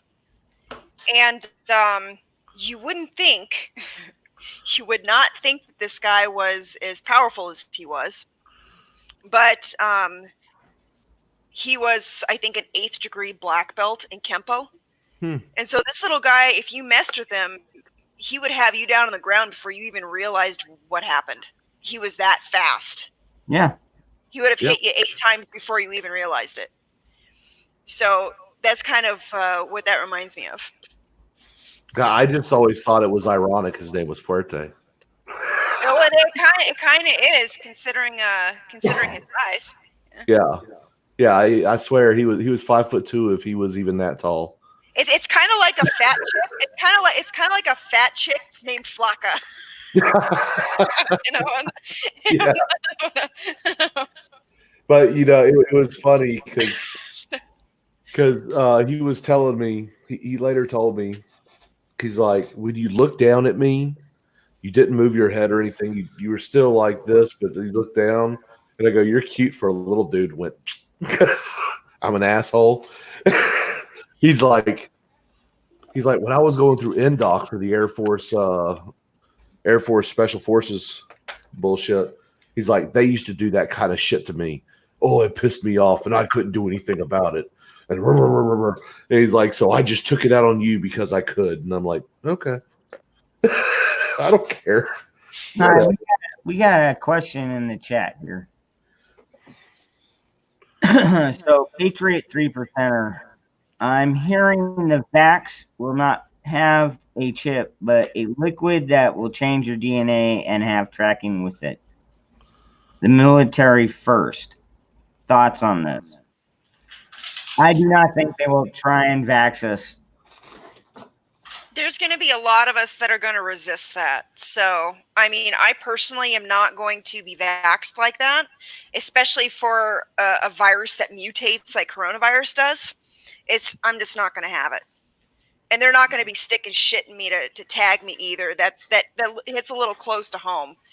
You know, I mean, what's the difference between being tagged like that and having a tattoo on your wrist? Zero. They can take that shit and sit on it and spin. You're already I don't tagged. think it's going to happen either. The window's closing anyway because we'll be opened up long before there's a viable vaccine. The vaccine's not developed yet, so it's all just pie in the sky talk anyway. I didn't think that you could actually cure a virus, right? You can a vaccine is not a cure. Yeah. The vaccine is preventative.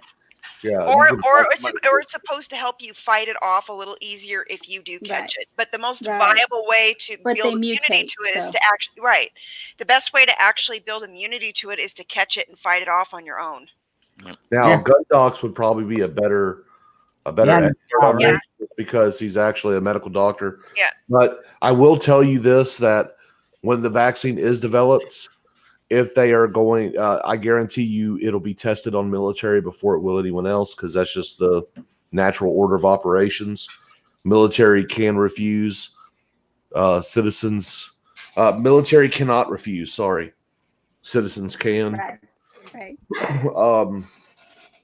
As far as it changing your DNA, no. If they're going to do something that's going to change your DNA, that would more than likely cause death. Well, it could cause cancer changing your DNA. That's how cancer starts. When it comes to tracking, changing DNA and tracking, now you're talking about biomechanical BS that I don't believe we have the technology for. Not there yet. Quote me on that. If they wanted to do that, they would have to do a chip right now, an RFID chip, which you carry one. It's called a cell phone. Mm-hmm. They've been tracking you since 9/11. If you have a phone that is built after 9/11, you have a GPS chip in there if you like it or not. So hell, most of your credit cards that have that little they have more secure thing, that is an RFI chip. Yeah, no shit. And and the funny thing is, the key scan system at my site works off of RIF chips that are in the little cards, and I've had to explain to people, how that shit works. Radio interrupt frequency, and same deal. And that's what a lot of people, the New World Order and the sign of the beast, and you're going to be chipped this, that, and the other, which 1984, the book, and several other pieces of literature where they implant you with this chip that allows you to do everything. I mean, we've all seen the movie Demolition Man, right? Same shit right there. How much of that shit was shells, right? Well, there is a bill, and it's called HR 6666, as though that's not ominous as shit, but whatever. And it's basically coronavirus tracking. Yep. Mm-hmm. And it also states that they can literally come in your home and rip you out of your home and send you to a place to be treated for your illness safely and secure. Yeah, if they try and break into my home, they're gonna get sent someplace. If not the hospital, the fucking morgue. Well, I would say 9 mil. I wouldn't worry about it too much, only because the vaccine that are being developed, they're claiming that, oh, we're close. Vaccines usually take 10 years just to be cleared and released. If they release this one in 18 months or a year from now, like they're talking, I wouldn't take it just because, I mean, well, I have no interest in being a guinea pig. I don't know about you. Yeah, I'm basically definitely that's basically what we would be if we took it that quickly. Is we would be their guinea pigs.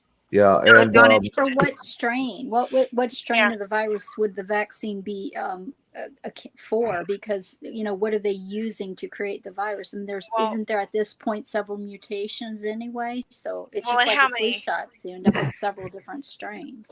Well, and how many new strains will there be by the time the vaccine is ready? Well, here's the deal. The common cold is a coronavirus. Right. Okay. SARS is a coronavirus. COVID SARS-2 is what SARS is. They still don't have a vaccine for the common cold.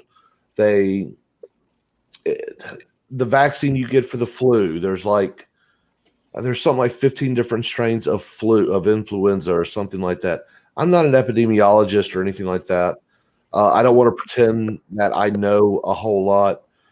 Medical professionals would be definitely a better choice to talk to about that. And there are YouTubers with those type of credentials that I think would probably be better to hunt out, just to be honest. And as far as vaccinating or taking any of these, I'm going to use the whole thing. My body, my choice. Yeah. I don't want to take their vaccine. So I don't want any penetration from anything, anywhere, anytime. Hey, it's all about. Hey, isn't that what they've been saying? It's all about consent. That's $20. No means no. Exactly.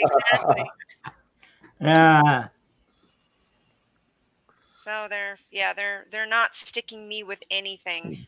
Well, just because Trump says something doesn't mean that we have to comply. No, I support President Trump for his reelection. I mean, because I am legitimately 100% a shill for him. Doesn't make him right, and doesn't mean I'm going to follow everything he says blindly. Yeah, you got to separate the rhetoric from the policy. Also, I mean, he's a troller. He throws spaghetti up against the wall to see what sticks all the time. It's about shaking down, popular opinion, stirring up the opposition. It's not policy when he's tweeting. Honestly, that makes me wonder. Okay, because when they did this national lockdown, we didn't really no state really had a say in that. It wasn't. Well, what was it? 8 states actually said, okay, screw that. We're just going to stay open. And then everybody else shut down for at least a couple weeks or longer. And then he finally comes out and says, okay, each state, you decide your own regulations, trying to follow the 10th Amendment. Was it illegal for him to, he's right, executive authority means he did have the right to shut everything down. No, he doesn't. No, really? He doesn't. No, we just agreed to it. That's all it was. Look, and he didn't shut down anything. He suggested to the states that they shut down. Each individual governor made their own decision. The problem is, no, there is nothing in the Constitution that has an exception for epidemics. I mean, the freaking Revolutionary War was fought during the middle of a smallpox epidemic. Measles, mumps, rubella, polio. We've survived all these epidemics. We're tough down once. Man, that's why they're afraid of us. So they can't kill. There are no provisions in the Constitution where anyone in the government can do that. Okay. So as much as I thought it was a good idea at first, okay? I thought shutting down for 2 weeks was not a bad idea. They sold it to me, okay? They did. Yeah, they got a lot of us. And I'm like, okay, this don't seem like such a bad idea. But after 2 weeks, I was like, okay, we're done. And then it went to 3 weeks. and then it went to 4 weeks. And then I was out of work for a month and a half. Now I was getting paid the whole time. So I didn't suffer like many people do. But I was still going, hey, I need to get back to work. Mm-hmm. Okay. And there's other people who weren't as lucky as me, who weren't getting paid while they were out of work. And they're going, I can't afford to feed my children. And I'm like, they definitely need to go to work. Okay. My opinion changed throughout this entire thing. And now I am looking, the more I read, the less I can find to substantiate the decisions that were made. Okay. Well, we can't be arrogant and say, because we have 20/20 hindsight that yeah, we know better. Exactly. And that's why I'm admitting at first, I was kind of like, hey, 2 weeks to flatten the curve. That sounds like a good idea. I agree with you. That was the right decision at the time, because even if things were not as dangerous as we thought they were, it's still err on the side of caution for 2 weeks makes sense from that perspective. And even if we come out the other side with more information that says, no, it wasn't ever that serious, it was just a rough flu, that still doesn't change that decision in the first place from being the right one at the time. But then now we're having other kinds of morbidity as a result of, the situation now being worse because of our response to it. The response is creating more damage. Next week, we're going to pass up 40 million unemployed. Okay. That's untenable. That's what's happening right now. Next week, we'll be hitting over 40 million unemployed. We have people that are starving. Yeah. And the window is closing for that V-shaped recovery that we're all hoping and praying for if we don't open it all back up right now. So you're right. The laws were unconstitutional that closed it down. The acts ever since 9/11, and we've been having a lot of those kinds of unconstitutional laws on the books and enacted. The administration saying we can shut things down because it's a federal emergency is technically still unconstitutional, but that was the auspices under which the individual governors got their authority to do what they did. But that has been stopped at this point. They no longer carry that authority. So now I don't understand why. Well, actually, from what I understand, they are starting to get smacked a little bit by the feds, because they're saying, no, you can't shut churches down anymore. No, you can't. Yeah, and 9 mil. No, the economy will not bounce back. Not immediately. You're looking at over 50% of all the small businesses that are closed will not open again. Yeah, we got the economy. The economy will come back eventually, but as it stands right now, it is not going to just bounce back as if nothing happened. I don't know if it'll be 10 years, Freedom. I think with some strong economic planning and stuff, I believe we can actually bring that down to 3 or 4 years. But it would take. It's going to take some tax cuts and a little bit of government to encourage that. To be honest, it's going to take a lot more fight. Just like after World War II. Small businesses thing. Down me and Effie State, local to me, I've seen, some businesses that have been allowed to open. And one of my favorite little, I guess you could label it bar and grill. And it's like, nerd/geek themed. So like there's a whole bunch of video game references, memorabilia on the walls and stuff like that. They straight up said, hey, we're opening up for the last part of May and a little bit into June. And then after that, that's it. It's over because we've been forced to be closed for too long. And that's the end of us. On the good side of things, a good friend of mine who is also my massage therapist, at the get-go. Is that what we're calling him now? Massage therapist? Sparky, you are about to start a fight you cannot possibly win. No, she has been a very good friend of mine for a long time. I introduced her to her husband, who I've actually known longer. But she's actually the person who does all my camera work for my videos.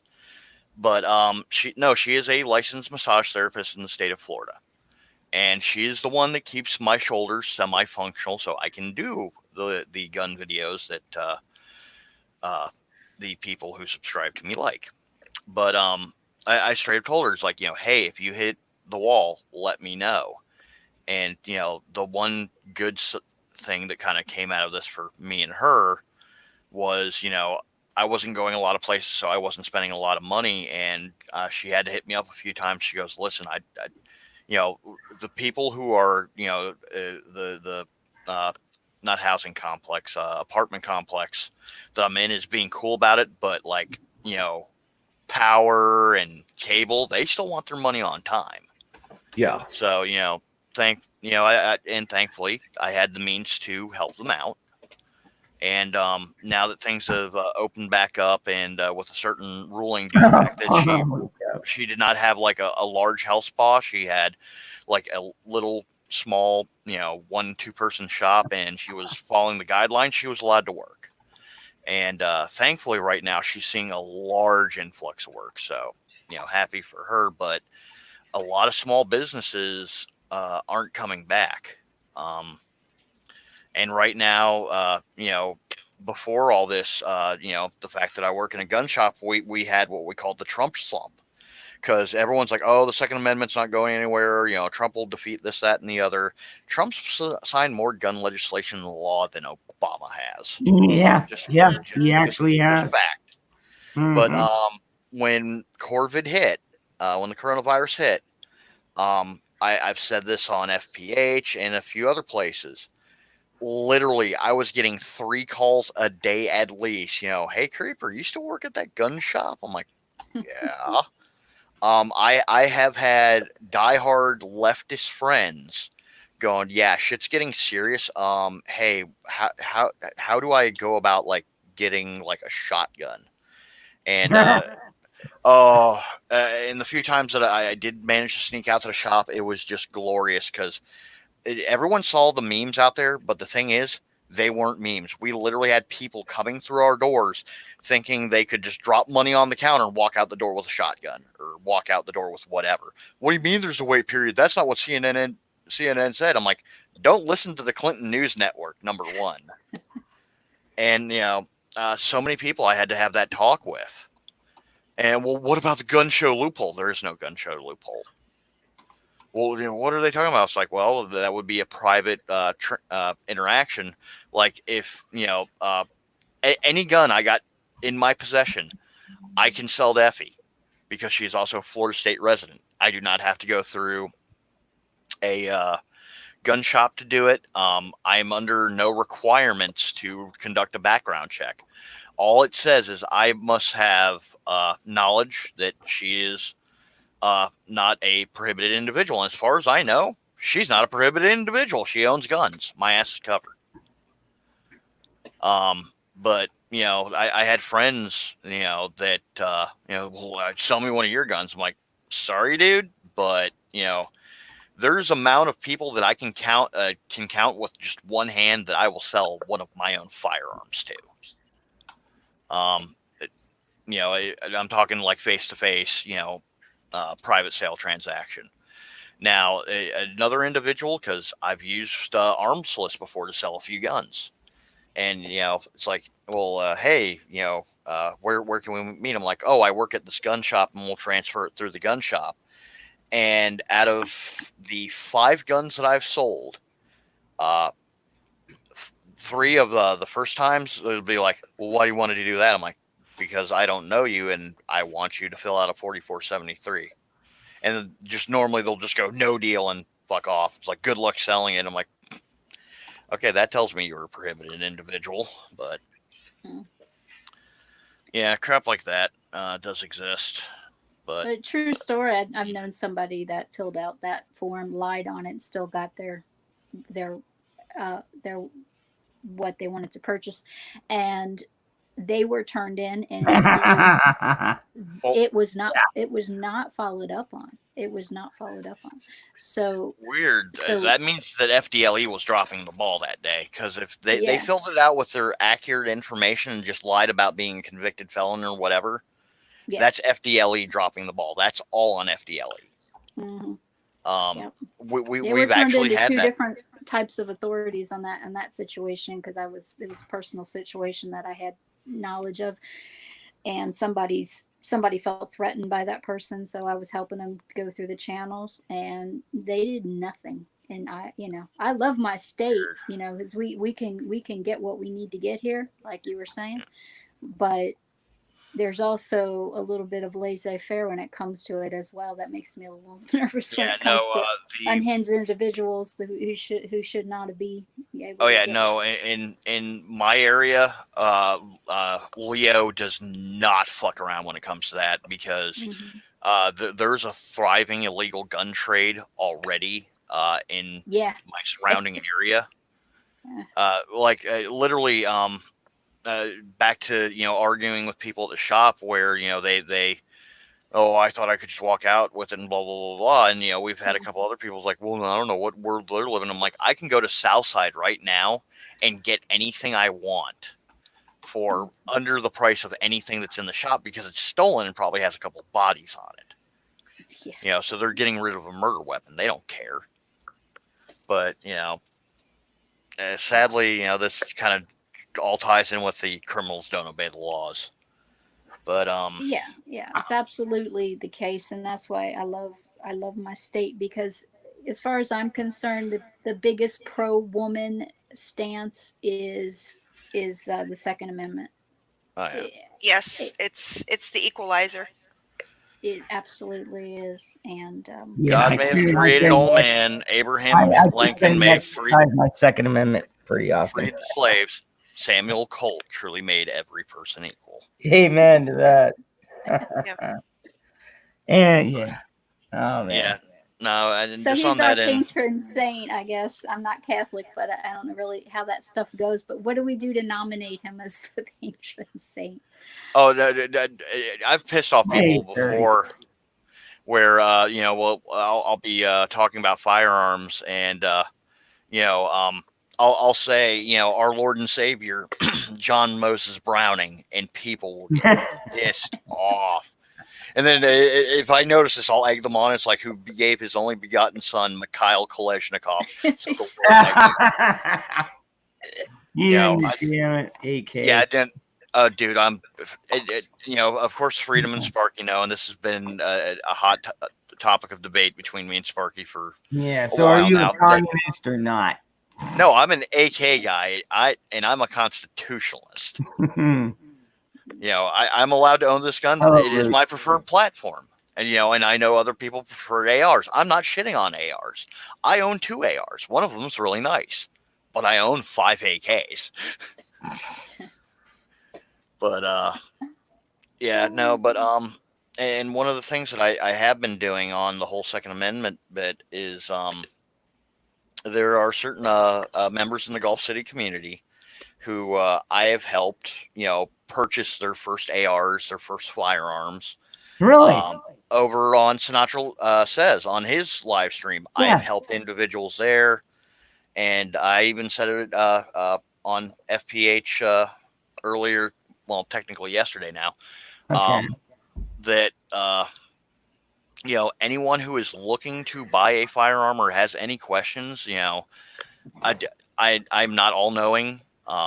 I am learned in firearms. I am a licensed security officer. I've been playing around with firearms since half my life, and I work in a firearms retail shop. So, you have any questions, or you're looking for recommendations or just information, can you ship ammo? Yeah, anyone can ship ammo. Okay. You just got to have pay a what's the word for it? Hazard fee, basically, because technically you're shipping an explosive because it has gunpowder. Yeah, it's 1.4S. I know. I ship that. Well, you deal with that in your professional life, but firearms, normally the best way to do it is to actually ship through a FFL. Yeah. And we do that daily at the gun shop that I work at. We ship out guns. We get guns in daily. Literally when I was sitting at the shop yesterday, we got 2 receivers, 2 long guns, and a handgun in on a Saturday. If Amazon can ship those diabolical little sugar-free gummy bears, then you should be able to ship ammo. That's my opinion. Yeah. No, they Yeah. do. They do, but they do have to put that. Actually, it's weird. If it's under a certain amount, they only have to put a little munition sticker on there. It's not even like a flammable or dangerous orange label. But if you buy like over 500 rounds, they have to put that 1.4S, and you have to ship it as hazmat. Yeah, and firearms, they cannot go person to person, which is the one caveat is you can send a gun to yourself. But normally, just because the U.S. Postal Service and the government being the government, I've seen where agencies have stepped in and they got to go through this huge fucking rigmarole to get their gun. It's just far easier to just send the gun to yourself through an FFL. I had to ship an over-under shotgun from Turkey to myself, and the ATF paperwork on that was kind of interesting. Yeah, I cannot even fucking imagine that. But yeah, when it comes to that, and that's a good question, AB. AB, yes, you can, but the upper receiver, if you're buying a gun, you can get a lower without having to fill out anything. But the upper requires the other way around. Oh, it's the other way around? The lower has to go to an FFL because that is the serialized component. In the eyes of the ATF, the serialized component is the firearm. Okay. The upper, however, can go straight to your front door. Okay. Yeah, I apologize. That's my mistake. All good. But yeah, it's interesting how you have to buy if you're going to buy things like that. Honestly, I buy either off of a person directly, so don't have to do any paperwork, or I buy through a gun shop and just do all the paperwork because they handle all that stuff. They know how to do it properly. They're trained on it. Yeah, to basically... the AK is a shit platform. Fight me. Yeah, no. When it comes to visit, there will be one video where we're both drunk in a bar, kicking the shit out of each other over an AR-AK fight. Well, okay, no. If you want utter reliability in the worst conditions, an AK is the way to go. But if you want accuracy, lead on target, I not even Russian AKs I don't trust. And I think that's a fair assessment, wouldn't you, Creeper? Okay, here's the thing. When it comes to the AK platform, it literally goes at the very top, Bulgarian. A hair underneath that is going to be your Yugoslavian/Serbian made AKs. Under that is Russian, then Chinese, then Romanian, and then American-made AKs are at the very bottom. There are, of course, some caveats when it comes to that. Anything from Rifle Dynamics is going to be a choice piece. And there's one other company that I forget off the top of my head that is also a really good U.S. Manufacturer for AKs. But import AKs are the way to go. And I think we've talked about this, Creeper, but my biggest problem with the AK platform is the fact that they use these pressed metal. It's not milled. The rifling, no, everything but the barrel. The barrel is milled normally, but nothing else is. I have bolts. I have a bolt in this Bulgarian 74 right here. My trunnions are milled. My bolt carrier is milled. My bolt is milled. Now, what you're thinking of is the receiver, and in most cases, yes, it is a stamp sheet receiver. However, there are many manufacturers right now that will still sell you milled AK receivers. We have them at the shop right now. Creeper, I have an offhand question, but What's up? If someone is a crafter on their own, and creates their own guns. Okay. Gunsmith. What are the laws? Totally legal. All right. Totally legal in America. No, it is not. It is a part of the Second Amendment. You can create firearms for your own personal use. You cannot manufacture them for retail sale. Okay. Now, however, if you create one and later down the road you decide you want to sell it, there's a process you have to go through where you have to keep a book and serialize the gun. Yeah, but then you can sell it to any Florida State resident who is not a prohibited individual with no fuss, no fuss. Okay. So my question was that because I was thinking about the serial numbers and being a gunsmith. You don't have to incorporate serial numbers if you're making it for yourself. If it is for your own personal use, no. Personally, out of the 2 firearms that I have crafted, which sadly did not survive testing, just to cover bases, I put a serial number on there. And normally it begins with FUATF.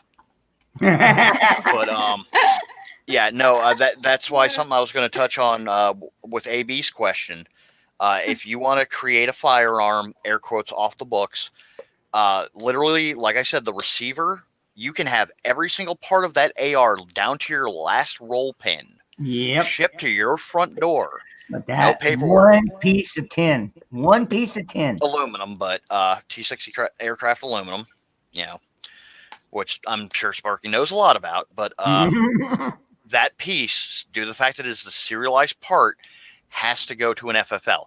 However, if you have your own jig and you have your own mill, you can buy an 80% receiver and create your own receiver. Yep. And that is 100% legal.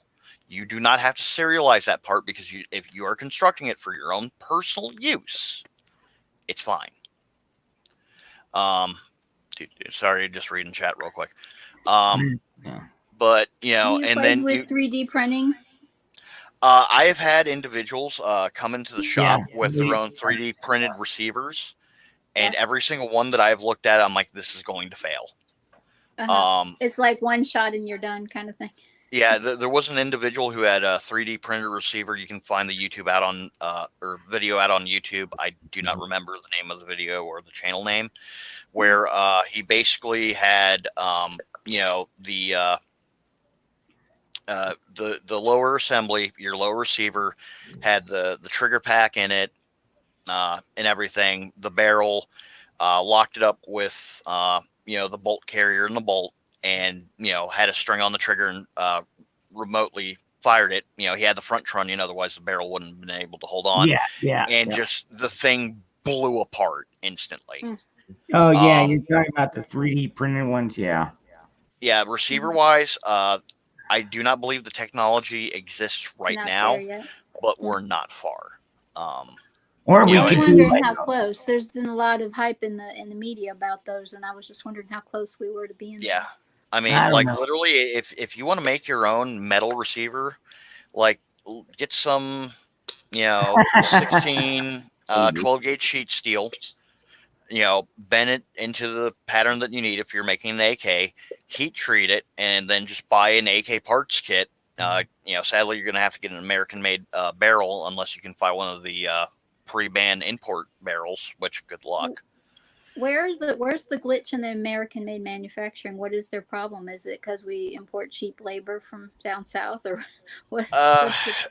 The thing is, in Chinese AK steel, domestically produced. And this is where Sparky's going to be happy. We excel at ARs because we have been making America's rifle since the 1960s. All the technical data, all the proven fact methods are out there. Now, when it comes to AKs, we're seeing what a lot of people have done online.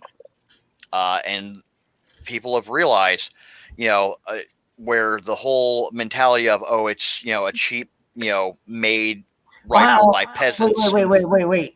Creeper. I thought that what they did was they cut off the tin awning from a trailer park and made them. That's not true. What? No. Oh, okay, all right. And would be destroyed. Somebody lied to me. All right, no, receivers have you to. internets. Anyway, but when it comes to the AK and where the stereotype and misinformation of they're made in barns with peasants with rocks, they are simple to create. Yes, once you have all the pieces.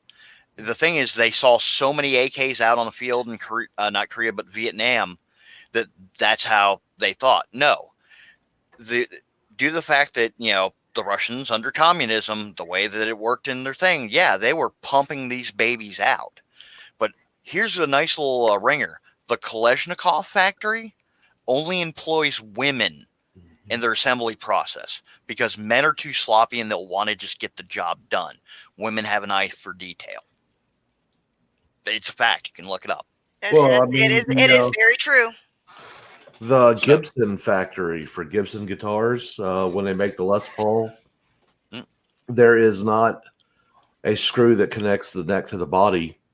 They put one in to reinforce it later. When they're initially putting the neck on the body, they only have women do it, and they wear like Freddy Krueger shit on their fingers to cut all the excess glue off after it's dried. Yep. It's an interesting process. I've got to see it, and they only had women. Well, we need the Freddy Krueger things because we don't want to break our real fingernails, Sparky. Well, it was all about the attention to detail. I mean, no, it's about the fingernails. You know what I mean? All right. No, we don't, right, Effie? Like, if you want to piss a woman off, break one of her nails. I'm just saying. So it ruins your day. Yeah, or call her sister's especially name. after you've spent so long trying to grow them out and then they break. So. Yeah, to finish that thought real fast, the AK, like literally in today's U.S. dollars, to create an AK platform rifle back during the Cold War, you're looking at $1,200 to $1,500 per rifle. But under communist standards, everyone got paid the same, materials all cost the same. So that's how they were able to pump everything out. And as we all know, communism fails. But, the AK platforms cost above what we were costing us in the U.S. production of the M16A1 at the time.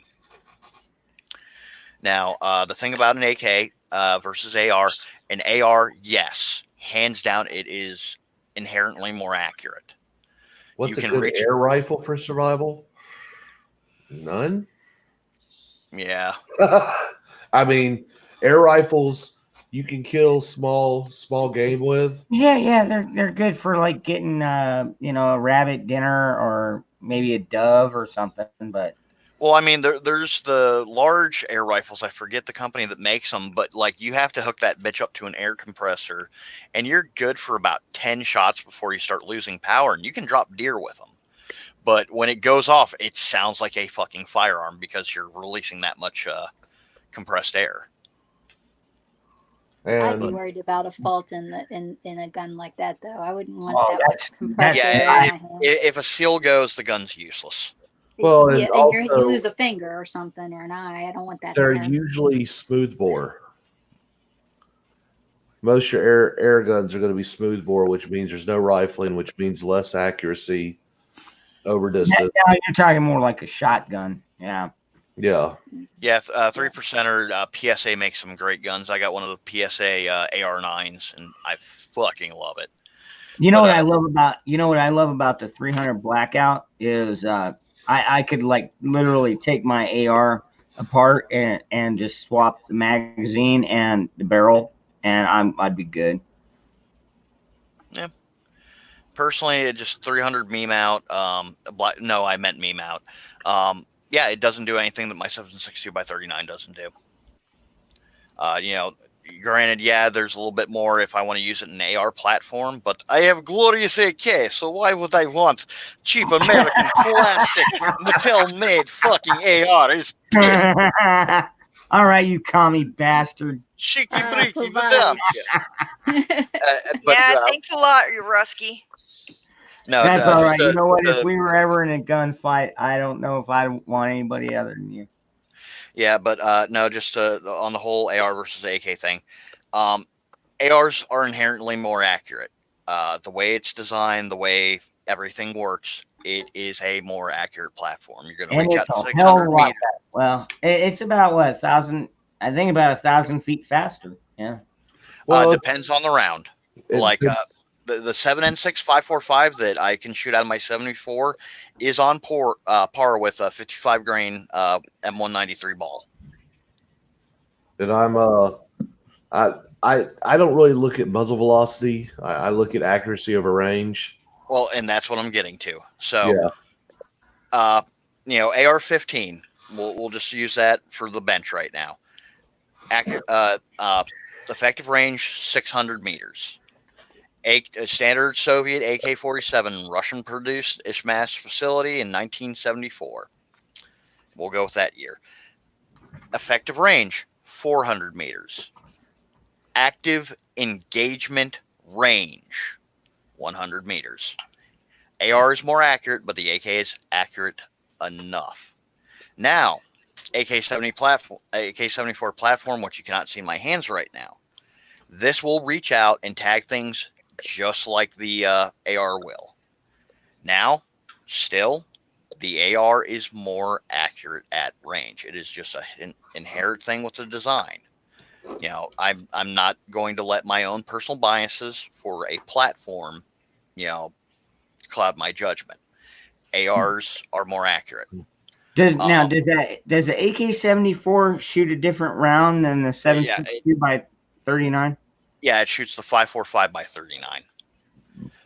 It is a 55 grain projectile. It is a bit longer than the 5.56 that we use, and it is actually a true 22. As where our 22 is 223, the 5.45 round is 220.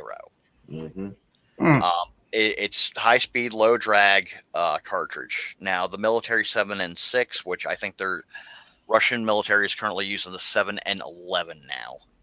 But there is a hollow space behind the tip of the bullet, so upon impact, it tumbles and causes horrible, catastrophic, wounds. Back after the Russian-Afghan war, when we sent CIA observers out into Afghanistan to see how shit was going, of course, the Mujahideen, who we had trained, and yes, that is where the whole CIA trading terrorist thing came from. They weren't too happy to see us, and they started shooting at our guys, and they were coming back to whatever their command post was with these grievous wounds, and they're like, well, what the fuck were they shooting at you? And they're like, AKs. 7.62 by 39 does not create a wound like this. And a certain mystique came over the AKs that they were using, and they started calling around like the poison bullet, the poison dart, so forth, so on. And the CIA put out a $1 million bounty for one functional round of this poison dart ammunition. They started sending out some just army guys with the CIA observers just for, protection. And so CIA is doing their thing, and Private G.I. Joe is just minding his own business, picking his fucking underwear out of his ass or whatever the hell he was doing. And he hears a round zip by. And he turns around, and Jihad Joe sitting there behind a rock, working the bolt on an old fucking Soviet Mosin, getting ready to line up another shot. And G.I. Joe, who is, knows what he's doing and actually has good training behind him, fucking domes Jihad Joe. So he goes over to inspect the body, and okay, dude has a fucking, Soviet Mosin, whatever. Hey, there's a cave behind this motherfucker. This is probably where he was staying and why he shot at me, because he probably thought I was onto him. Let's see what's back there. And he found a tanker's AKS-74U, which is the skeleton stock folding, what we would call a Krinkov gun. And he's like, well, this is an AK, but I don't even know what the fuck this thing is.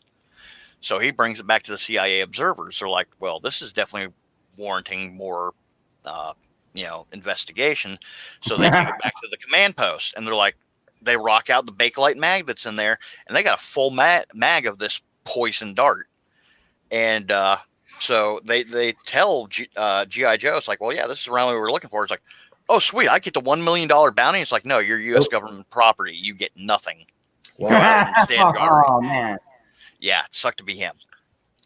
But yeah, Did you when it say comes Bakelite? Bakelite, Like- yes. Like old fashioned, like what they used to make radios and stuff out of in the 1940s. Bakelite. You hear that Wow. tapping sound? I have a Bakelite mag in my 74. What Bakelite is a wood fiber based polymer. That's why they look like wood. Sort of protoplastic. When I thought they stopped making that a long time ago. Oh no. Bakelite mags are still a thing.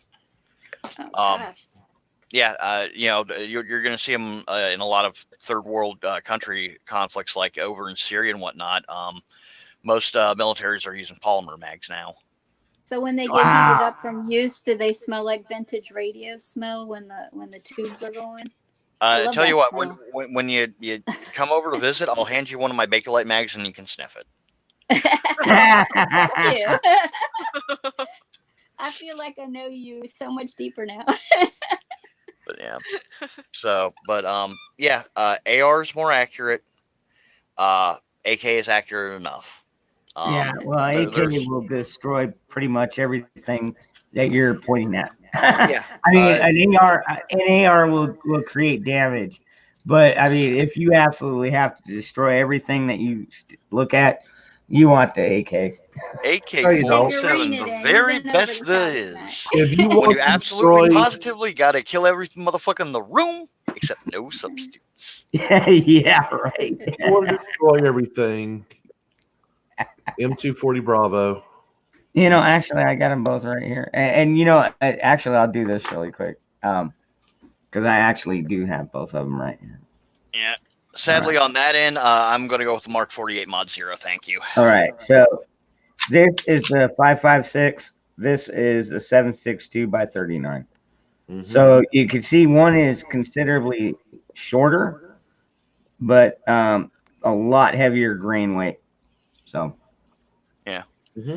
Your standard 7.62 by 39 is going to be anywhere from 122 to 125 grain pill, roughly traveling at 2,000 feet per second.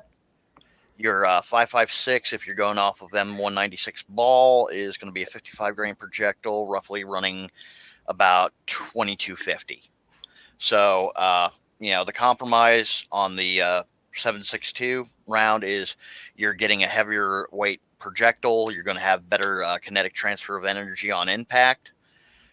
With the 5.56, you're getting a more accurate shot at longer ranges.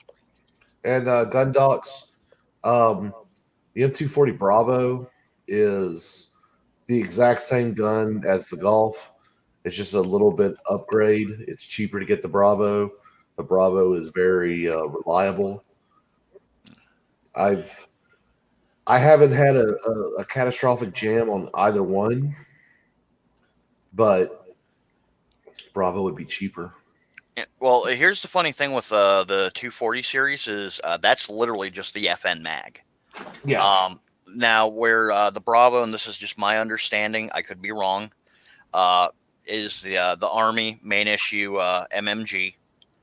And 7.62 NATO, where the Gulf differs is that's the Marine Corps variant, or so I've been led to believe, where you have a shorter barrel, which means they have to modify the gas system. And that's where some of the problems do come from. Well, you see a lot of your airborne units carry the G. The G is a shorter version. So Army airborne units, special ops units will carry them, and the Marine Corps, because they're just expeditionary, they travel a little lighter. But, I mean, the Bravo is just as easy to carry, not as easy to jump with. Doesn't really matter in the end. You got to put a lot of lead downrange. Either one's fine, just as long as it's oiled. Once it goes dry, you ain't getting more than 2 rounds. Yeah. Don't. Fuck. Don't. Yeah. Them shits, you got to drench them in oil, man. You really do. Yeah, sadly, when it comes to LMG/MMG platforms, the only one I've ever got to fuck around with was a PKM, and that was fun. Yeah. Can we dial it back to women's guns, please? I have a question. Oh, okay. Hey, I've seen a woman shoot shoot a 240. I've seen a woman shoot a 240 with no problem. Yeah, but I got to carry it, so I don't need to chop down a tree or anything spectacular like that. So, like, okay, do you agree? Is the Beretta the best choice for a woman for a 9mm? Okay, here's and I know Sparky has something to say on this, but the correct he's got choice. girly hands. Is that what you're saying? No, the correct choice of a firearm for you is what you're comfortable with. Amen. What I shoot well may be different from what you shoot well. Now, just me being me, I have a large firearms collection, and I take a lot of first-time shooters and relatively new shooters out to the range. And I have just a wide selection of different calibers, different styles of guns. Now, anyone who knows me knows I do not care for Glocks. I do not like Glocks. I still own a Glock 17 because I'm not going to let my own personal bias and personal feelings rob someone of an experience where they might find something that works for them and later down the road saves their life. When you take women out to the range, what do you find they choose comfortably? I find Berettas and Colts to be comfortable. But now, in terms of Berettas, what I own, I have a full-size 92S, which is the Italian police one. Just basically it changes where the push-button magazine eject releases. A lot of people and women shooters, I find, like the full-size duty style guns because it helps eat up a lot of recoil. One gun that I've noticed a lot of people who are recoil sensitive or female shooters, and one is not hand in hand synonymous with the others, because I have a friend who's like frigging 115 pounds out of the shower that handles my 1911 like she was born with it in her hand. Yeah, but I have a Star BM, which is a Spanish-made copy of the Ballester Molina, which is an Argentine copy of the Colt 1911. Right. But this one's chambered in standard 9x19, 8-round single stack magazine. If you've ever handled a 1911, you'll know how to handle this gun. And just the weight of it eats up a lot of the recoil, and it is just one of the smoothest shooting guns that I have. Yeah, that's the one I like. Well, the Defender, I think it's a 1911, isn't it? Colt Defender, yes, that would be a 9mm 1911. So yeah, that one's kind of interesting. It's like the weight of it is to the rear of the gun in a way that makes it easier for some reason. Do you know what I'm saying? It's like the it's just the balance point. Yeah, and that makes it easier for smaller hands, and I don't know why that is really, but that's what I find. So ladies, anybody in the chat listening, you might, if you want to test a gun, I recommend the Defender, the Colt. All right, Defender. sorry, but Sparky, go ahead. Yeah, my wife carries Springfield Arms XD series. She likes it. She also likes the Walthers. Right. Beretta's not a bad choice, but yeah, Creeper's exactly right. It's whatever you're more comfortable with, whatever. Don't buy a gun unshot. No. Does your wife now? Which one does she like the best, Sparky? She carries a 40. Okay. Nice. We carry 40s in this house. I think hers is the XD40S. It's a smaller version. She likes it because it has the grip safety and a trigger safety. I hate grip safeties myself. That's why I carry an M&P. But I believe in double safety, so I have a paddle switch safety on it. That's just my preference. But I'm fine with the Rugers.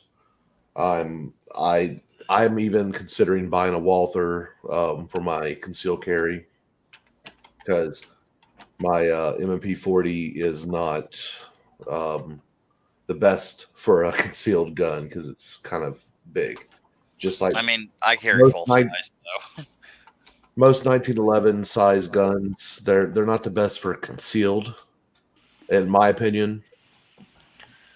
But that's just me. It's what I'm comfortable with. But that's what you have to go with. Caliber size. You can train yourself to teaching to shoot any round. It's a matter of just muscle memory. So it's, I mean, a lot of people will tell you go with a 9. I actually shoot better with my offhand with a 9 than I do a 40. And I'm actually thinking about my next purchase will be a 9mm because of that. Because you need to be able to fire your handgun with your primary hand and your secondary just in case. Actually, that reminds me real quick, Sparky. I don't remember the last time we were talking about this. The pistols that I linked to you. I don't know if that's the best price anymore because PSA now has those for like $329. Yeah, I saw that. Okay, yeah, I didn't remember if I had linked that gun that listing or from a different site, but yeah, PSA currently has the best price on them. Well, I'm having to extend when I'm buying my next gun just because some other expenses came up. Kind of right on. Unfortunately. Yeah, no, like when you're ready to go shopping, just let me know and I will scour the internet for the best deals for you. Roger that. But yeah, and for most women, I don't know how familiar you are with guns, Effie. So I'm not even going to assume. A lot of women do prefer wheel guns or revolvers because they are a slight bit safer, less opportunity for inadvertent shots. Negligent discharge. Yeah. Yeah, I have one of those. So, yeah, revolvers well. are great carry pieces. Remember the idea of a firearm is to defend yourself, but the idea is to help to give you enough time to extend distance between you and the assaulter, not necessarily to kill them, but you can if you absolutely have to. Yeah, I call it my baby gun because it's a baby gun. But it's, the other idea is you have to be able to carry it. And if you have, women's clothes and women's accessories, you have to have a place to put it. And that's why a lot of women prefer how to get it to the place where you need it to be. There's a lot of purses and stuff out there. You have to look for them, but there are actual handbags that are built for concealed carries. Yep. Yeah. So.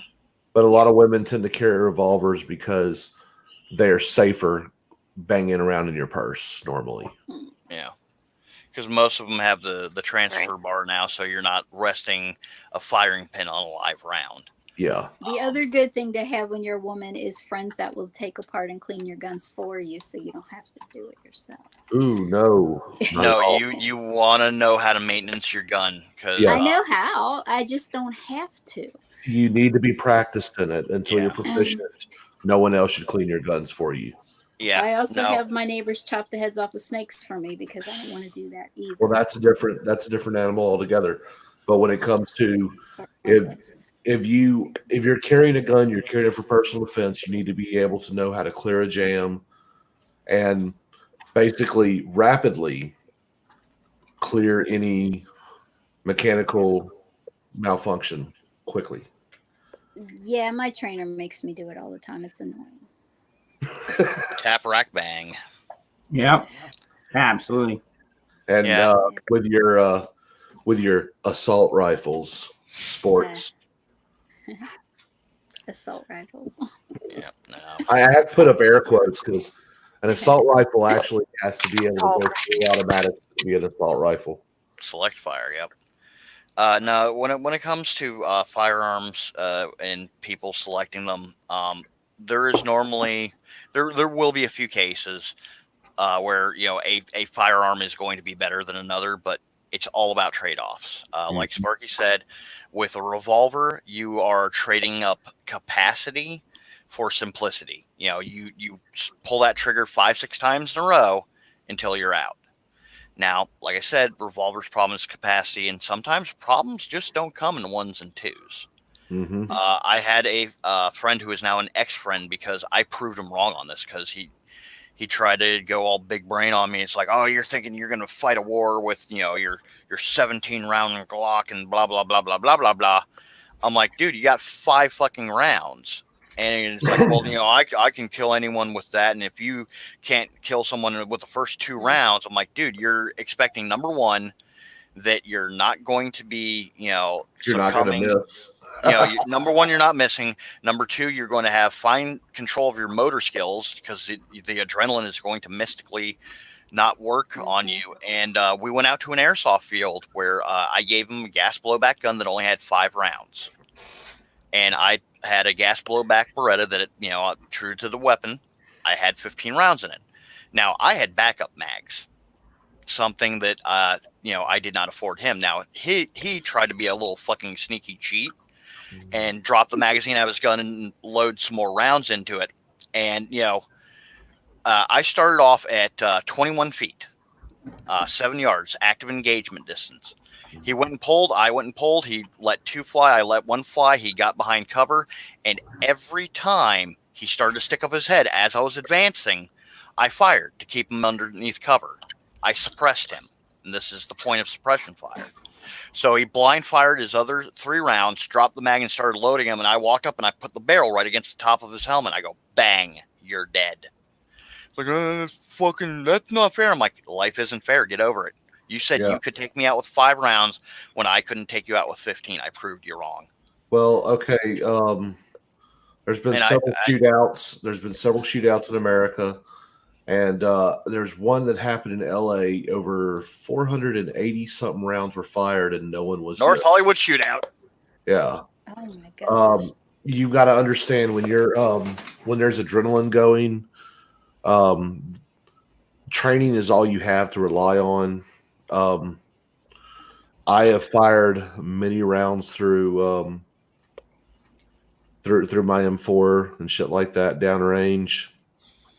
And I can't tell you how many people I missed.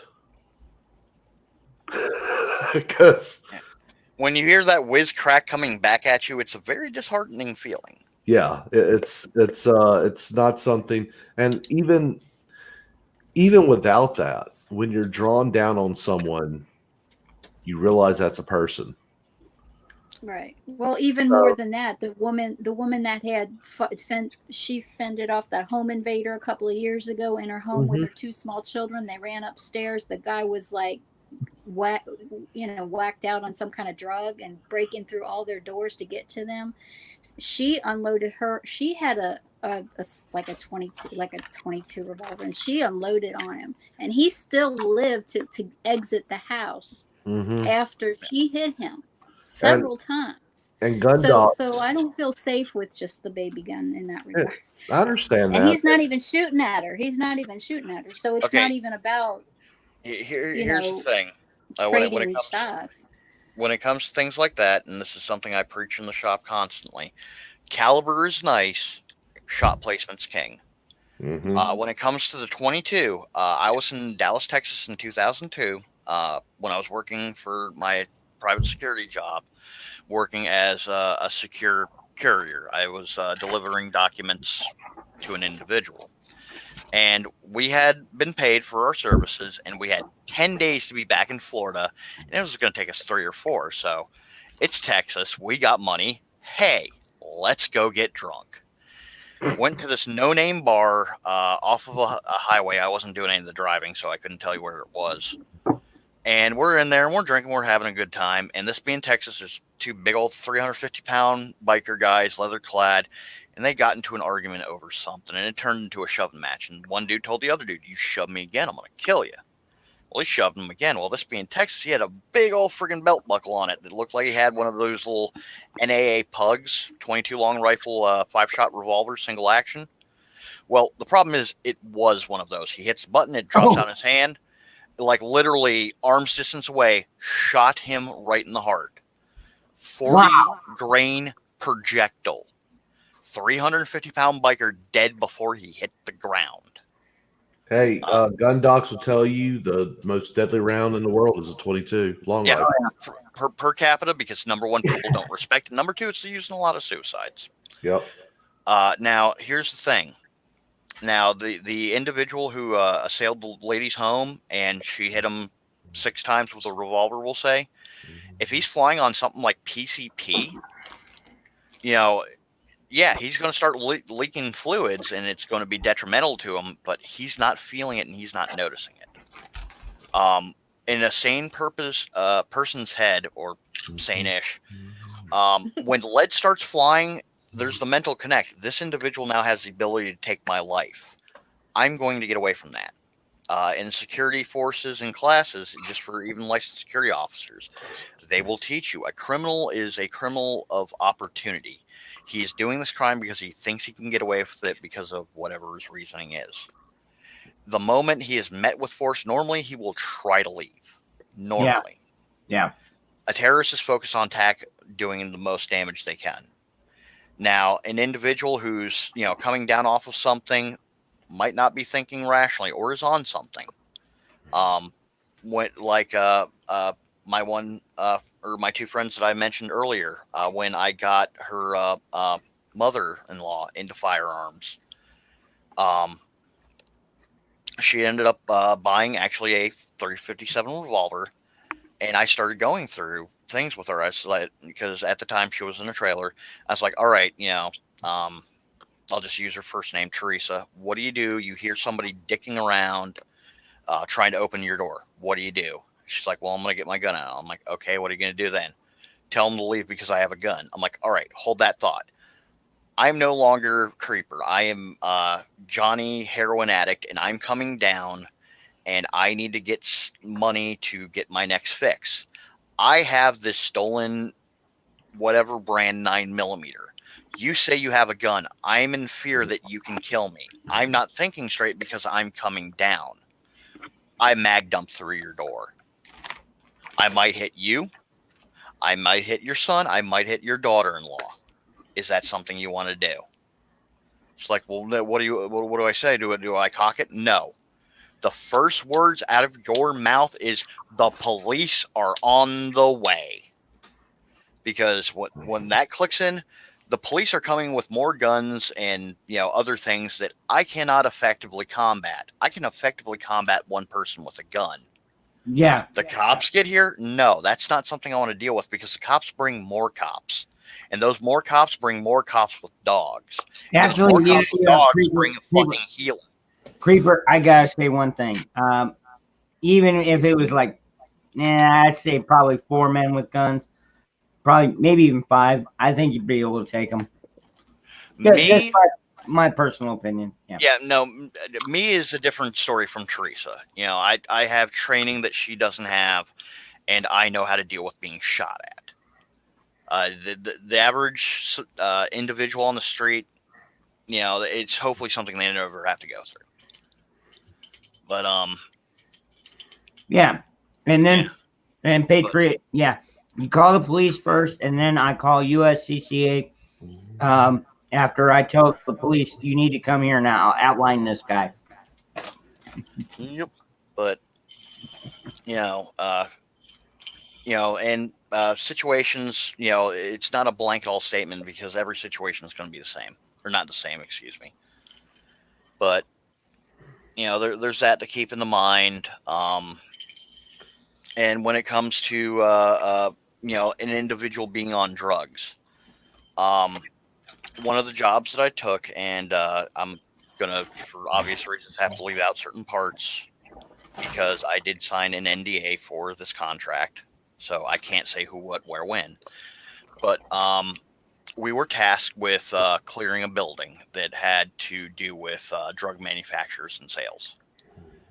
And individuals that we were working with did not speak English. So we have this one guy getting ready to go up to the front door, and I'm yelling at our interpreter to tell him to get away from the front door. And as he's doing this dude friggin' opens up the door, and it sounds like a fucking cannon goes off. And this big, fat Samoan sumo wrestling looking motherfucker, like top knot, like in the hair, complete look, steps out with a double-barreled sawed-off, cracks it open, pops out the shells. I took one look at this, drew my sidearm. I was carrying a 1911, and I put a 230 grain hardball right in his chest. You know what this motherfucker did? He looked down at it, kind of fingered it for a second, and went back to loading the shotgun. Oh, I dumped the other 7 rounds into him to drop him.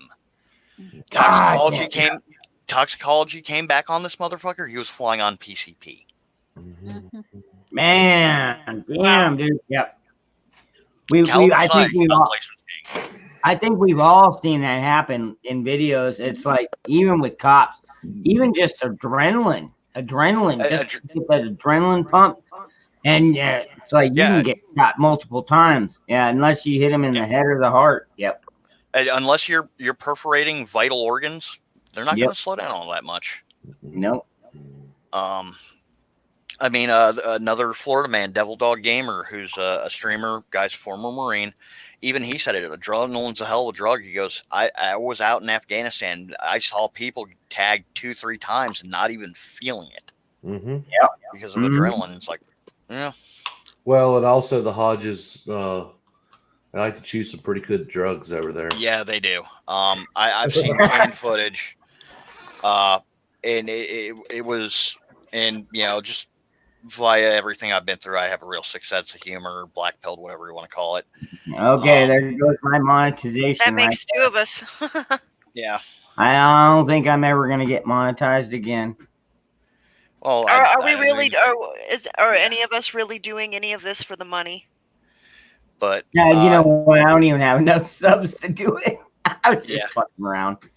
So I was watching footage, and there was this one Haji who got an RPG-7, and sure as shit, it had a V7 warhead on it, which is basically the Russians copy the Germans from the Panzerfaust, which the V7 warhead is a conical shaped charge that's copper lined. Well, when the charge goes off, it turns that copper to plasma, and it can punch through even the Abrams armor. Wow. And a quick side note on that, if you see over in the sandbox our vehicles where it looks like somebody took a bunch of pipes and welded them together on the outside of the vehicles, that's exactly what that is. It's called the bird cage. So if the round hits that, it detonates before it hits the armor. And then you'll have a little bit of surface damage, which there's a story behind that, but I won't even go into that. But that's to help combat the V7 warheads out there. But anyway, this is early desert storm or just past it. Haji, how hot does that get, Creeper? How hot does that plasma get? It's like plasma is the force state of matter. Yeah, basically you're punching the liquid sun through the hull of the vehicle, and it fries whatever it hits on the inside. And isn't that just a terrifying freaking thought by itself that we have that technology in this world? Oh yeah, that's not even a we have that technology. The world has that technology, and it is. Yeah, I mean, I can truly terrify you and explain how the 120 Sabo works. Because that turns the inside of any armored vehicle, especially a tank, into a fucking blender. Wow. Yeah. Well, a lot of times, I mean, when you see a tank, when you see people die in a tank, it's usually the gases that kill them before anything else. From just whatever burning off. Yeah, I was going to say either the heat or the gases. Yep.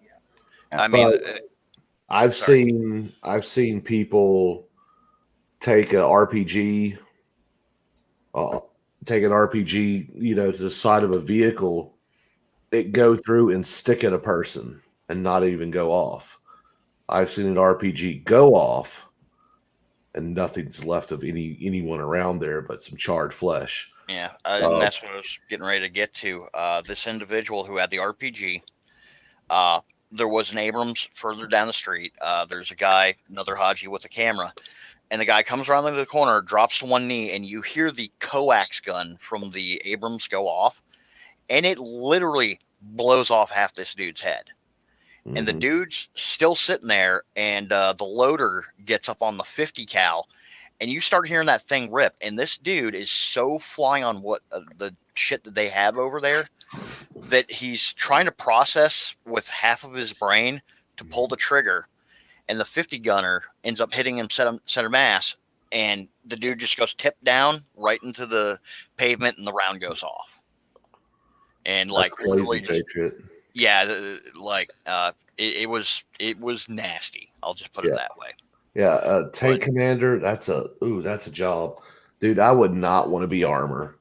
A lot of people's like, oh, you're safest in a tank. No. Fuck no. Yeah. You know what? Yeah, it comes with its own risks. All right. Yeah, no, like literally, if anyone wants to metal coffin. Yeah, that's exactly what it is. The illusion of armor makes you safe. No, it makes you a target. Anyone who has the Arma series, I run a Daisy Epoch Arma 2 server, and I will help you quickly, because Arma is a military simulator, dispel the illusion of armor is this end-all be-all weapon. It can do wonderful things, well, especially if you have a thermal weapon system. But the thing is, that tank commander is normally looking through, sheets of reinforced glass, and you only have different sectors you can look at. Yeah, if you have a commandable gun on the top, it definitely helps, but it only takes one individual that you missed running by, picking up an RPG from a stash, going to the side or the back of your vehicle, and your day is done. Not only is your day done, your driver's day is done, your loader's day is done, and your gunner's day is done. The Abram is actually pretty safe. I mean, the crew is usually spaced out to where at least there will be some survivors. And luckily for them, where the ammo is stored. Yeah, they don't do this stupid Soviet coffin ring in the center. Yeah. It's the Abrams is actually pretty good overall for survivability. But get a birdcage and IRA on there, you're good. Well, what about just oxygen though? Like any number of things could push the oxygen out of a small confined space like that. Yeah, majority of things kill tankers. Yeah, smoke does that very quickly. Smoke is what kills them more than anything. Yep. The Abrams, the RPG-6 cannot penetrate, even its side armor. The 7 can, but only from the back or from the top. But you have to know the armor placement on those vehicles to know where to hit it.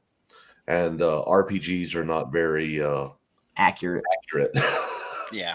No. It's like what was that? Remember when we were doing the first Gulf War, and they had the Scud missiles, and they're like, oh yeah, no, they just drive around and back up to one place and light this thing out of the back of their trunk wherever it lands.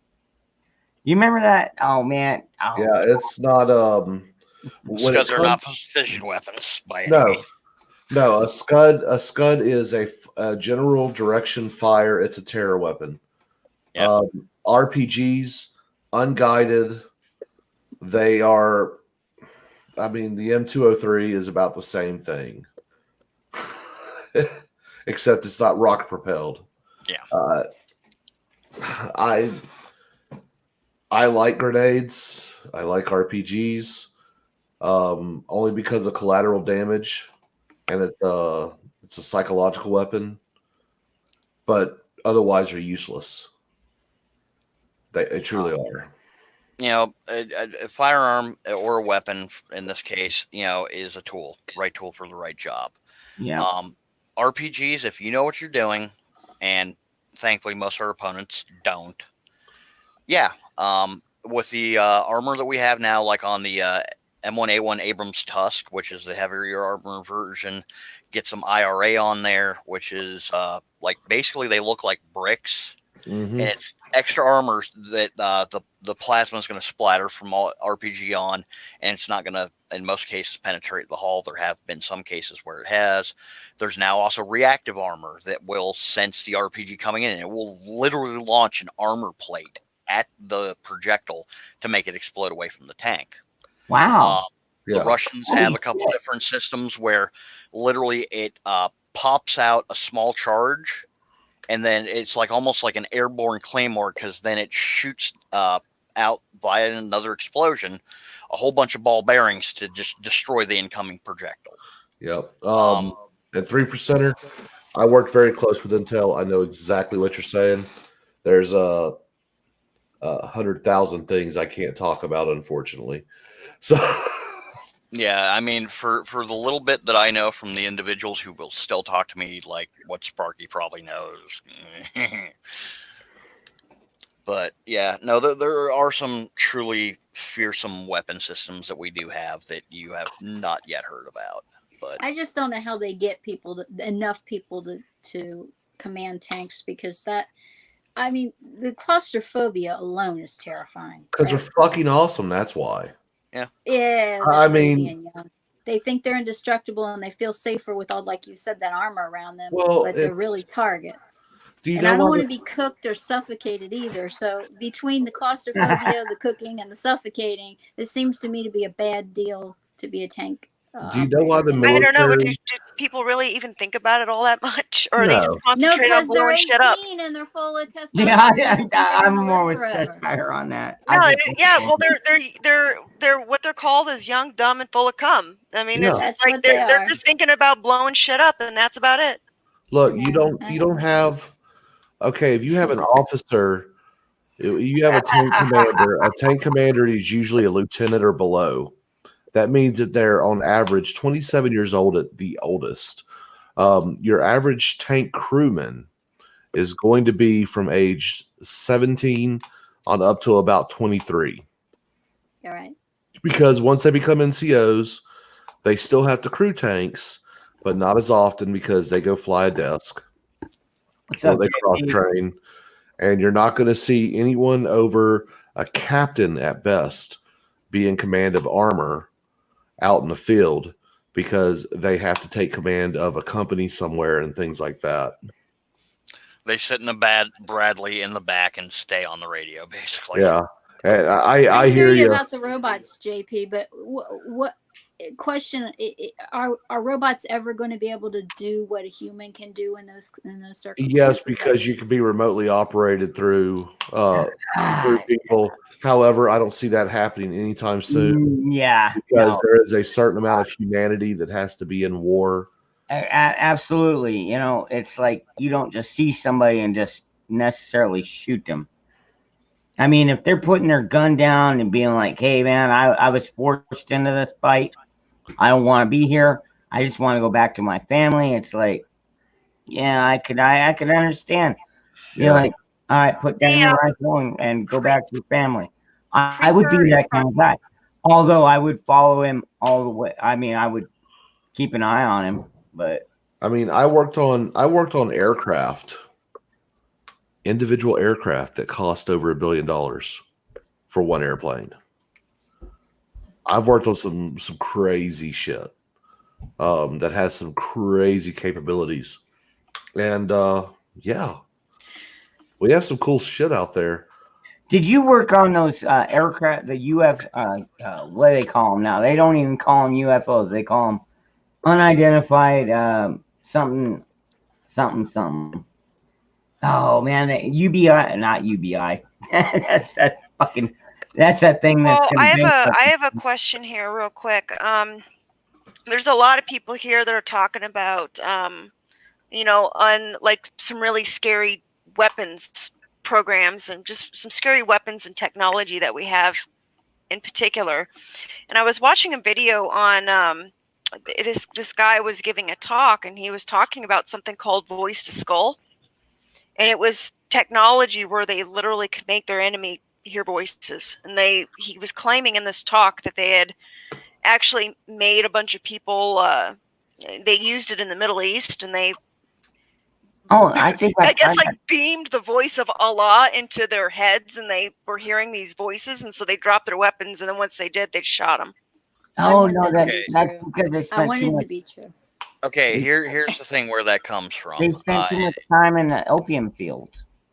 Yeah, I wanted to ask somebody about the validity or the possibility of something like that existing. Now, granted, Sparky's, if he knows about it, was probably going to have a better idea than I am. But when I first heard about this, it sounded like the reverse engineering of a surveillance device that we've used for a while, where literally, FBI, CIA, DEA has used this where, and I'm hearing myself through somebody's headset. Mm-hmm.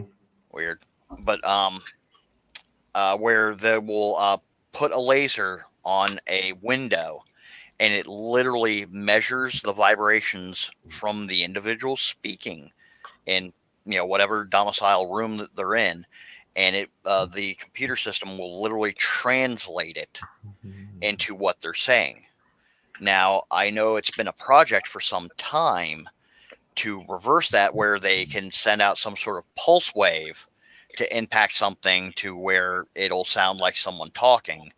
Now, I don't know if this is just like a pipe dream project or if any headway's actually been made on it, but that's all I really heard. Well, there was a documentary. Well, it wasn't a documentary. It was almost like a TED Talk, but it was like a presentation where the guy talked about having actually used it on fighters in the Middle East, and it was called voice to skull or voice of God. And what they said to these fighters was, it basically posed as Allah and told them to drop their weapons. And once they did, our forces shot them. I've heard that as well, and all I can think on that end is, like I said, same technology. Well, simple science. In our skulls, our brains are encased in a fluid. Well, that's some really scary shit. I mean, are they going to be able to use that shit once they install 5G around? Are they going to be able to use that on the civilian 5G population? has nothing to do with anything. Get off 5G bullshit. That's people. Isn't that like 5G? Isn't that like microwave? I mean, is that going to? That's all been microwave transmitters for the longest time. Yeah. Cell phones are microwave transmitters. 5G is shorter range because it is a higher frequency. But no, it's not. Yeah, Get off that Kool-Aid. I don't believe that sound can. I don't believe that any waves can mimic the human voice inside of the human skull at this stage. I mean, we can barely use sound to cause. Have you ever heard of a bone phone, Effie? Yeah. But I'm talking. But over a distance like that, waves get distorted. I don't think that precise. Yeah, no, I'm just giving possibilities. I'm not saying this is fact or is not fact. Yeah, it is absolutely. Things that I have heard, and I'm just giving ideas. I understand. Well, and I just watched a presentation on it, so I didn't know if maybe any of you guys, we don't have sound cannons on top of our, Jeeps running around. We don't have the technology to shoot sound at people yet. Yeah, we do. It's not. Yeah. Still in development. Yeah. Actually, well, and I also heard something about energy directed weapons where they can actually. We definitely have those, Effie. There are certain sound frequencies that cause pain, but I'm saying it's not at the level. You understand how sound waves work, and they spread out, and the atmosphere itself weakens it. It's not as precise that we can shoot a cannon at somebody and either create human sound or an effective enough weapon. It's Dangerous Freedom. Drop a link to StreamYards back in the chat. I got it. I have. Let's see. We have directed energy weapons. Yes, we do. That will cook people on the battlefield. We have sound weapons. That won't mimic human voice or anything like that. Will cause physical pain over a distance. It's only audible in like very focused areas. If you look into private chat, Freedom, you'll see the aircraft that cost over $1 billion. We have some amazing weapons. Mm-hmm. We have. So when do we get access to those, Sparky? Never. I mean, if we're the militia, aren't we supposed to have the same damn weapons they are? We'll never get them. Yeah, requires a lot of money and stuff like that, and but no, there are sound weapons. There's energy weapons. There's all kinds of really interesting, freaky weapons out there. I think the directed energy weapons are the most interesting ones right now, though. Yeah, I mean, everybody's talking about this harp. You know, they're thinking. What kind of energy weapon? What kind of energy does this directed weapon use? It microwaves you. It cooks you from the inside. Right. So there is validity to what this gentleman was talking about, as far as either, you know, energy weapons or voice to skull, I suppose, could be an energy type of weapon. If voice to skull is not a thing. No, that's not a thing as far as I know, but I've been removed from the military for looking like 8 years now. But no, that's not bone phone. Bone phone is literally just taking electrical impulses and vibrating against your skull so you can hear. Yeah. So bone phone is real. 9 million. You don't even have to talk. You just, you press up against your throat, then it sends a signal off to the receiver and transmits. You feeling better feel a little bit better now, Gun Docs? Oh no, he dropped out. Ah, man. He looks frozen or like he lost. Yep. But let's see if he tries again. But yeah, I've seen. Well, it looks like Jenny's dropping an article on Voice to Skull, and it was interesting because this guy was talking about that. He was literally bragging that they had made these guys hallucinate the voice of Allah before they shot them. Well, I mean, look, I've worked on certain platforms that we have hijacked radio waves and all kinds of crazy shit. I worked on one plane called the Speckled Trout. You should look at that one. That's a fun one. We could black out an entire hemisphere of the world if we wanted to. Dangerous. Yeah. Never mind. Go ahead. But the whole, as much as I understand about weaponry, yeah, this is a conspiracy theory. It's a pipe dream. You think so? Oh yeah. You think there's absolutely no possibility this technology could be, developed in the future? Over any range, no. The problem with the directed energy weapons, there he is. They're basically area denial weapons, and they're only good for like a range like 300 meters. So they're kind of impractical. And with sound, you definitely have an extreme limit to range with it because you lose so much energy through sound.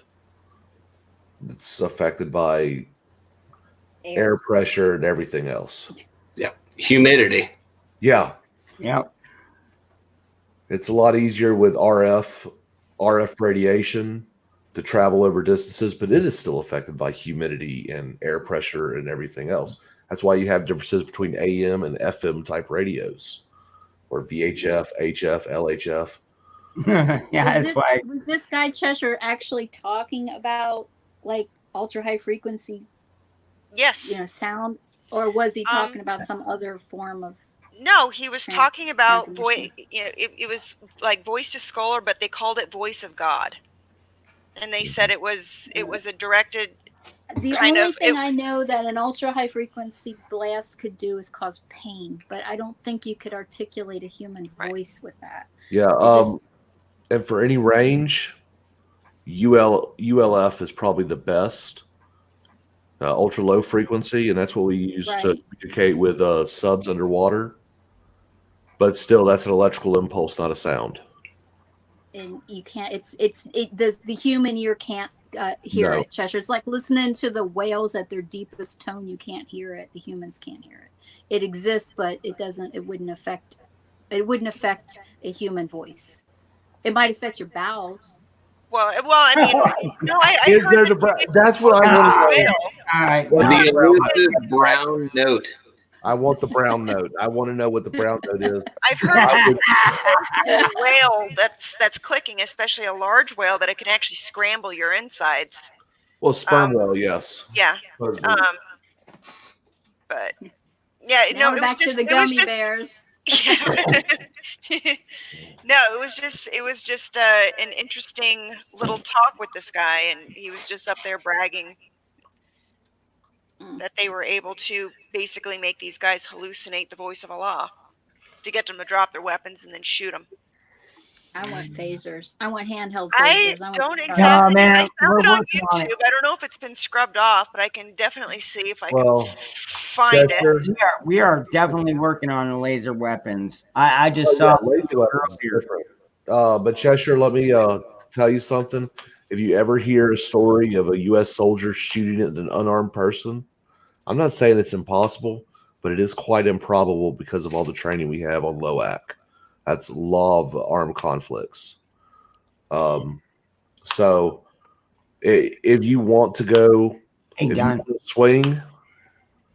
to swing from your neck, that's one of the best ways to do it. Mm-hmm. A professional soldier does not shoot an unarmed person.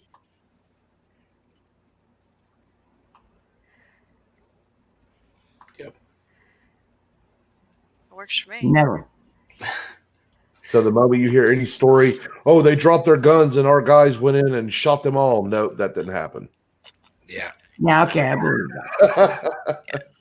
I'd be willing to accept that, like, oh, they dropped their guns because, I mean, we do know that, like, targeted audio frequency kind of weapons, or if you want to call them weapons, they definitely do exist. Mm-hmm. I remember hearing about that in the History Channel like 15 years ago. Well, I mean, it definitely exists. The death ray, World War II exists. Yeah. But the meaning of like how it's actually able to be used in warfare. But like measuring vibrations through lasers, that's a thing. You can actually reconstruct conversations by picking up vibrations using lasers. That is a thing. That's been a thing for 30 years. Yeah. That's how direction. Doing it backwards, though. Isn't there even a saying, though, that even the technology that we have now, that the military is at least 40 to 50 years advanced? 30. 25. 30. 25. Which is it, Obama? Well, it's okay. Usually you're looking at 20 to 30 years because you're talking about development of that technology from the beginning. You're also talking about hardening of that technology because the military does nothing easy on equipment. So the F-22 was started its design process in the 80s. It wasn't completed until the early 2000s, and then it finally got produced. Yeah.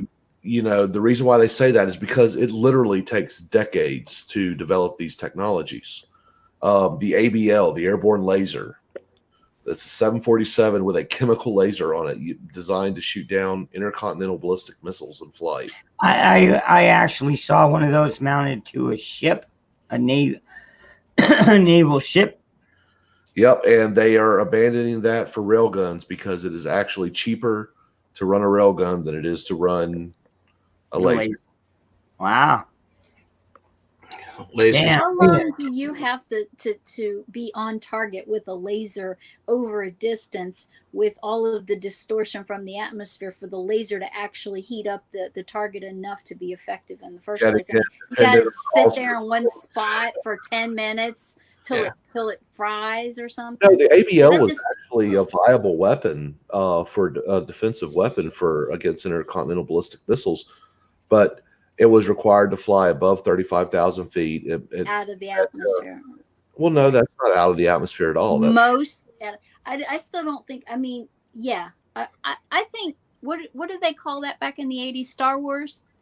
Was it that? It was part of the Star Wars, strategic defense initiative. I think that's a good idea because we can take out the satellite of if we're at war with another country and we can just take out their satellite from our satellite, point to point. That's fine. I just don't see how in atmosphere. I mean, that's the premise. How many freaking science fiction movies and well-directed energy weapon. I think if you're going to ask that question, I'm going to tell you probably more than you'd like to know. Well, I mean, if there's like guns that can shoot off directed energy at somebody to fry them from the inside out, isn't that kind of like the phaser from Star Trek? Right. Mounted on a Humvee, yes. Yeah, it's mounted on a Humvee. People have been hungry for that for a long time. I just don't think it's atmospherically possible on our Earth, on our planet. I just don't think it is. There's certain things we can't do. Like we're never going to fly like Superman. It's just not going to happen. But we can't breathe. We can't breathe comfortably, even if you're in great shape above 14,000 feet. We cannot breathe comfortably. But we are going to do other cool things. I mean. Yeah, I can't breathe comfortably now. Are you going to take any augmentations? Are you going to take whatever implants that they make available so you can become as superhuman as possible? Or is that kind of, I'm asking anybody. See, I was watching. No, this is really interesting because I was watching. Have you guys ever seen London Real? No. Shit, I forgot the name. The guy's name, but this channel is called London Real, and he was interviewing this guy that was talking about the different implants and things like that they're developing for human beings, and one of them is an actual chip implant into the brain.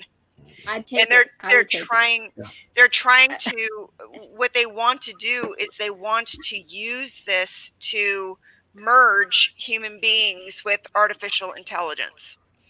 But one of the things that he had talked about was being able to, if the person doesn't like the reality, or they can literally just download a patch onto this chip in their brain. Okay, on that.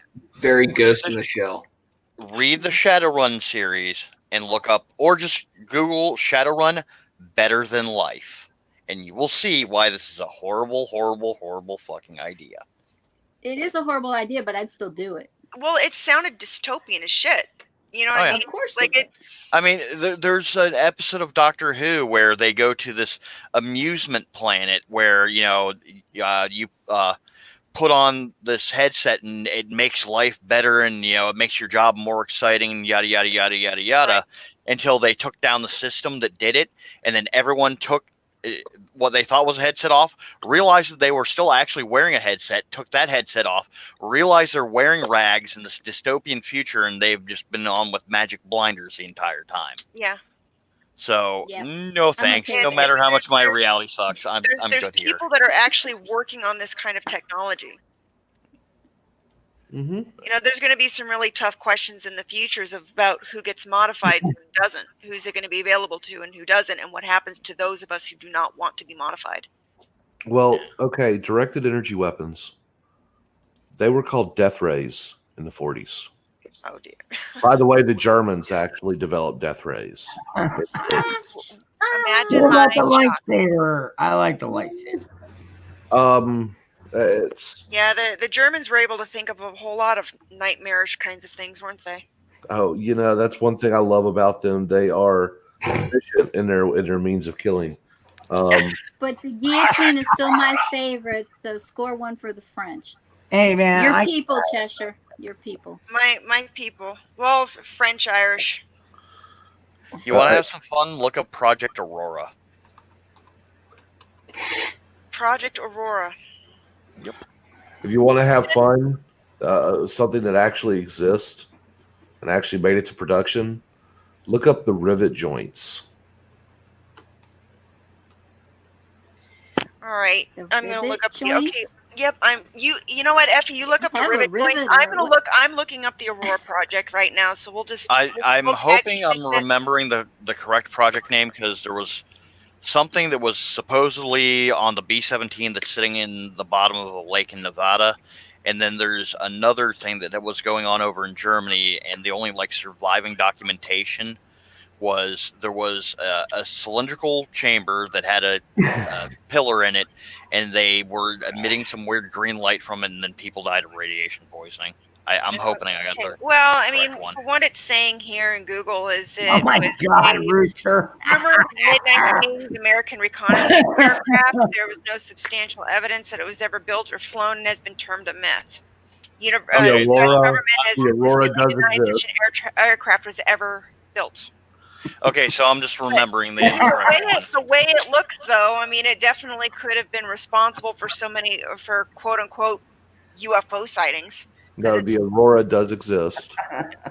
It's actually destined for a museum. Wow. It was just found that it was useless. It was a great idea, but useless overall. If you look at the RC-135 series, it's called the rivet joints.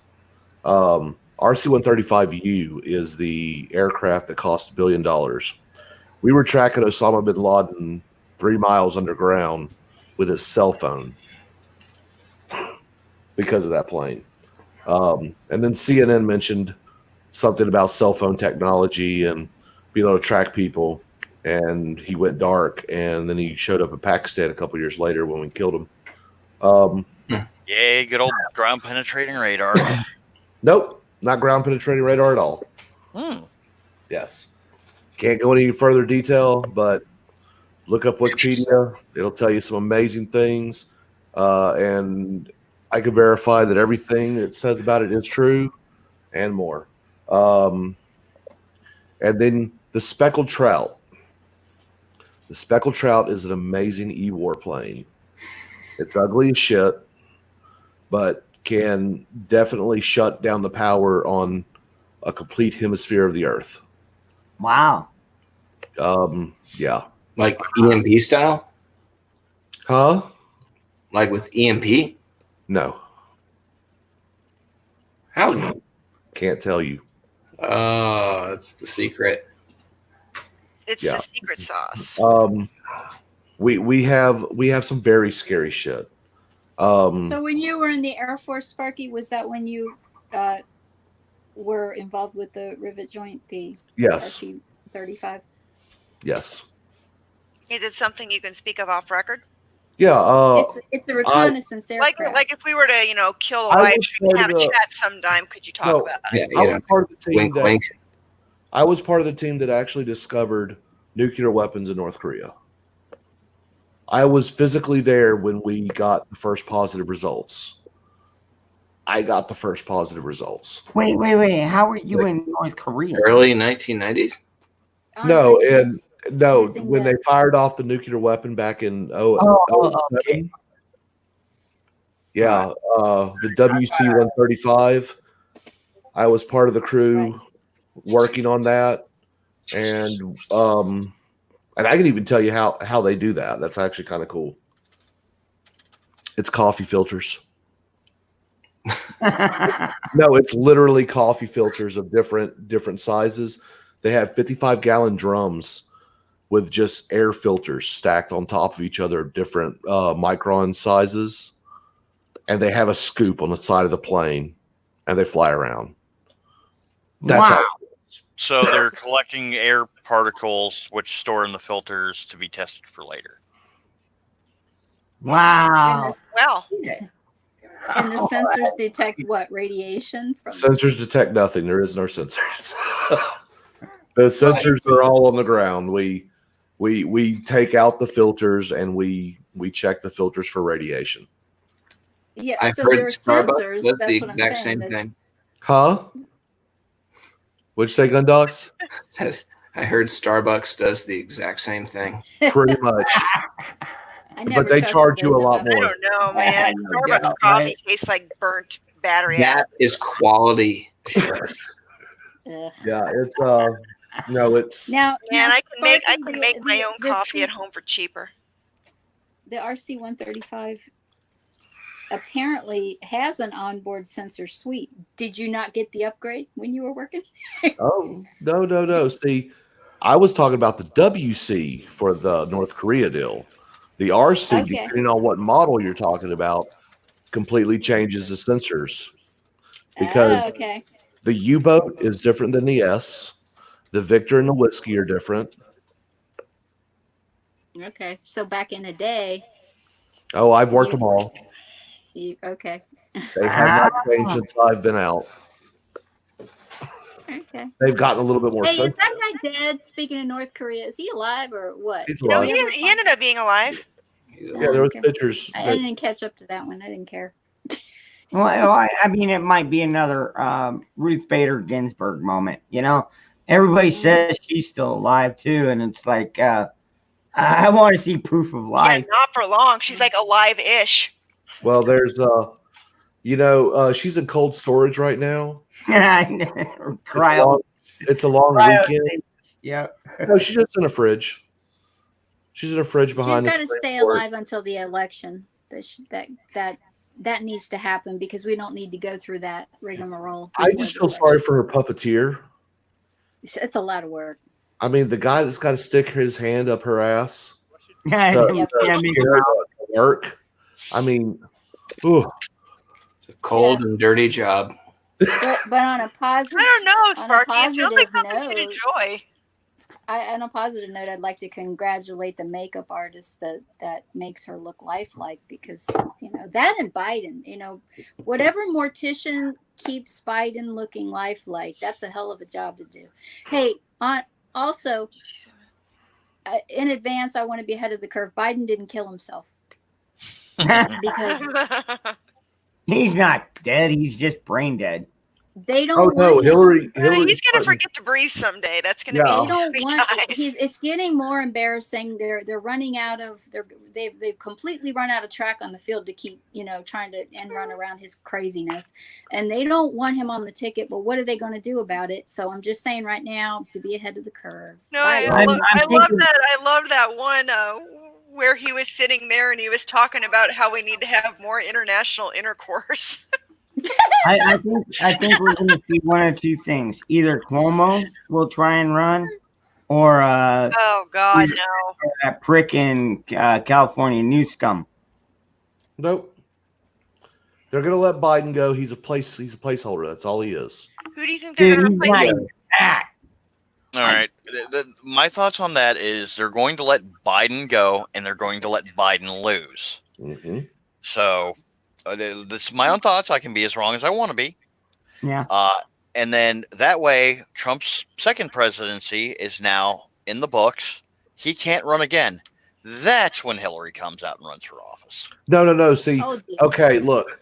Biden's going to lose, and they're going to find Biden drowned in a bowl of tomato soup.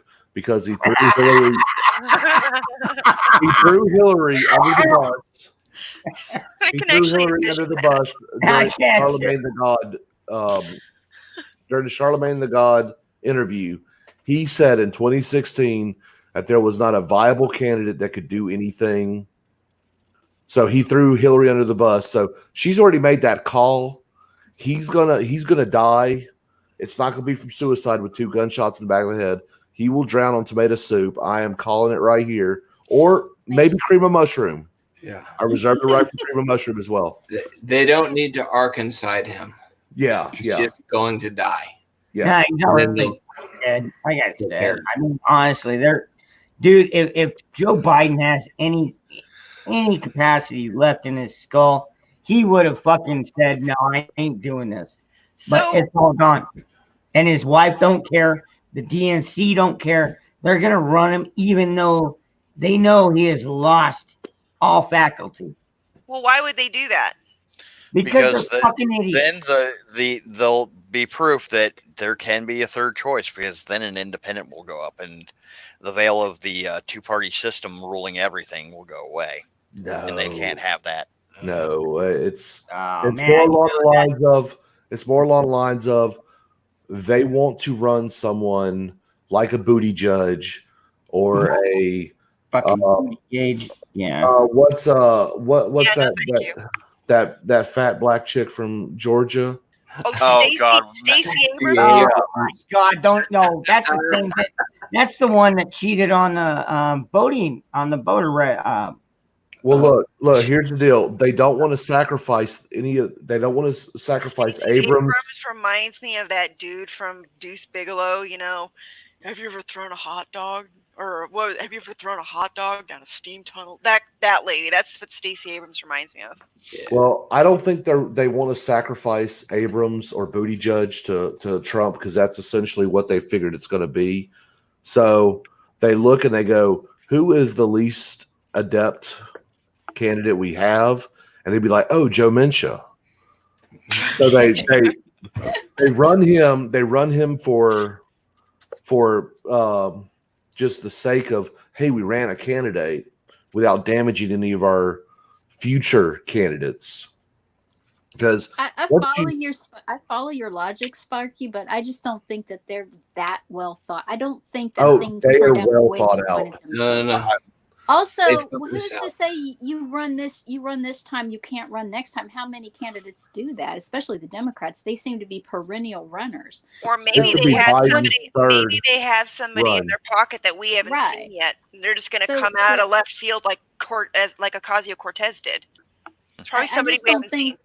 Surprise, I just don't think that running this at this time precludes you from running next time. So I don't think it's necessarily would be a sacrifice in there. No, but once you get humiliated by the orange Hitler. Okay, see, that's what you're. You couldn't even beat Trump, and he's terrible.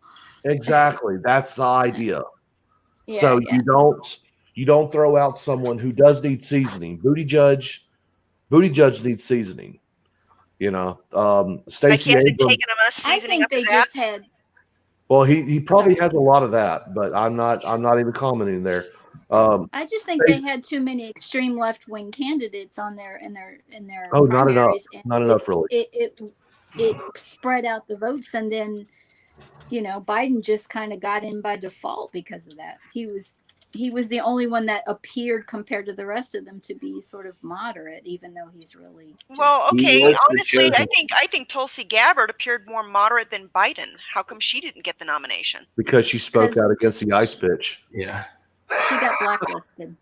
She got blacklisted. Look, the hate campaign against her was really intense. If you paid attention to left wing discourse, they hated her guts. That's because she told the truth about them. Hey. Yeah. Well, I just don't like her because she was a gun grabber. So I want to hear from gun docs.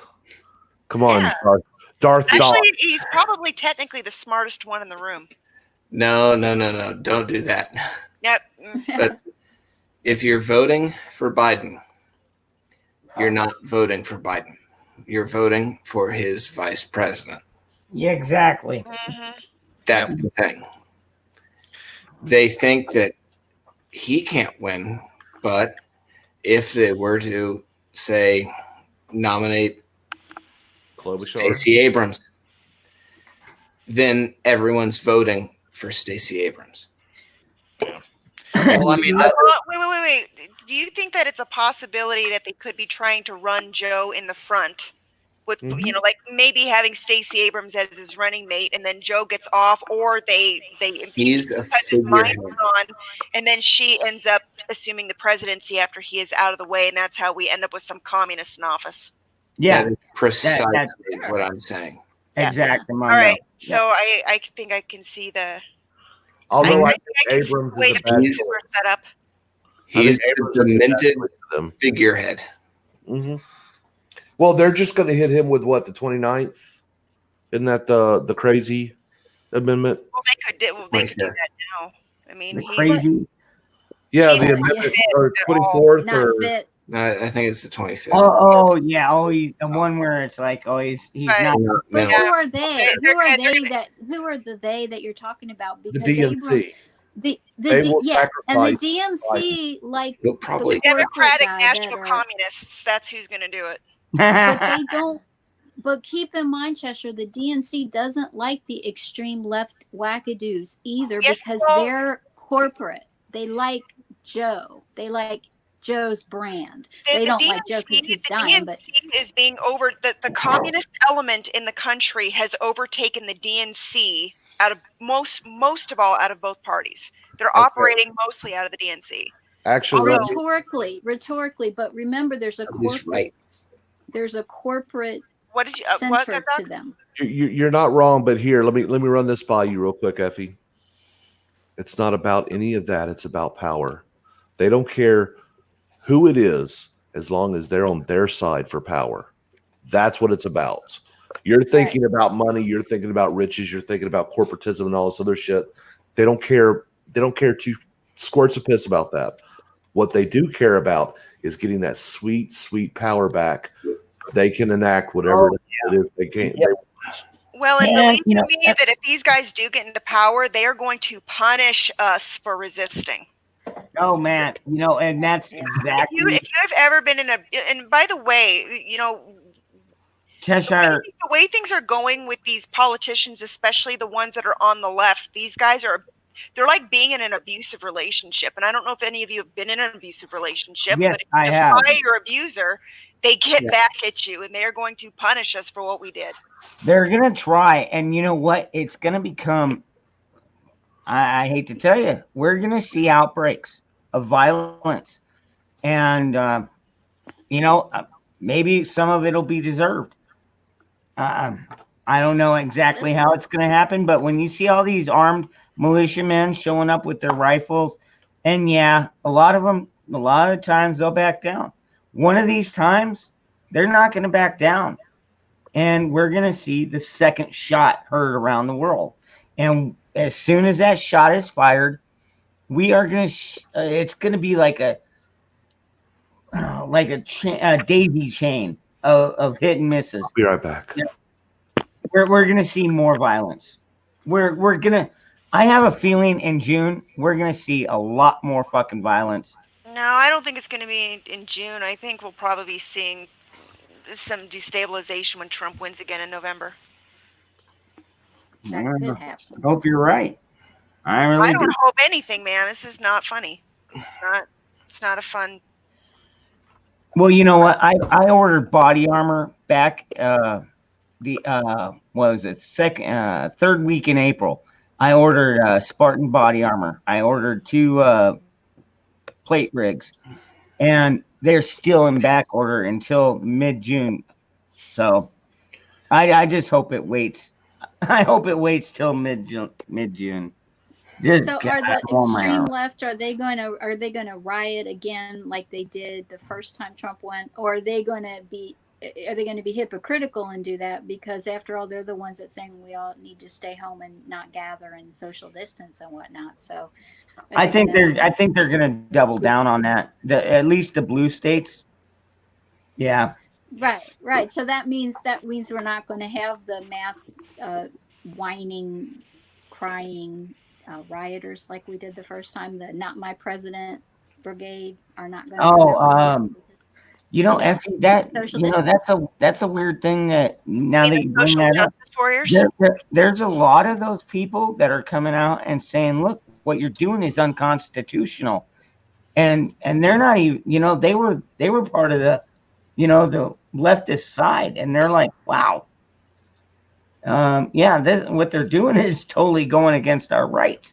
Nobody likes having their rights stripped away. Well, here's the thing is, there's plenty of people on the ground that are resisting what's going on, but what's really frightening is how systemic it is. It's in academia, it's in your workplace, it's all over. It's afraid just how institutionalized this leftist shit is. Yeah. Right.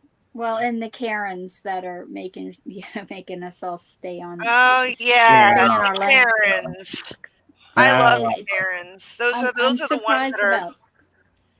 Those are the ones that work, that abuse the open door policy and tattle on you and make shit up, and because that's how they play the little manipulative zero-sum games.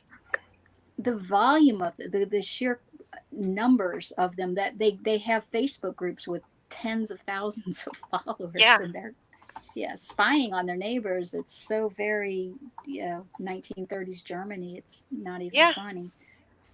Well, and what's crazy about it is just how cheap they are. Because in 1930s Germany, when they moved into France and all the other adjacent European countries, what they did to create their little government tattletales is they took control of the food supply and gave everybody vouchers to be able to get their food, and they were allotted only so much per month. But then eventually, as the elderly and they died off from starvation, families would keep their vouchers to get extra sugar or flour. And if they were caught by the SS would tell them that they were to turn in one person a week. And if they didn't, they would end up in a concentration camp. These Karens are basically selling us out for nothing because they're cheap whores. I've never seen anything so fucking cheap in my life. I have no respect for Karens. But in typical socialist fashion, they're not selling their own selves as whores. They're selling out. Not yet. Not yet. Not until things get a little bit more serious and somebody turns their asses in for something. Yeah, which is easy to do. I mean, shit. I would be nasty enough to find out who a Karen is and falsely report them. I don't fucking play. And if that's the kind of shit they want to play, let's play. That's why I'm glad you're my friend, Cheshire. Well, but then you're operating on a. Well, it's nothing. It's not about right or wrong for the Karen. It's a power zero-sum game, but it's almost kind of like the saying that if you live by the sword, you die by the sword. If you're going to live by zero-sum games, you're going to die by a zero-sum game. Yeah. Yeah, I have a lot of ideas. If I had the power for one day. One day, just give me one day the things I would do. If I had the godlike power to do some of the things, I have some interesting ideas. And for me, I don't want godlike power. I just want to be left the fuck alone. And if somebody's going to butt their way into my shit, they're going to pay for it. I do not play. The things I would do wouldn't be deadly, but they would be funny for everybody to watch. Because I would do some funny things. Mine would probably be a lot more dangerous. No, death is too. It's not creative enough. I need creativity. I've done some things. Nothing illegal, but I've done some. Nothing that you'll talk about on camera. No, hell no. Hey, PDX. I have the right to remain silent. Anything I say can and will be twisted and used against me at a later time. PDX, when you upload that video, shoot it in my Discord, man. I want to see that stuff. You keep talking about the Karens, but really, I'm not even all about the Karens as much as I'm about the OTLs, the obey the law blindly types. Those are the Karens are that. Right? Karens are a symptom of that. And but Karens are actually at a micro level. They are these micro level power hungry people that are willing to do this shit just for a little taste of power. They're what's called they're called the useful idiots. It's a useful idiot phenomena. Yeah. But they're not even that useful. No, they're not. They're very useful to the state. Yeah, and for the men who fuck them, but that's about it. What is that called? Legal evil or something in drama? What was that, Effie? There's a term for that. It's the like legal evil or necessary evil. Yeah, well, it's essentially like D&D. It's like the bad guy in the plot that has the law. No, that would be lawful evil. Well, here's the thing about Karens is these bitches are so ditzy and blind that they play like high school level zero-sum games like when they're in their 40s, but they don't really know how to do it properly. Uh-huh. They're just trying to find the way that they can be still useful. Because their husband is probably looking at a younger woman or something. Or banging the fucking or they're banging the babysitter or some fucking whatever Karen husbands do. I mean, Do we They're have to probably gay. psychoanalyze the crazy people? Because I feel dirty now. Well, welcome to the chat, Effie. You are in the mud with all of us, Effie. Welcome. Yes, I am. I have dipped my hands into muddy waters. Ooh. On a positive note, Gundox, I know that you're suffering, brother. I know that you're feeling the effects of the comic cough there. But the fact that you have to take a breath to stabilize your voice in between every couple of words, make sure what you say sounds so much more weighted and poignant.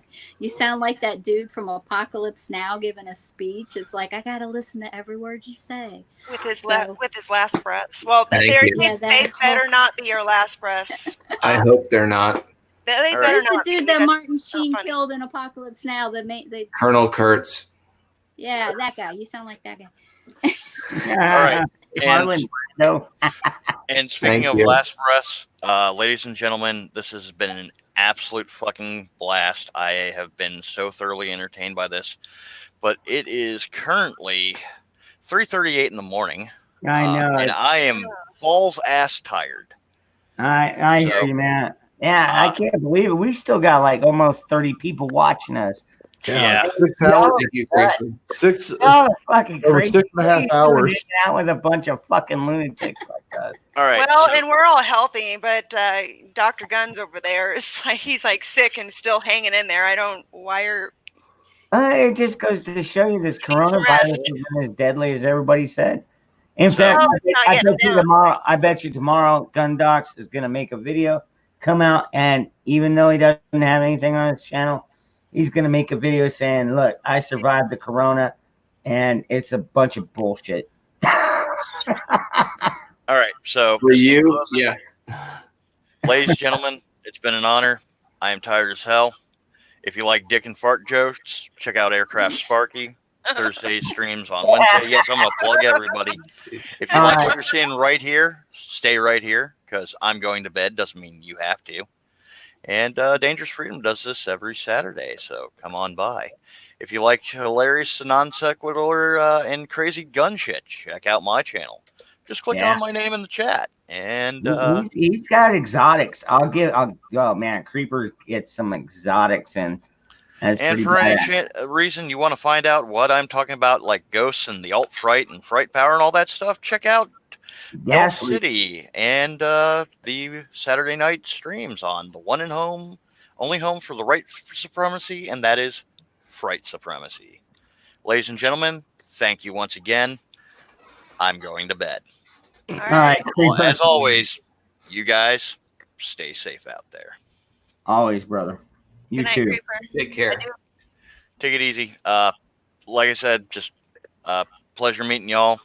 Gundox, you're an awesome dude. Hope to hear from you in the future. Thank you, brother. Effie, good to know that we got someone else down here in Florida who has a level head. Cheshire, as always, a pleasure. Sparky and Freedom, as always, a pleasure. Yep, I'll be talking with you. All right, Creeper, sleep now. I know, it's like nobody can shut up. It's like we all just want to keep going. Well, it's the weekend, and for most of us, it's a 3-day weekend. So I think we're all a little bit more 4 days. Sparky, I hate you. Not really. Cheshire, is it like those pajama parties? Do you ever have those when you're a kid, where you stay up all night and the first one that goes to sleep gets mustard in their hands and their nose tickled, or shaving? No, we never. No, it was we never did any. Yeah. You didn't live hard like I did. No, we did other. We made you suffer if you fell asleep first. We were up all night. No, we never did anything that wild. But I did a friend of mine and I did take over the yearbook because we were the unpopular kids.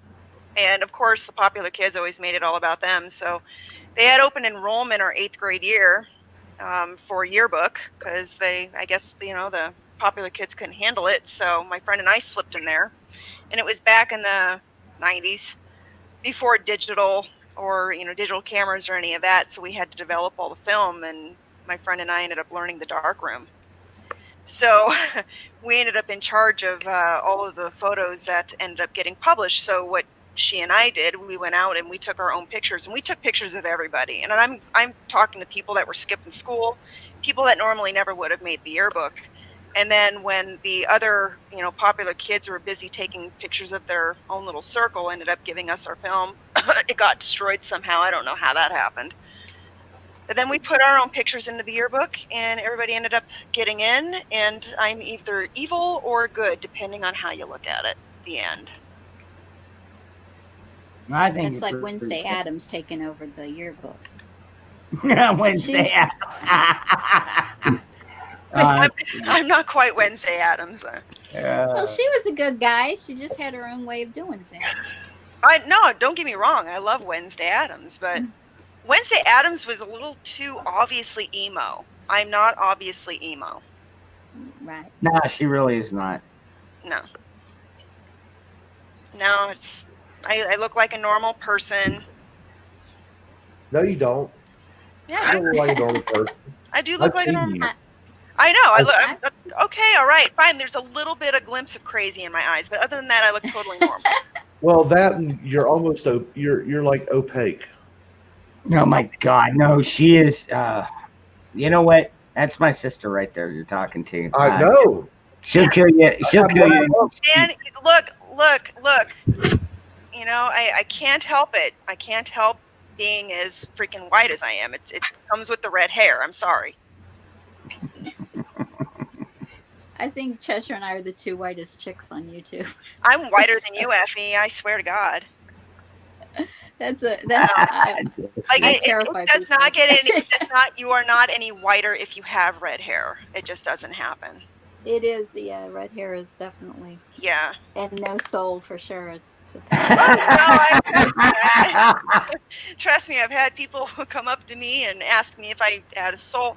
I came up with the perfect responses. No, I had somebody come up to me and be like, "I heard redheads have no soul. Is that true?" And I'm like, "Well, does the one I stole on my way here count?" That's a break. What was that? What was that, perfect. That's so perfect. Oh my God! No, I've had people throw some pretty funny things at me. My favorite one is, does the carpet match the drapes? Oh God, you get that? Yes, I've gotten that one. My response to it is, the carpet matches the drapes, but not the upholstery. Their eyes they just get this blank look, like what? What? I don't know what that means. I don't even know. The look on their face every time I've ever used it is priceless. Yeah. That's why I prefer my cat. He doesn't say dumb stuff to me. Yeah, but life is interesting when people say dumb stuff to you. Yeah, it is. And you just have to remember. You just have to remember that they're dumb. Just. And then you have to just chuckle to yourself. All right, take another shot, brother. Yeah. Does the upholstery the armpits? No, I don't think the upholstery. I don't know. What is the upholstery? If you don't know by now, you don't ask. See? Yep. Gundox has the answer. Don't ask. Mm-hmm. Just think about it. Beard. It's her 5 o'clock shadow that she has to shave it. Totally. It's like, you got the stubble, Oh, I've been working on this beard for months.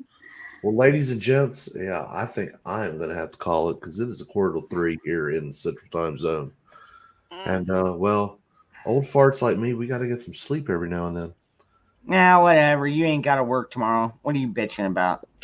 I work every day. I don't, I may not go to my place of employment, but every day I work on at least putting out one video, which means a lot of stupid research, and all for 6 to 7 minutes worth of edited video. Hey, what are you planning on working on tomorrow? Do you even know yet? No.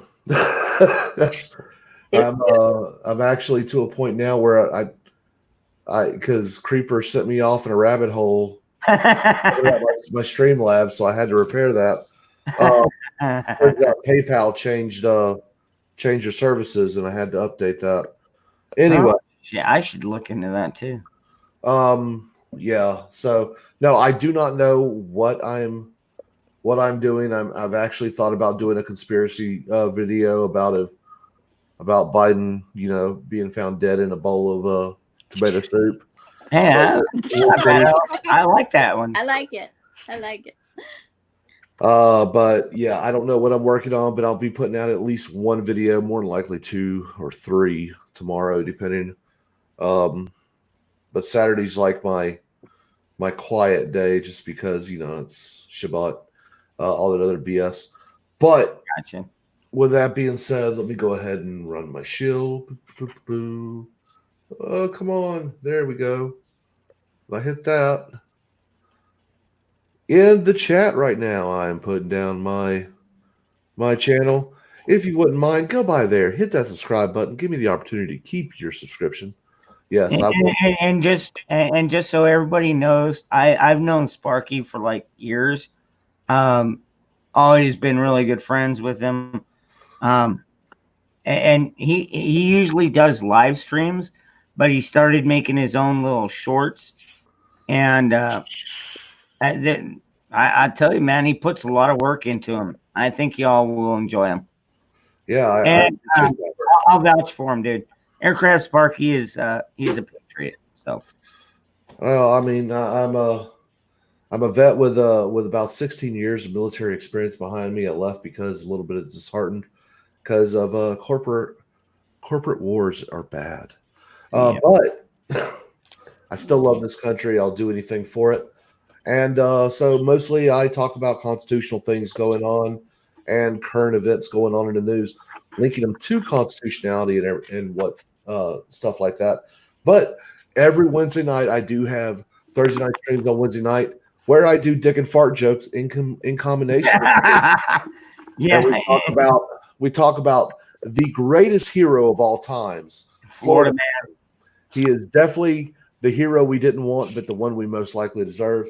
Come on by, give me the opportunity to keep your viewership. Pardon? Not Charles Bronson. No, not Charles Bronson. No, even more epic.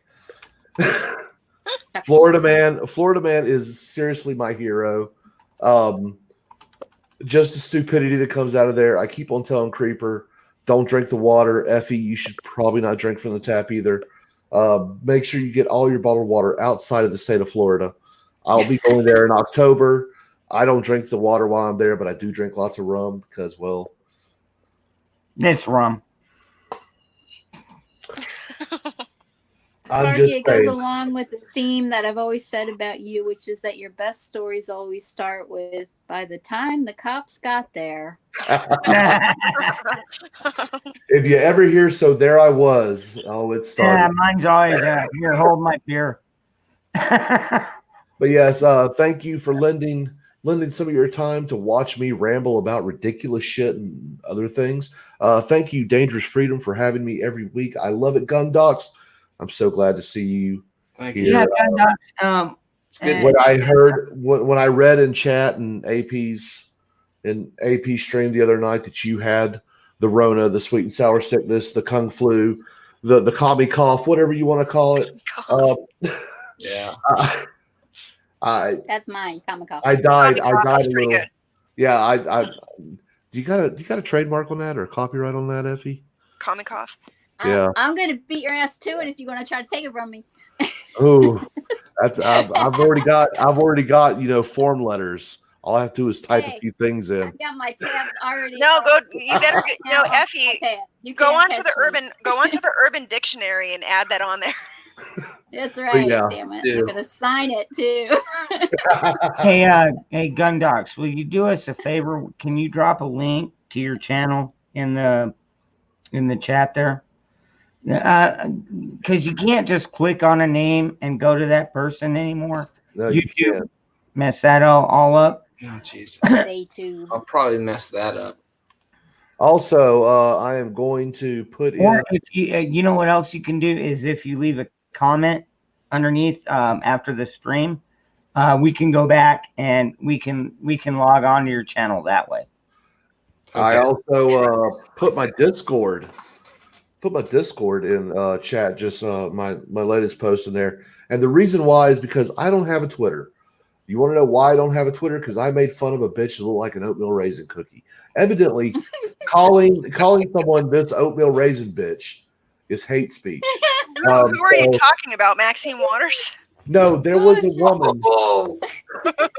There was California a woman. raisin? Oh yeah, see, that's what I would have gone with her. No, there was a woman raising absolute hell outside of a McDonald's, talking about, I want my fresh cookies. Evidently, like what? McDonald's always has, they didn't have their cookies. They don't have their ice cream machine running. So she was throwing a bit over that shit. She's got bigger problems than cookies. Well, this woman, her face was like, I'm a fat guy. I mean, look at this. Okay, I'm fat, but my face isn't round. You're healthy. I'll give you that. You're not fat. You're big boned. You're healthy. I'm well fed. Trust me. But her face was round, and she had moles or freckles, and it looked like a raisin cookie. The Morgan Freeman cat. The Morgan Freeman's. I don't know. Were they chocolate chips, or was it just melanoma? So I literally wrote, "Look at this oatmeal raisin looking bitch," and that got me yeeted off of Twitter.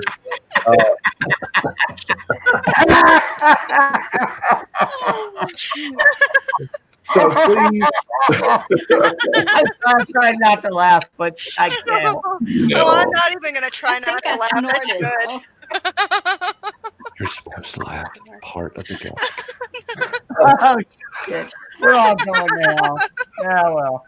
But if you want to be able to get in touch with me, my DMs and Discord are probably the best way. That's why I put my Discord information down there so you can join that Discord server. I am at the top of the effing list.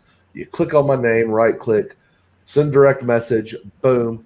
You're talking directly to me. I may not get to you right away because I might be at work doing something else, but in the evenings when I get home, I will be on this computer, and right there is where my monitor is. And it tells me, hey, dumbass, someone's trying to talk to you. And I go, oh, I'm special. And so I type to whomever it may be. Usually it's people like Creeper or Gray or, I mean, they're not less important, but hey, I want to speak to you too. So come over to my Discord, come over to my YouTube channel, give me that opportunity. Let me earn your views and keep your views. And because I'm trying to grow. I'm trying to grow my channel. I'm trying to get monetized. So Dick and Fart jokes will only be on the live streams, which go for about an hour and a half. But you also get some good information throughout my little shorts. And I tend to back it up. I back my commentary up with some facts. I like to drop some truth bombs on that ass. And, other stuff like that. Y'all have a great night. Sparky, you take care, brother. Good night, Sparky. I'll talk to you soon. Hey, get you a whole lot of that vitamin C stuff there, Gun Docs. Working on it. We want you feeling better, brother. Yeah. And yeah. Anything less than a full recovery is absolutely unacceptable. Absolutely, dude. Like 98.9% of people recover from this shit. So you've got no excuses. I don't want to disappoint. I don't think you'd want to. But Sparky, you have a good night. Yeah, y'all take care and God bless. I'm going to give us the rest of the 3.5 minutes. So, Gun Docs, you got anything to say before we go ahead and log out? No, not really. Same old. No, skip me. Okay, Effie? Yes. Obey the kitten. Do I obey the kitty? Yeah, that's my fuzzy butt. That's Prince Fuzzy Butt right there. Yeah, I wasn't copying Cheshire Cat. That's actually my cat that I drew when I drew his campaign button. That's his campaign button for his run for the Democrat nomination. He was running. Yeah, you know what? My cats are Democrats too. I get it. Yeah, All of my pets are Democrats. They don't work. They all they do is ask me for food and water and goddamn bunch of needy sons of bitches. And they complain and expect everybody else to fix it for them. I know, right? Yeah. But he's not really a socialist, my cat. He's actually a monarchist because he wants to be the king of the world. And, presidency was just first step anyway. So but yeah, no. That's all. Y'all can find me, just Effie Loves America is my YouTube channel. So I put up little shorts, little funny videos. Cause I don't do political stuff on my channel. Cause who cares what I have to think. So I prefer to do funny things to make people laugh. That's my contribution to society. That's all I do. It's not. That's all. Cheshire, you got anything to say before we log out?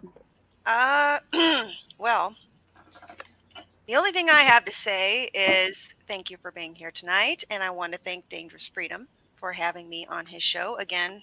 Always welcome. This week, I've been on like every week, and for the rest of y'all, I'd like to see you guys tune in next weekend for Dangerous Freedoms, Saturday. Yep. Same bat time, same bat channel. I'm hoping next week. A pleasure, and Gundox, again, always a pleasure, and I hope you recover very quickly. I'll be. Everybody give a shout out for Detroit Prepping, even though he couldn't make it. Detroit Prepping was not. He's having internet problems out there in Detroit where he's at. Shocked. So. Yeah. So everybody pray for Detroit. I know he's pretty stocked up, but yeah. He strikes me as a guy who knows what's up and a very self-reliant, smart man. I think he'll be fine. Oh man, yeah. I'll tell you what, I talk to him sometimes, and I'm like, damn, I'm not prepared enough. And then he tells me, I don't think I'm prepared enough. And then I feel like, oh shit, we're all doomed.